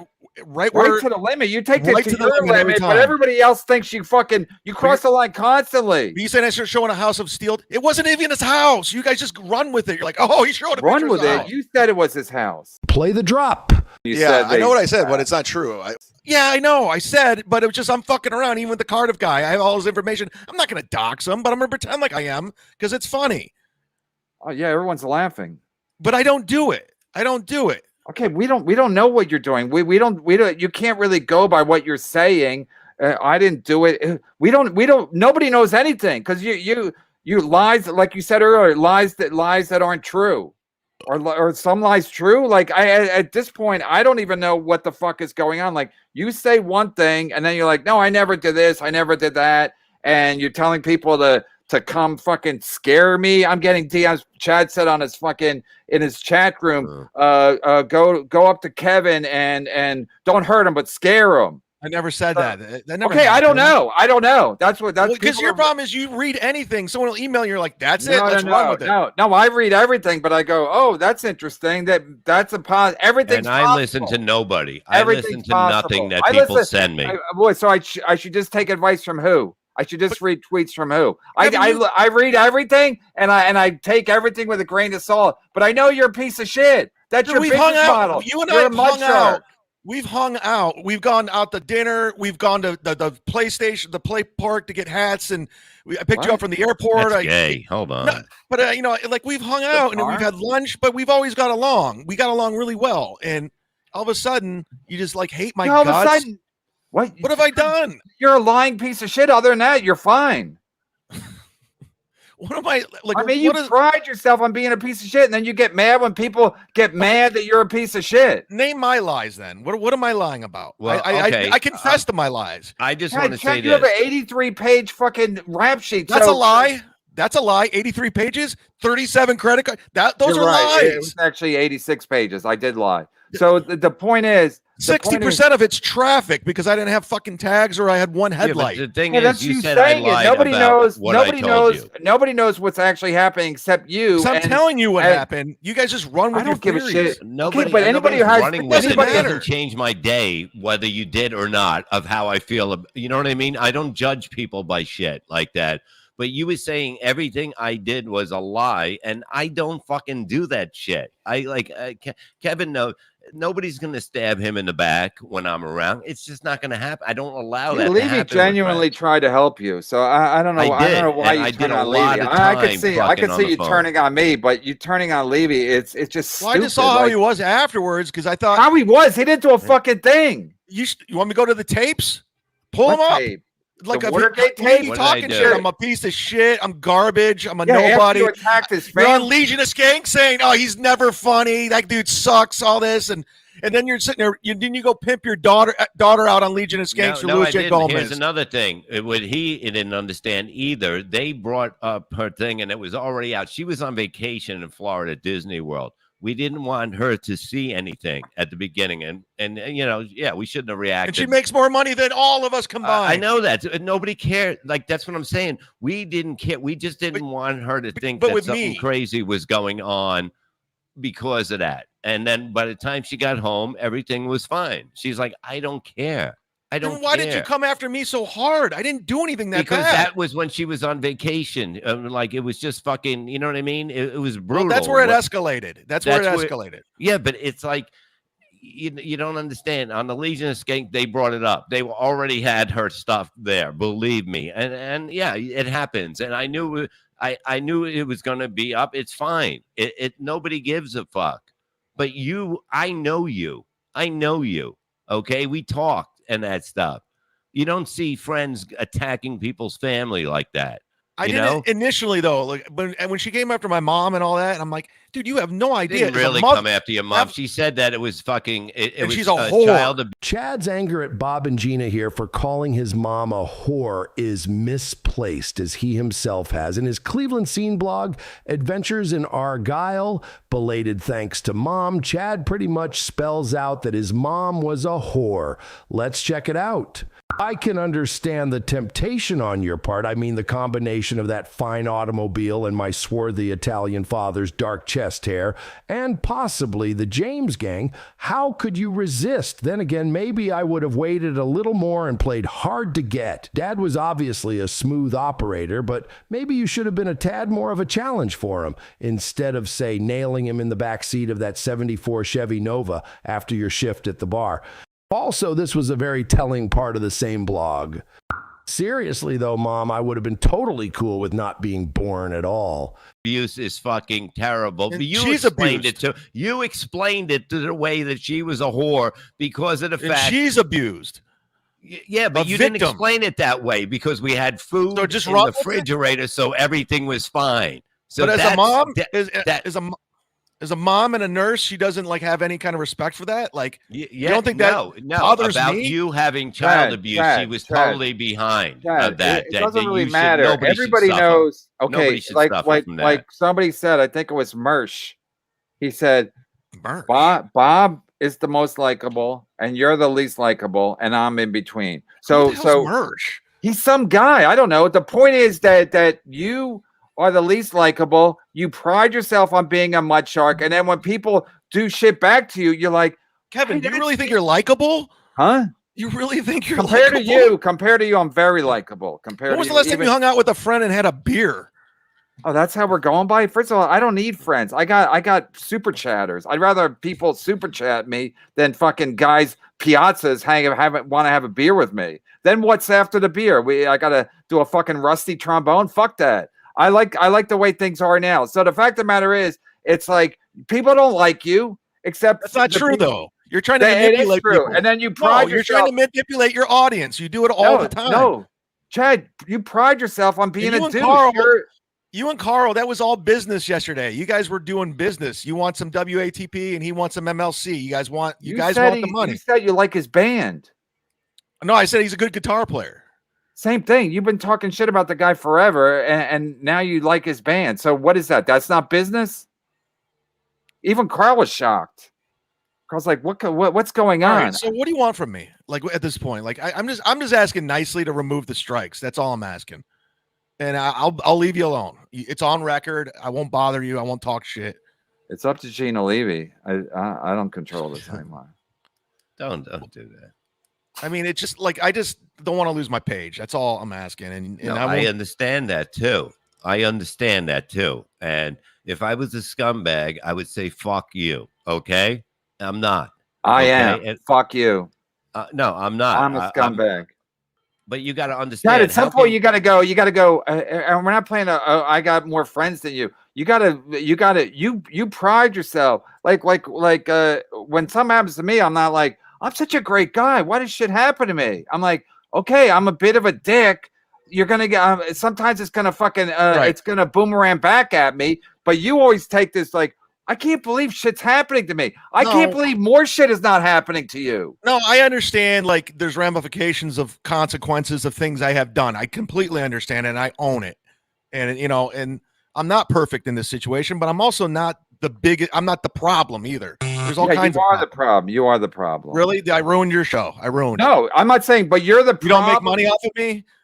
You're the problem when it comes to like in all this shit. Like as soon as things get a little bit awkward, with the business part of it, you go like, "Fuck everybody! I'm gonna do this." And then, like I said, if you just would have kept your mouth shut, but you think I enjoy watching you fucking snipe stream me, then bragging about how much you're making and how you're fucking killing me and you're taking my numbers away and all the shit you did. I'm like, is this guy stupid? I'm watching 3.5 hours of people talk about me on your show. So what do you expect me to do? They're talking about Take me it on up your the ass? show. They're Take it talking up about the me. ass? Yeah, and they're shitting on me on your show. So it's the same fucking thing. But you think I'm just gonna sit there? Like, you think I'm fucking stupid? I'd look like a fucking bitch if I just sat there. How would you look like a bitch? You're snipe streaming me.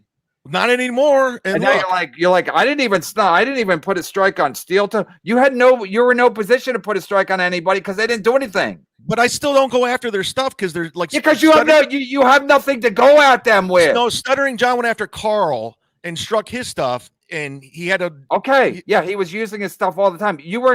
Nobody was using your content like that. Go to steeltoe.com. You will see 75 pages or videos of me. Trust me. Well, I'm Carl sure too. it was all fair. I'm sure it was all fair use too. So Okay. I'm sure.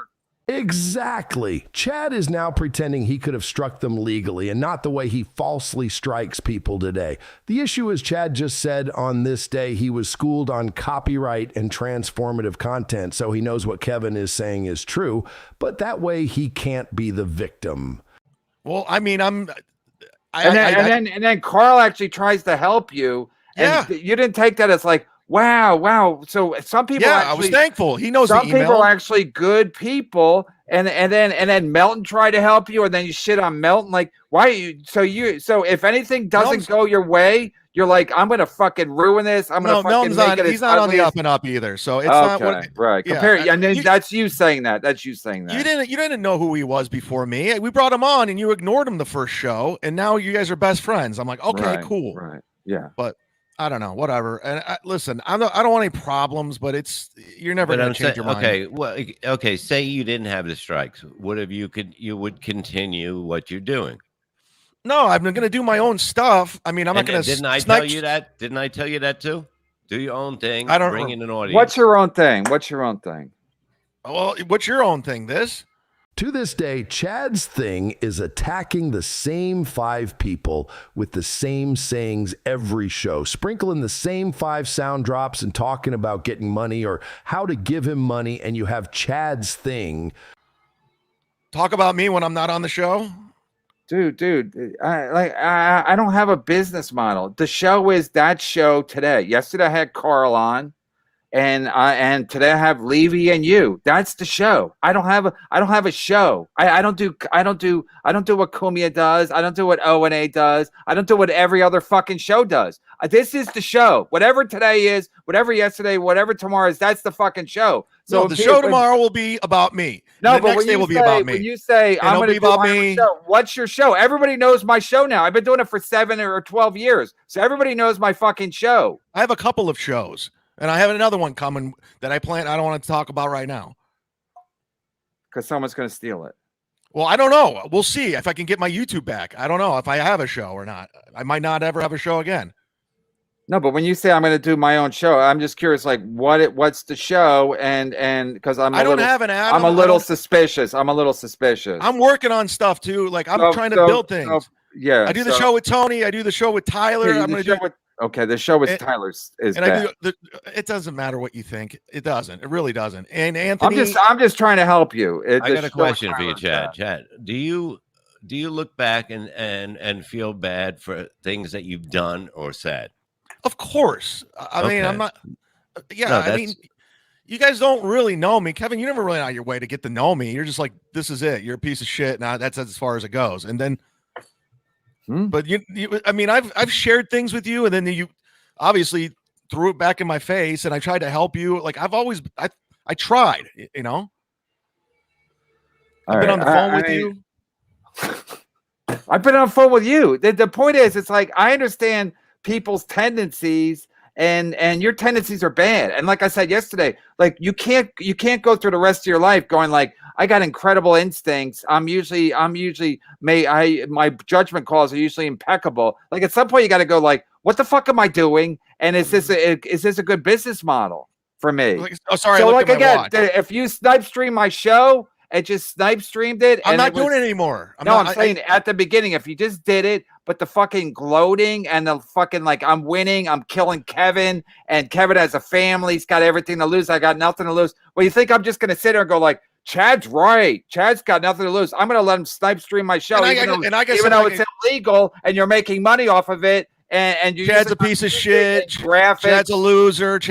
I'm glad his stepdad beat him. I'm glad his brother died. I'm glad. So I got to sit there and hear that. Retaliation. It's called retaliation. I'm retaliating. I don't go after people. You started. You said you go into the mud. Even before you even started with us, you were doing it with Melton. I mean, with Steel Toe. And I was, even with that, I was like, yeah, this is not. I'm not a fan of doxing people's houses and going after their fucking in-laws. Not even his house. And it doesn't matter. It's like you pride yourself on playing dirty, and then when other people play dirty, it's funny to you. To show a fake house, hilarious to me. Yeah. Okay. Right. That's why you're. But they actually literally try to remove a YouTube account. I'm like, okay.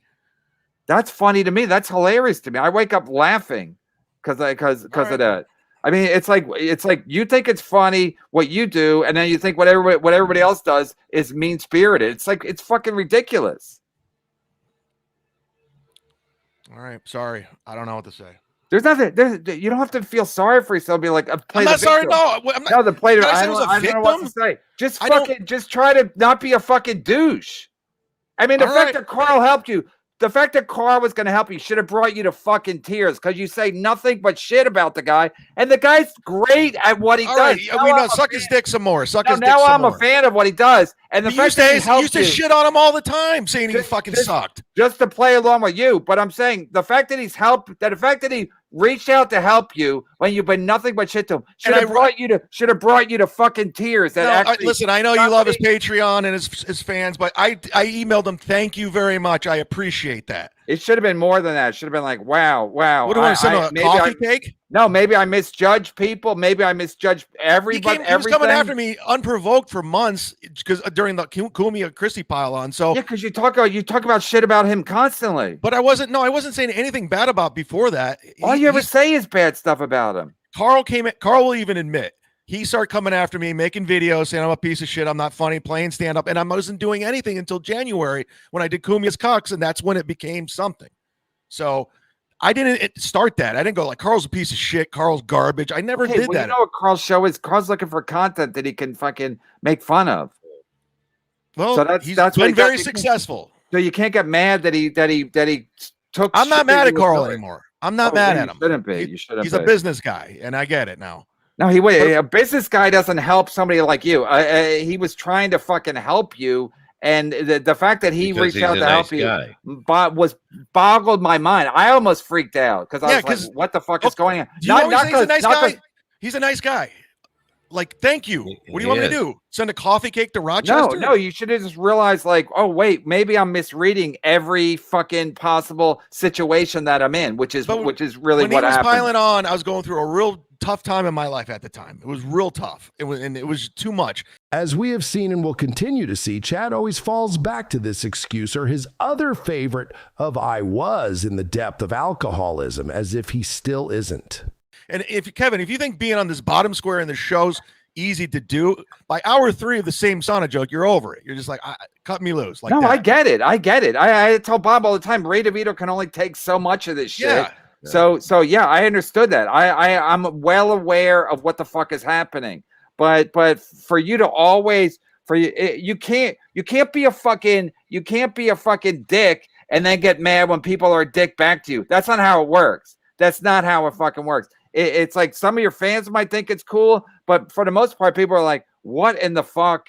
It's like now he's crying like, oh, what was me? Because there's a strike on my channel, even though you were fucking gloating about how much money you're making. Now you're crying. Now you're crying that you have no money. So where did all that money go that you're making in super chats? Because I have a bank in there just sitting there and it's about to be deleted completely. So I'll never see that money if the channel goes away. That's not true. That's not true. That is true. They can't take your money. That's your money. They'll refund it.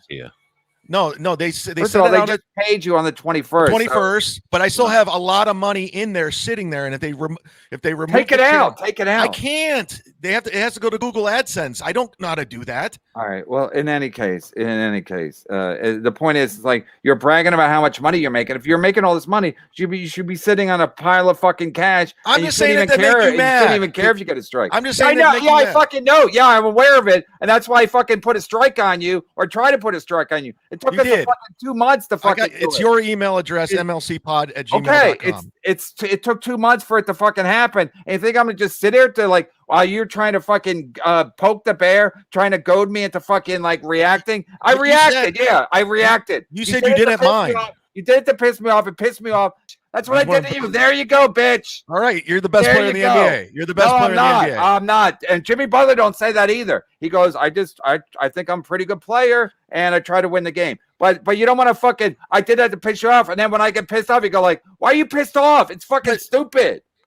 You're shitting on me every single day. That's not good enough. Yeah, because you triggered us. You triggered us. How do I trigger you? How do you trigger? You bring Bob's fucking family, and he's he trying said- to help no, you. First of He's all, trying you to said, help you you. said I lied to you. Bob, I don't, gave it you doesn't bad even advice. matter. It doesn't. No, you and that's didn't that's lie what to him. pisses He me thinks off because I didn't he's fucking saying- lie to him. You don't lie. He's saying you lied to him. He really what he meant is you gave him bad advice according to him.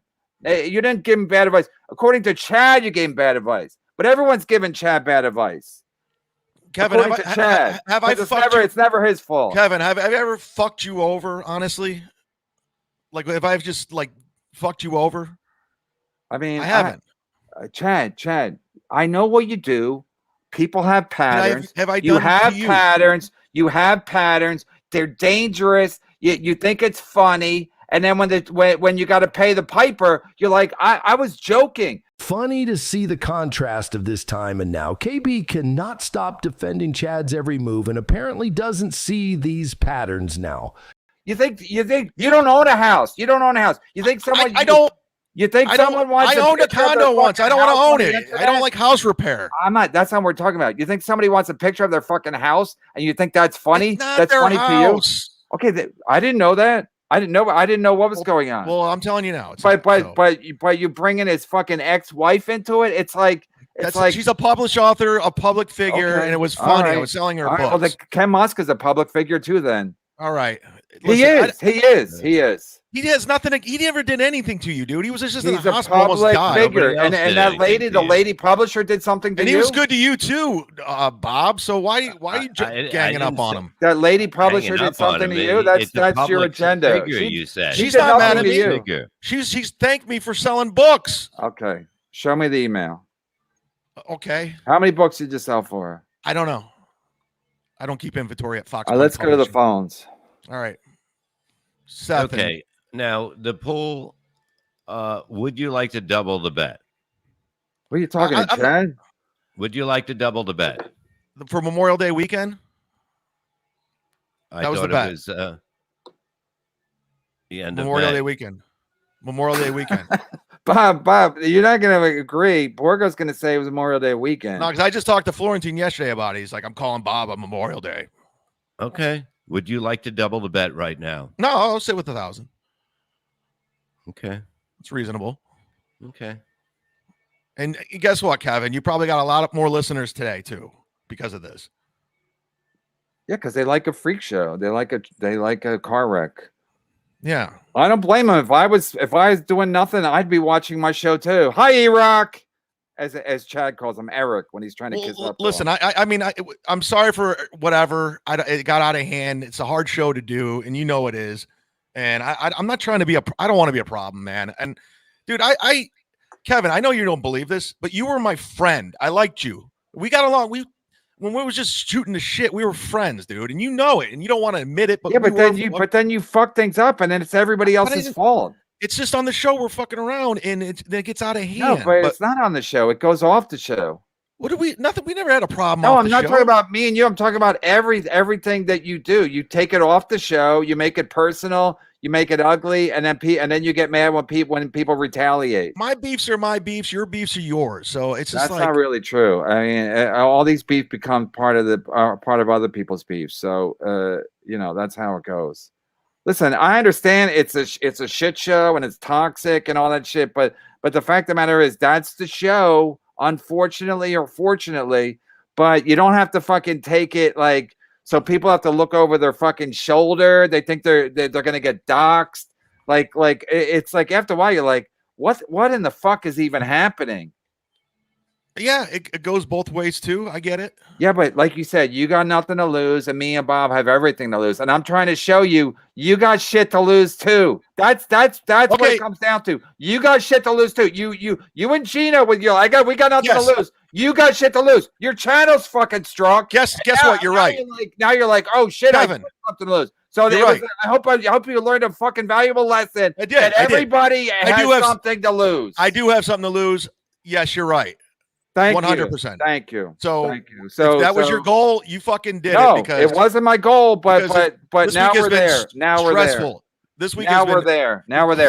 Stressful. Everybody has something to lose. Everybody has something to lose. Fair enough. You're right, and I'll never say it again. But you were saying you and Gino, you got nothing to lose because you guys are. I don't care about Gino. Fuck him. I know, but Gino has the same fucking mantra. I got nothing to lose, and because I don't have a family, and Kevin's jealous of me because he's got to shut the fuck up. So me, but you kept saying me and Bob. Gino and Gino are very similar. Me and Bob have everything to lose, and I was like, okay, I think Chad also has something to lose, and then now you realize you do have something to lose. So fucking learn from this. Learn from this and go, hey, maybe I shouldn't be a fucking total dickhead to everybody all the fucking time. Especially Carl, who fucking owes you nothing, and he tried to fucking help you.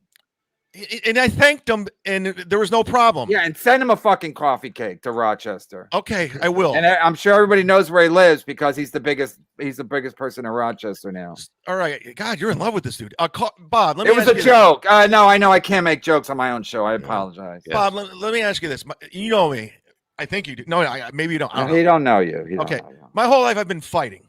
My whole life since I was a kid, just fighting, constantly fighting and defending myself. So when you got the entire internet coming after you, you fight back, or you just roll over and you disappear like John. Yeah, but you start to fight. Yeah, but look, the whole thing with me, you can just. I don't. Talk Steel to Toe me. came after me. Carl came after me. You started the fight with XXX, and then when they hacked your Twitter, I just defended I didn't think it was going to go. I didn't know I was going to deal with these young nerds. Okay, it doesn't matter. But you started no for no reason. You started for no reason. Then you can't believe when it fucking backfires. But it was Twitter, and it was all fucked up. It was Twitter, and then you say this is just podcasting. Everything's just Twitter. It's just YouTube. It's just. But it's real life, motherfucker. But I don't know extension, and I still don't. You put yourself in the middle of it, and then you cry when it fucking backfired.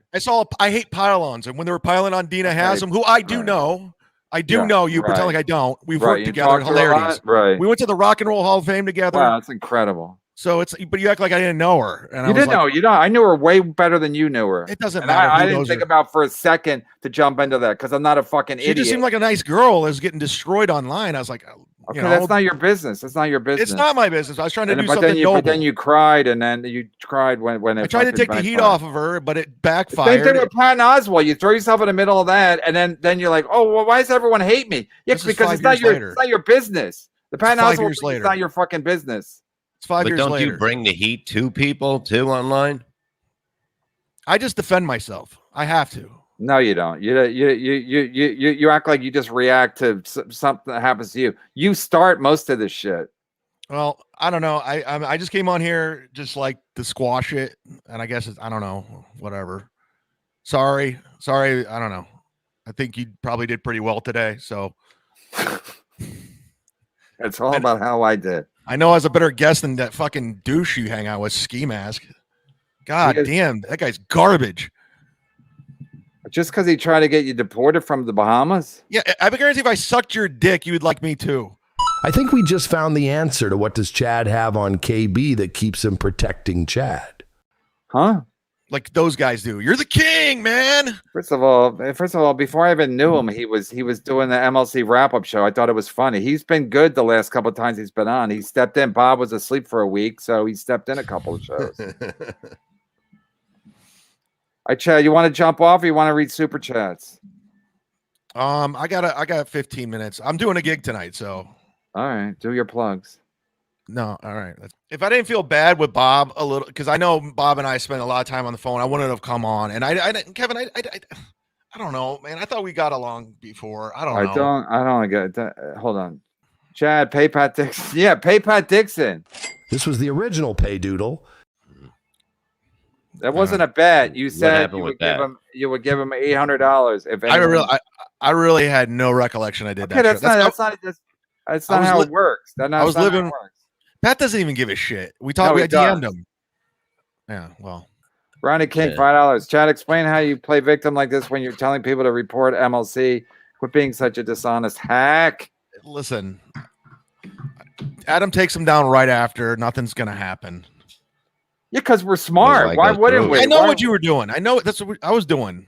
Why wouldn't we? Because why would I let fucking all the hacks out there? It's like we don't do anything wrong, but it's like I don't know the fucking rules. YouTube makes up their own fucking rules. They pay you when they want. They make up their own rules. Beloved chatter, welcome back to the chat. Welcome back to the chat. He did it first. I got bad advice, and now my fault. Spin cycle. Beloved chatter, isn't he a fan of yours, Chad? Yeah. So he's shitting on you here, or he's shitting on me too? I don't know. Who knows? Valley for life. Chad, you can't get mad at the whore jokes. You were the first one to bring up your mom and joke about how she performs certain acts in order to keep a guy around to pay the bills. Bob for life. Doing the show every day is a grind, and you don't know. It all blends together at one point, so you don't know what you said, what you didn't say. So when you say what I said, I go, I don't know, because every show seemed like a rerun. You can't remember what I said and Kevin said, but not remember what you said. That's all.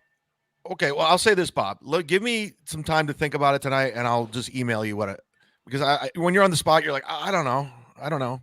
WATP. No, but I'm just saying, like, if you're lying to somebody, just say, okay, well, these are the lies. One thing I did. Bob, I didn't even know I was coming on today. And when Kevin tagged me in the tweet, to me, I never gave you bad advice ever on the phone call. I really sat there and talked to you. I told you. I just thought you were playing me. I don't play people, Chad. I don't do that. And the main thing was I said you should go to counseling and talk about your past, because otherwise that is your future. That is your future, because you can. I've been in and out of counseling my whole adult life.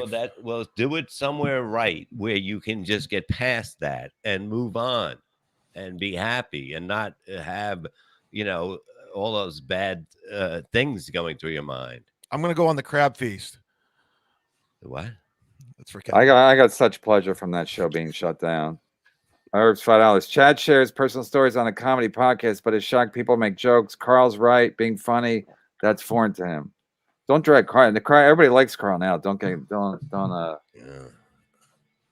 Speaking of funny, I'll be at the Wesley Chapel Side Splitters this weekend, Friday and Saturday, 4 shows, and next Thursday. Yeah, and then when you tweet about that, didn't you say Kevin doesn't work anywhere? Family for life. Yeah, you did. I saw it. Family for life. First of all, there's a guy who's doing the Lord's work, and he gets all your deleted tweets before you delete them. Bob Lee for life. $11. What are we doing here? Chad was urging his fans to strike MLC channel 1 week earlier. Tell him to get on his knees and ask for forgiveness, or put the final bullet into his career. I've been hearing my career's over for 15, 20 years, so hopefully it'll be over next year. Yeah, but fucking managers are cruel. Yeah. Who cares? Like, it doesn't especially matter when what we work people at Chick-fil-A. Yeah, it doesn't matter what people say. No, I don't care. I mean, there's, you have good days, you have bad days. It's, how it is. LOS $5. Hey, Pudshark, cut your losses and team up with Tukey. Yeah, they wanted, and the Tukey guy wanted, because they watch your show too, and I wanted me to come on, and I didn't go on because I was like, I'm trying to make good amends.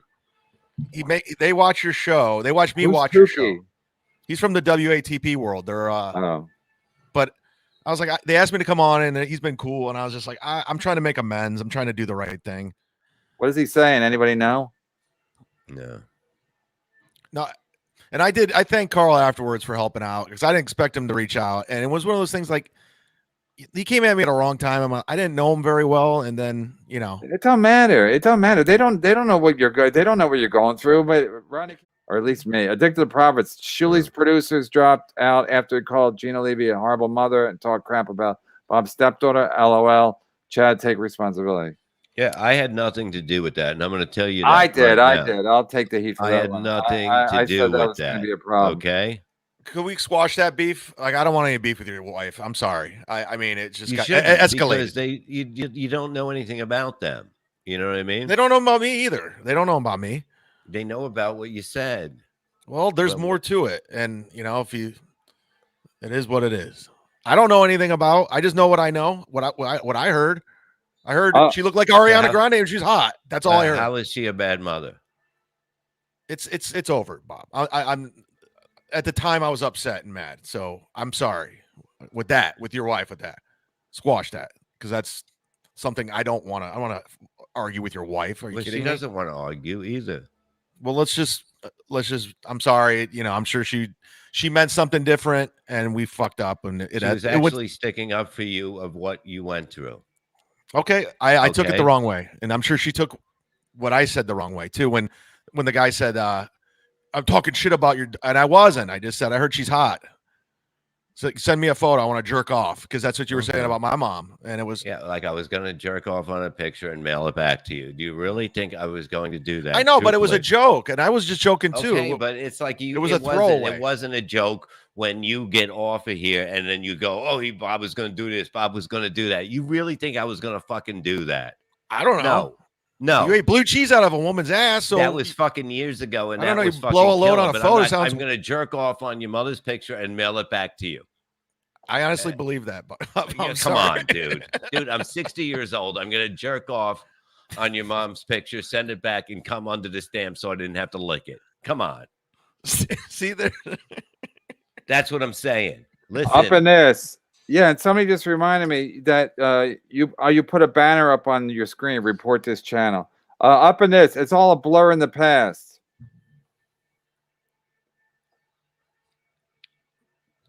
Chad, but it's funny is not a defense or excuse to criminal or immoral behavior. And this guy's from Canada, so he knows. Bob Lee for life.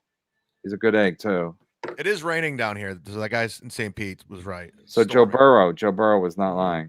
Yeah. The lamest thing about Chad, one of many, is he's just not funny. Also, is a total baby. Can't take a modicum of criticism. Baby hack. Cut him loose. Baby hack. I like that. Baby hack.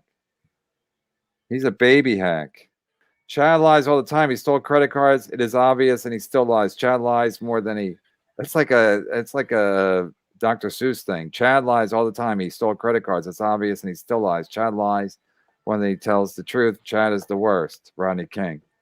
Would you still take the lie detector thing in Atlantic City? Yeah, Like Kevin? because you guys are so misinformed on everything. No, that you're nobody's missing. You're literally going Nobody off said- one arrest report when there was another one. Okay, so now this kind of makes sense why Chad says this is a lie. Here are the charges, and here is the arrest report. The arrest report itself doesn't list all 35 charges.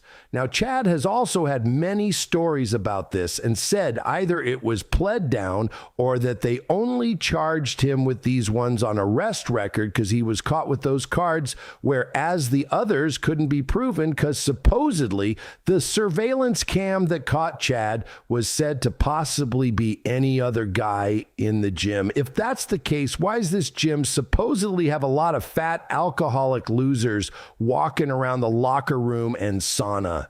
And nobody Those may not even be the questions. And then Ray DeVito's like, yeah, I heard he bought Twitter followers with a stolen credit card, and that's how he got caught. Okay, Ray.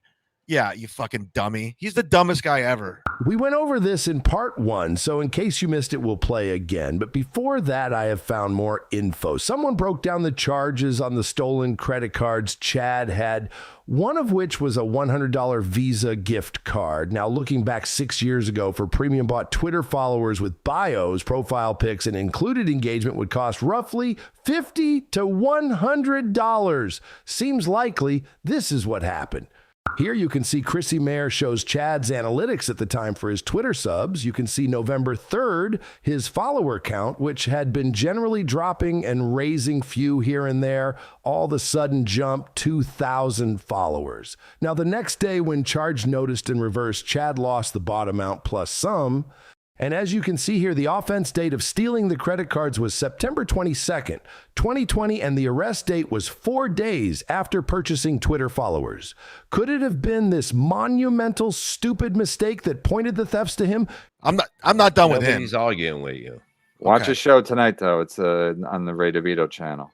Probably for life. Credit to Johan Melendo in the chat for bringing this up. Chad has constantly been running his mouth about KB and his marriage lately. Yeah, Chad, it's like, first of all, everybody's talking about how my marriage is failing. My marriage is doing great. So I don't want to jinx it, but it's been doing well lately. So I don't know where everyone's getting their information, but keep my name out of your mouth. Or I heard one of the other custodians was talking at the building. Yes, somebody saying you're a custodian, and somebody saying which you're going through a divorce. It's not true, but being a super or a custodian is a great gig. The guy in my building, I think he gets free rent, and they pay him nicely, and he seems very happy. So most places, being a custodian is a thankless job. In the New York City tri-state area, it's a fucking killer gig. And I don't know who's talking about that on their show, but that's a fact. Maybe Melton was talking about it.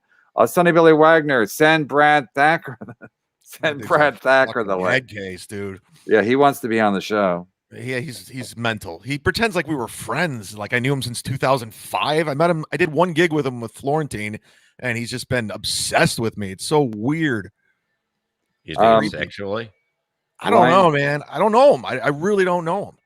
Chad, Kevin's trying to help you. Do you want a beer drinking friend or an audience? I mean, what the fuck? Yeah, that's true. Nice. Yeah, Chad's thinks it's like he needs friends to have beers with. Yeah, Chad. Yeah. I mean, listen. At this, what?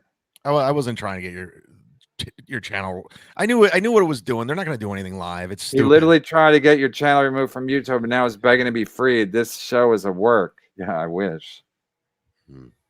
Then why do I have an ulcer if this show's a work? Yeah, I know. Why am I like going to bed with like why have I aged like 5 years in the last 2 weeks? Singh Chad refused to even admit he did anything wrong and accused you two of being liars while asking you to do him a favor. Is Peak Chad. Yeah, he's not wrong. Call this episode Peak Chad. I think he came through later. I think this was earlier. He came through with some, truth and how he felt. I think this is from earlier, but he did say, certain things. It escalated. I was just hurt. Am I allowed to say I'm hurt? Yeah. Okay. Here's the thing. I was never trying to hurt you. I was only trying to help you because I wouldn't have spent that much time doing it. And I knew the show was working. I knew whatever. If you wanted to work 2 days, that's fine. And that was it. Sad Zumock, if I didn't lose my channel, I would still be snipe streaming. That's a fact. So why would you remove the strikes? Never would have stopped on my own. Yeah. No, I did 2 episodes on my other channel, and I said this is stupid. This is dumb. Did you do that before the strikes? Did I do it before? Yeah. No, I did it afterwards. I was like, then I just said this is dumb. I go, where am I going with this? This is dumb. All right. Well, I mean, I don't have to debate. I know what happened, but I side with Sad Zumock. It is what it is. I understand. Listen. I've been doing this a long fucking time. So starting from Bobby Kelly, I'm not talking about my stand-up career. I'm talking about podcasting. I've been doing this a long time, so I know shit's gonna happen. Like I know shit's gonna happen. End of story. So were you gonna stop if you didn't know? You weren't gonna stop if you didn't get a strike. That's why I did a fucking strike, because I knew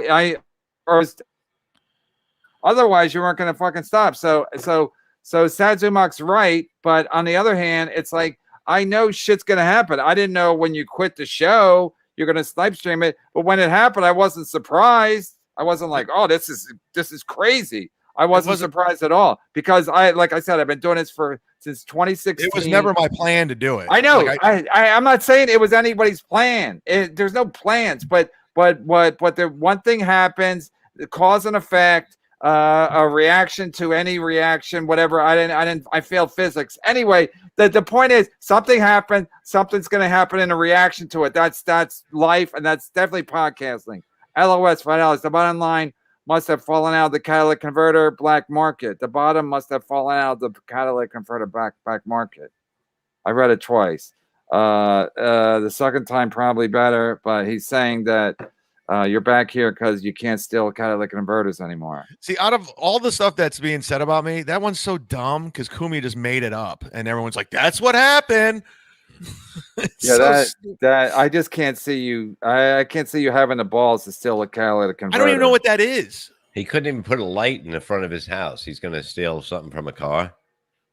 I couldn't even hang a mirror. I mean, first of all, it's the easiest way to get killed is to try to steal something from underneath some dude's car, which I'm assuming that's where it is.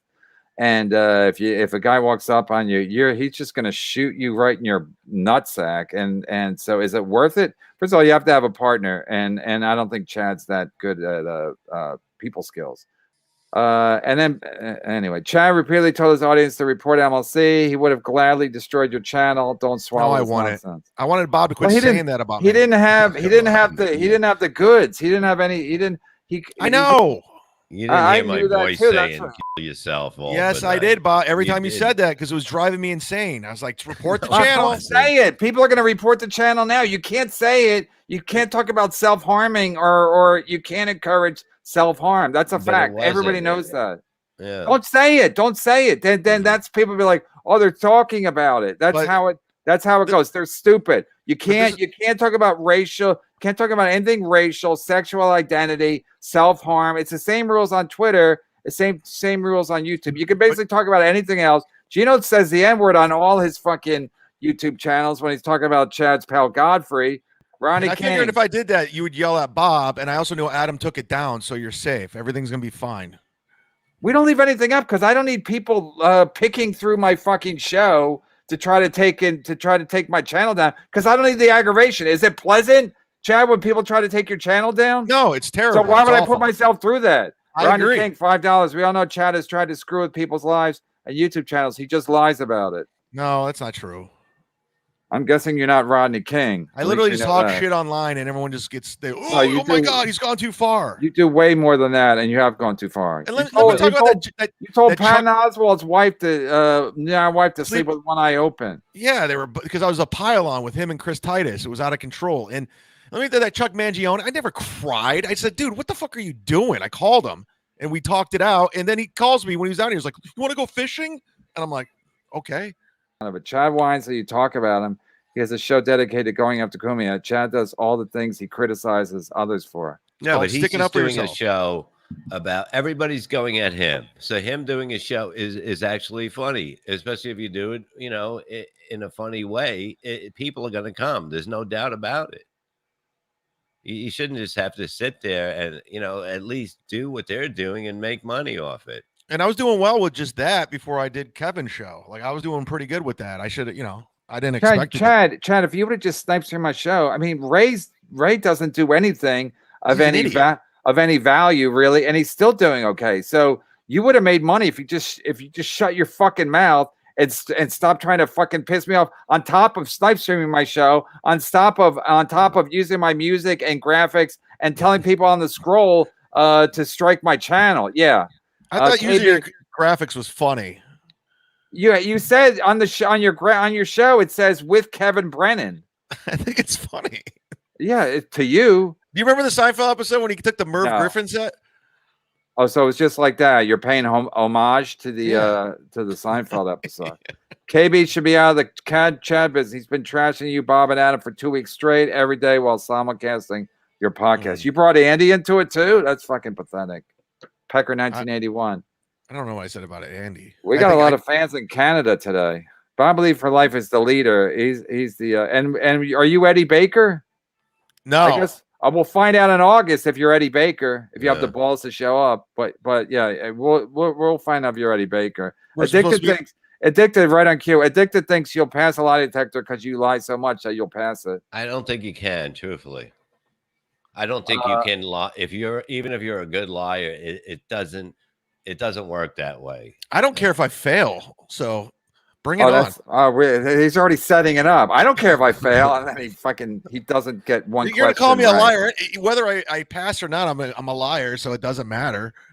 Addicted. LOL. Chat on numbers.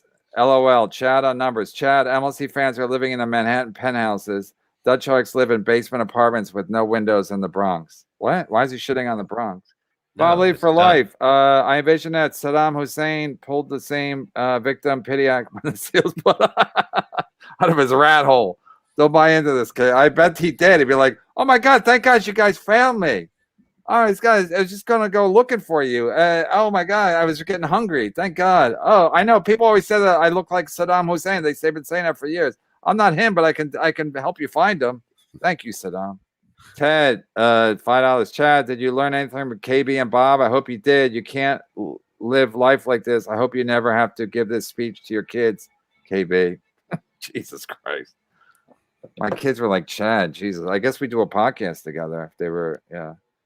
Raymond B, $5. Chad, split the money you made off of this show with Kevin. Maybe he will show mercy. What? Split the money that he made doing your show. Just split the strikes. Just split the strikes in half. That's all I'm asking. But can Kevin trust you? Okay. That's a question. I know. I already know the answer. Yeah, but I'm saying, like, how can Kevin and I basically take your You word? guys see me, or is it just me? What? I don't know what happened. Yeah, am I losing my Wi-Fi? Yeah, Chad definitely froze. Kevin, Chad you're froze. spotty. Yeah, I think everyone. I think everyone in the house is right now on Wi-Fi. So. Oh, okay. Yeah, it's probably it. Kevin, stand your ground. Uphold the strikes. Chad, tend to the grounds. Get a job as a landscaper. Hashtag demonetize Chad. That's rude. Age of Quarrel's been by my side this whole time, so I appreciate Age of Quarrel. I did landscape when I was younger. I liked it. Yeah. I had we put headphones in. It was fun. Tommy Seven Names. All the guys at the gym called Chad Tommy Dorsey, best trombone player ever. Tommy Seven Names. I missed the trombone thing. I'm lost on that one. You see, I'm thinking, hold on. I'm thinking that if you do take the strikes off, okay, or whatever, you would have to have, because you may not be telling the truth now, you would have to sign something. Yeah, I'll sign something. Yeah, for sure. I mean, because to make it legal that you're out of all our business, whatever. You know what I mean? That you fucking no more anything. Because you got to realize in life, whatever, the internet, everybody's far from each other. Okay. But if people do see each other in real life, something can happen. It's stupid. You know what I mean? Over something stupid. But you've even said it in person. When you run somebody in person, it's all gone. It's like whatever happens. That's what I'm saying. But if it's still not gone, you have to deal with that at that moment. I'm saying. I would never do anything in person. I mean, come on. I'm not saying you. I'm saying you put yourself in a position that something could happen, and is that worth it? That's what I'm trying to say. Because if people do meet in person, and say one doesn't want to, you get what I'm saying?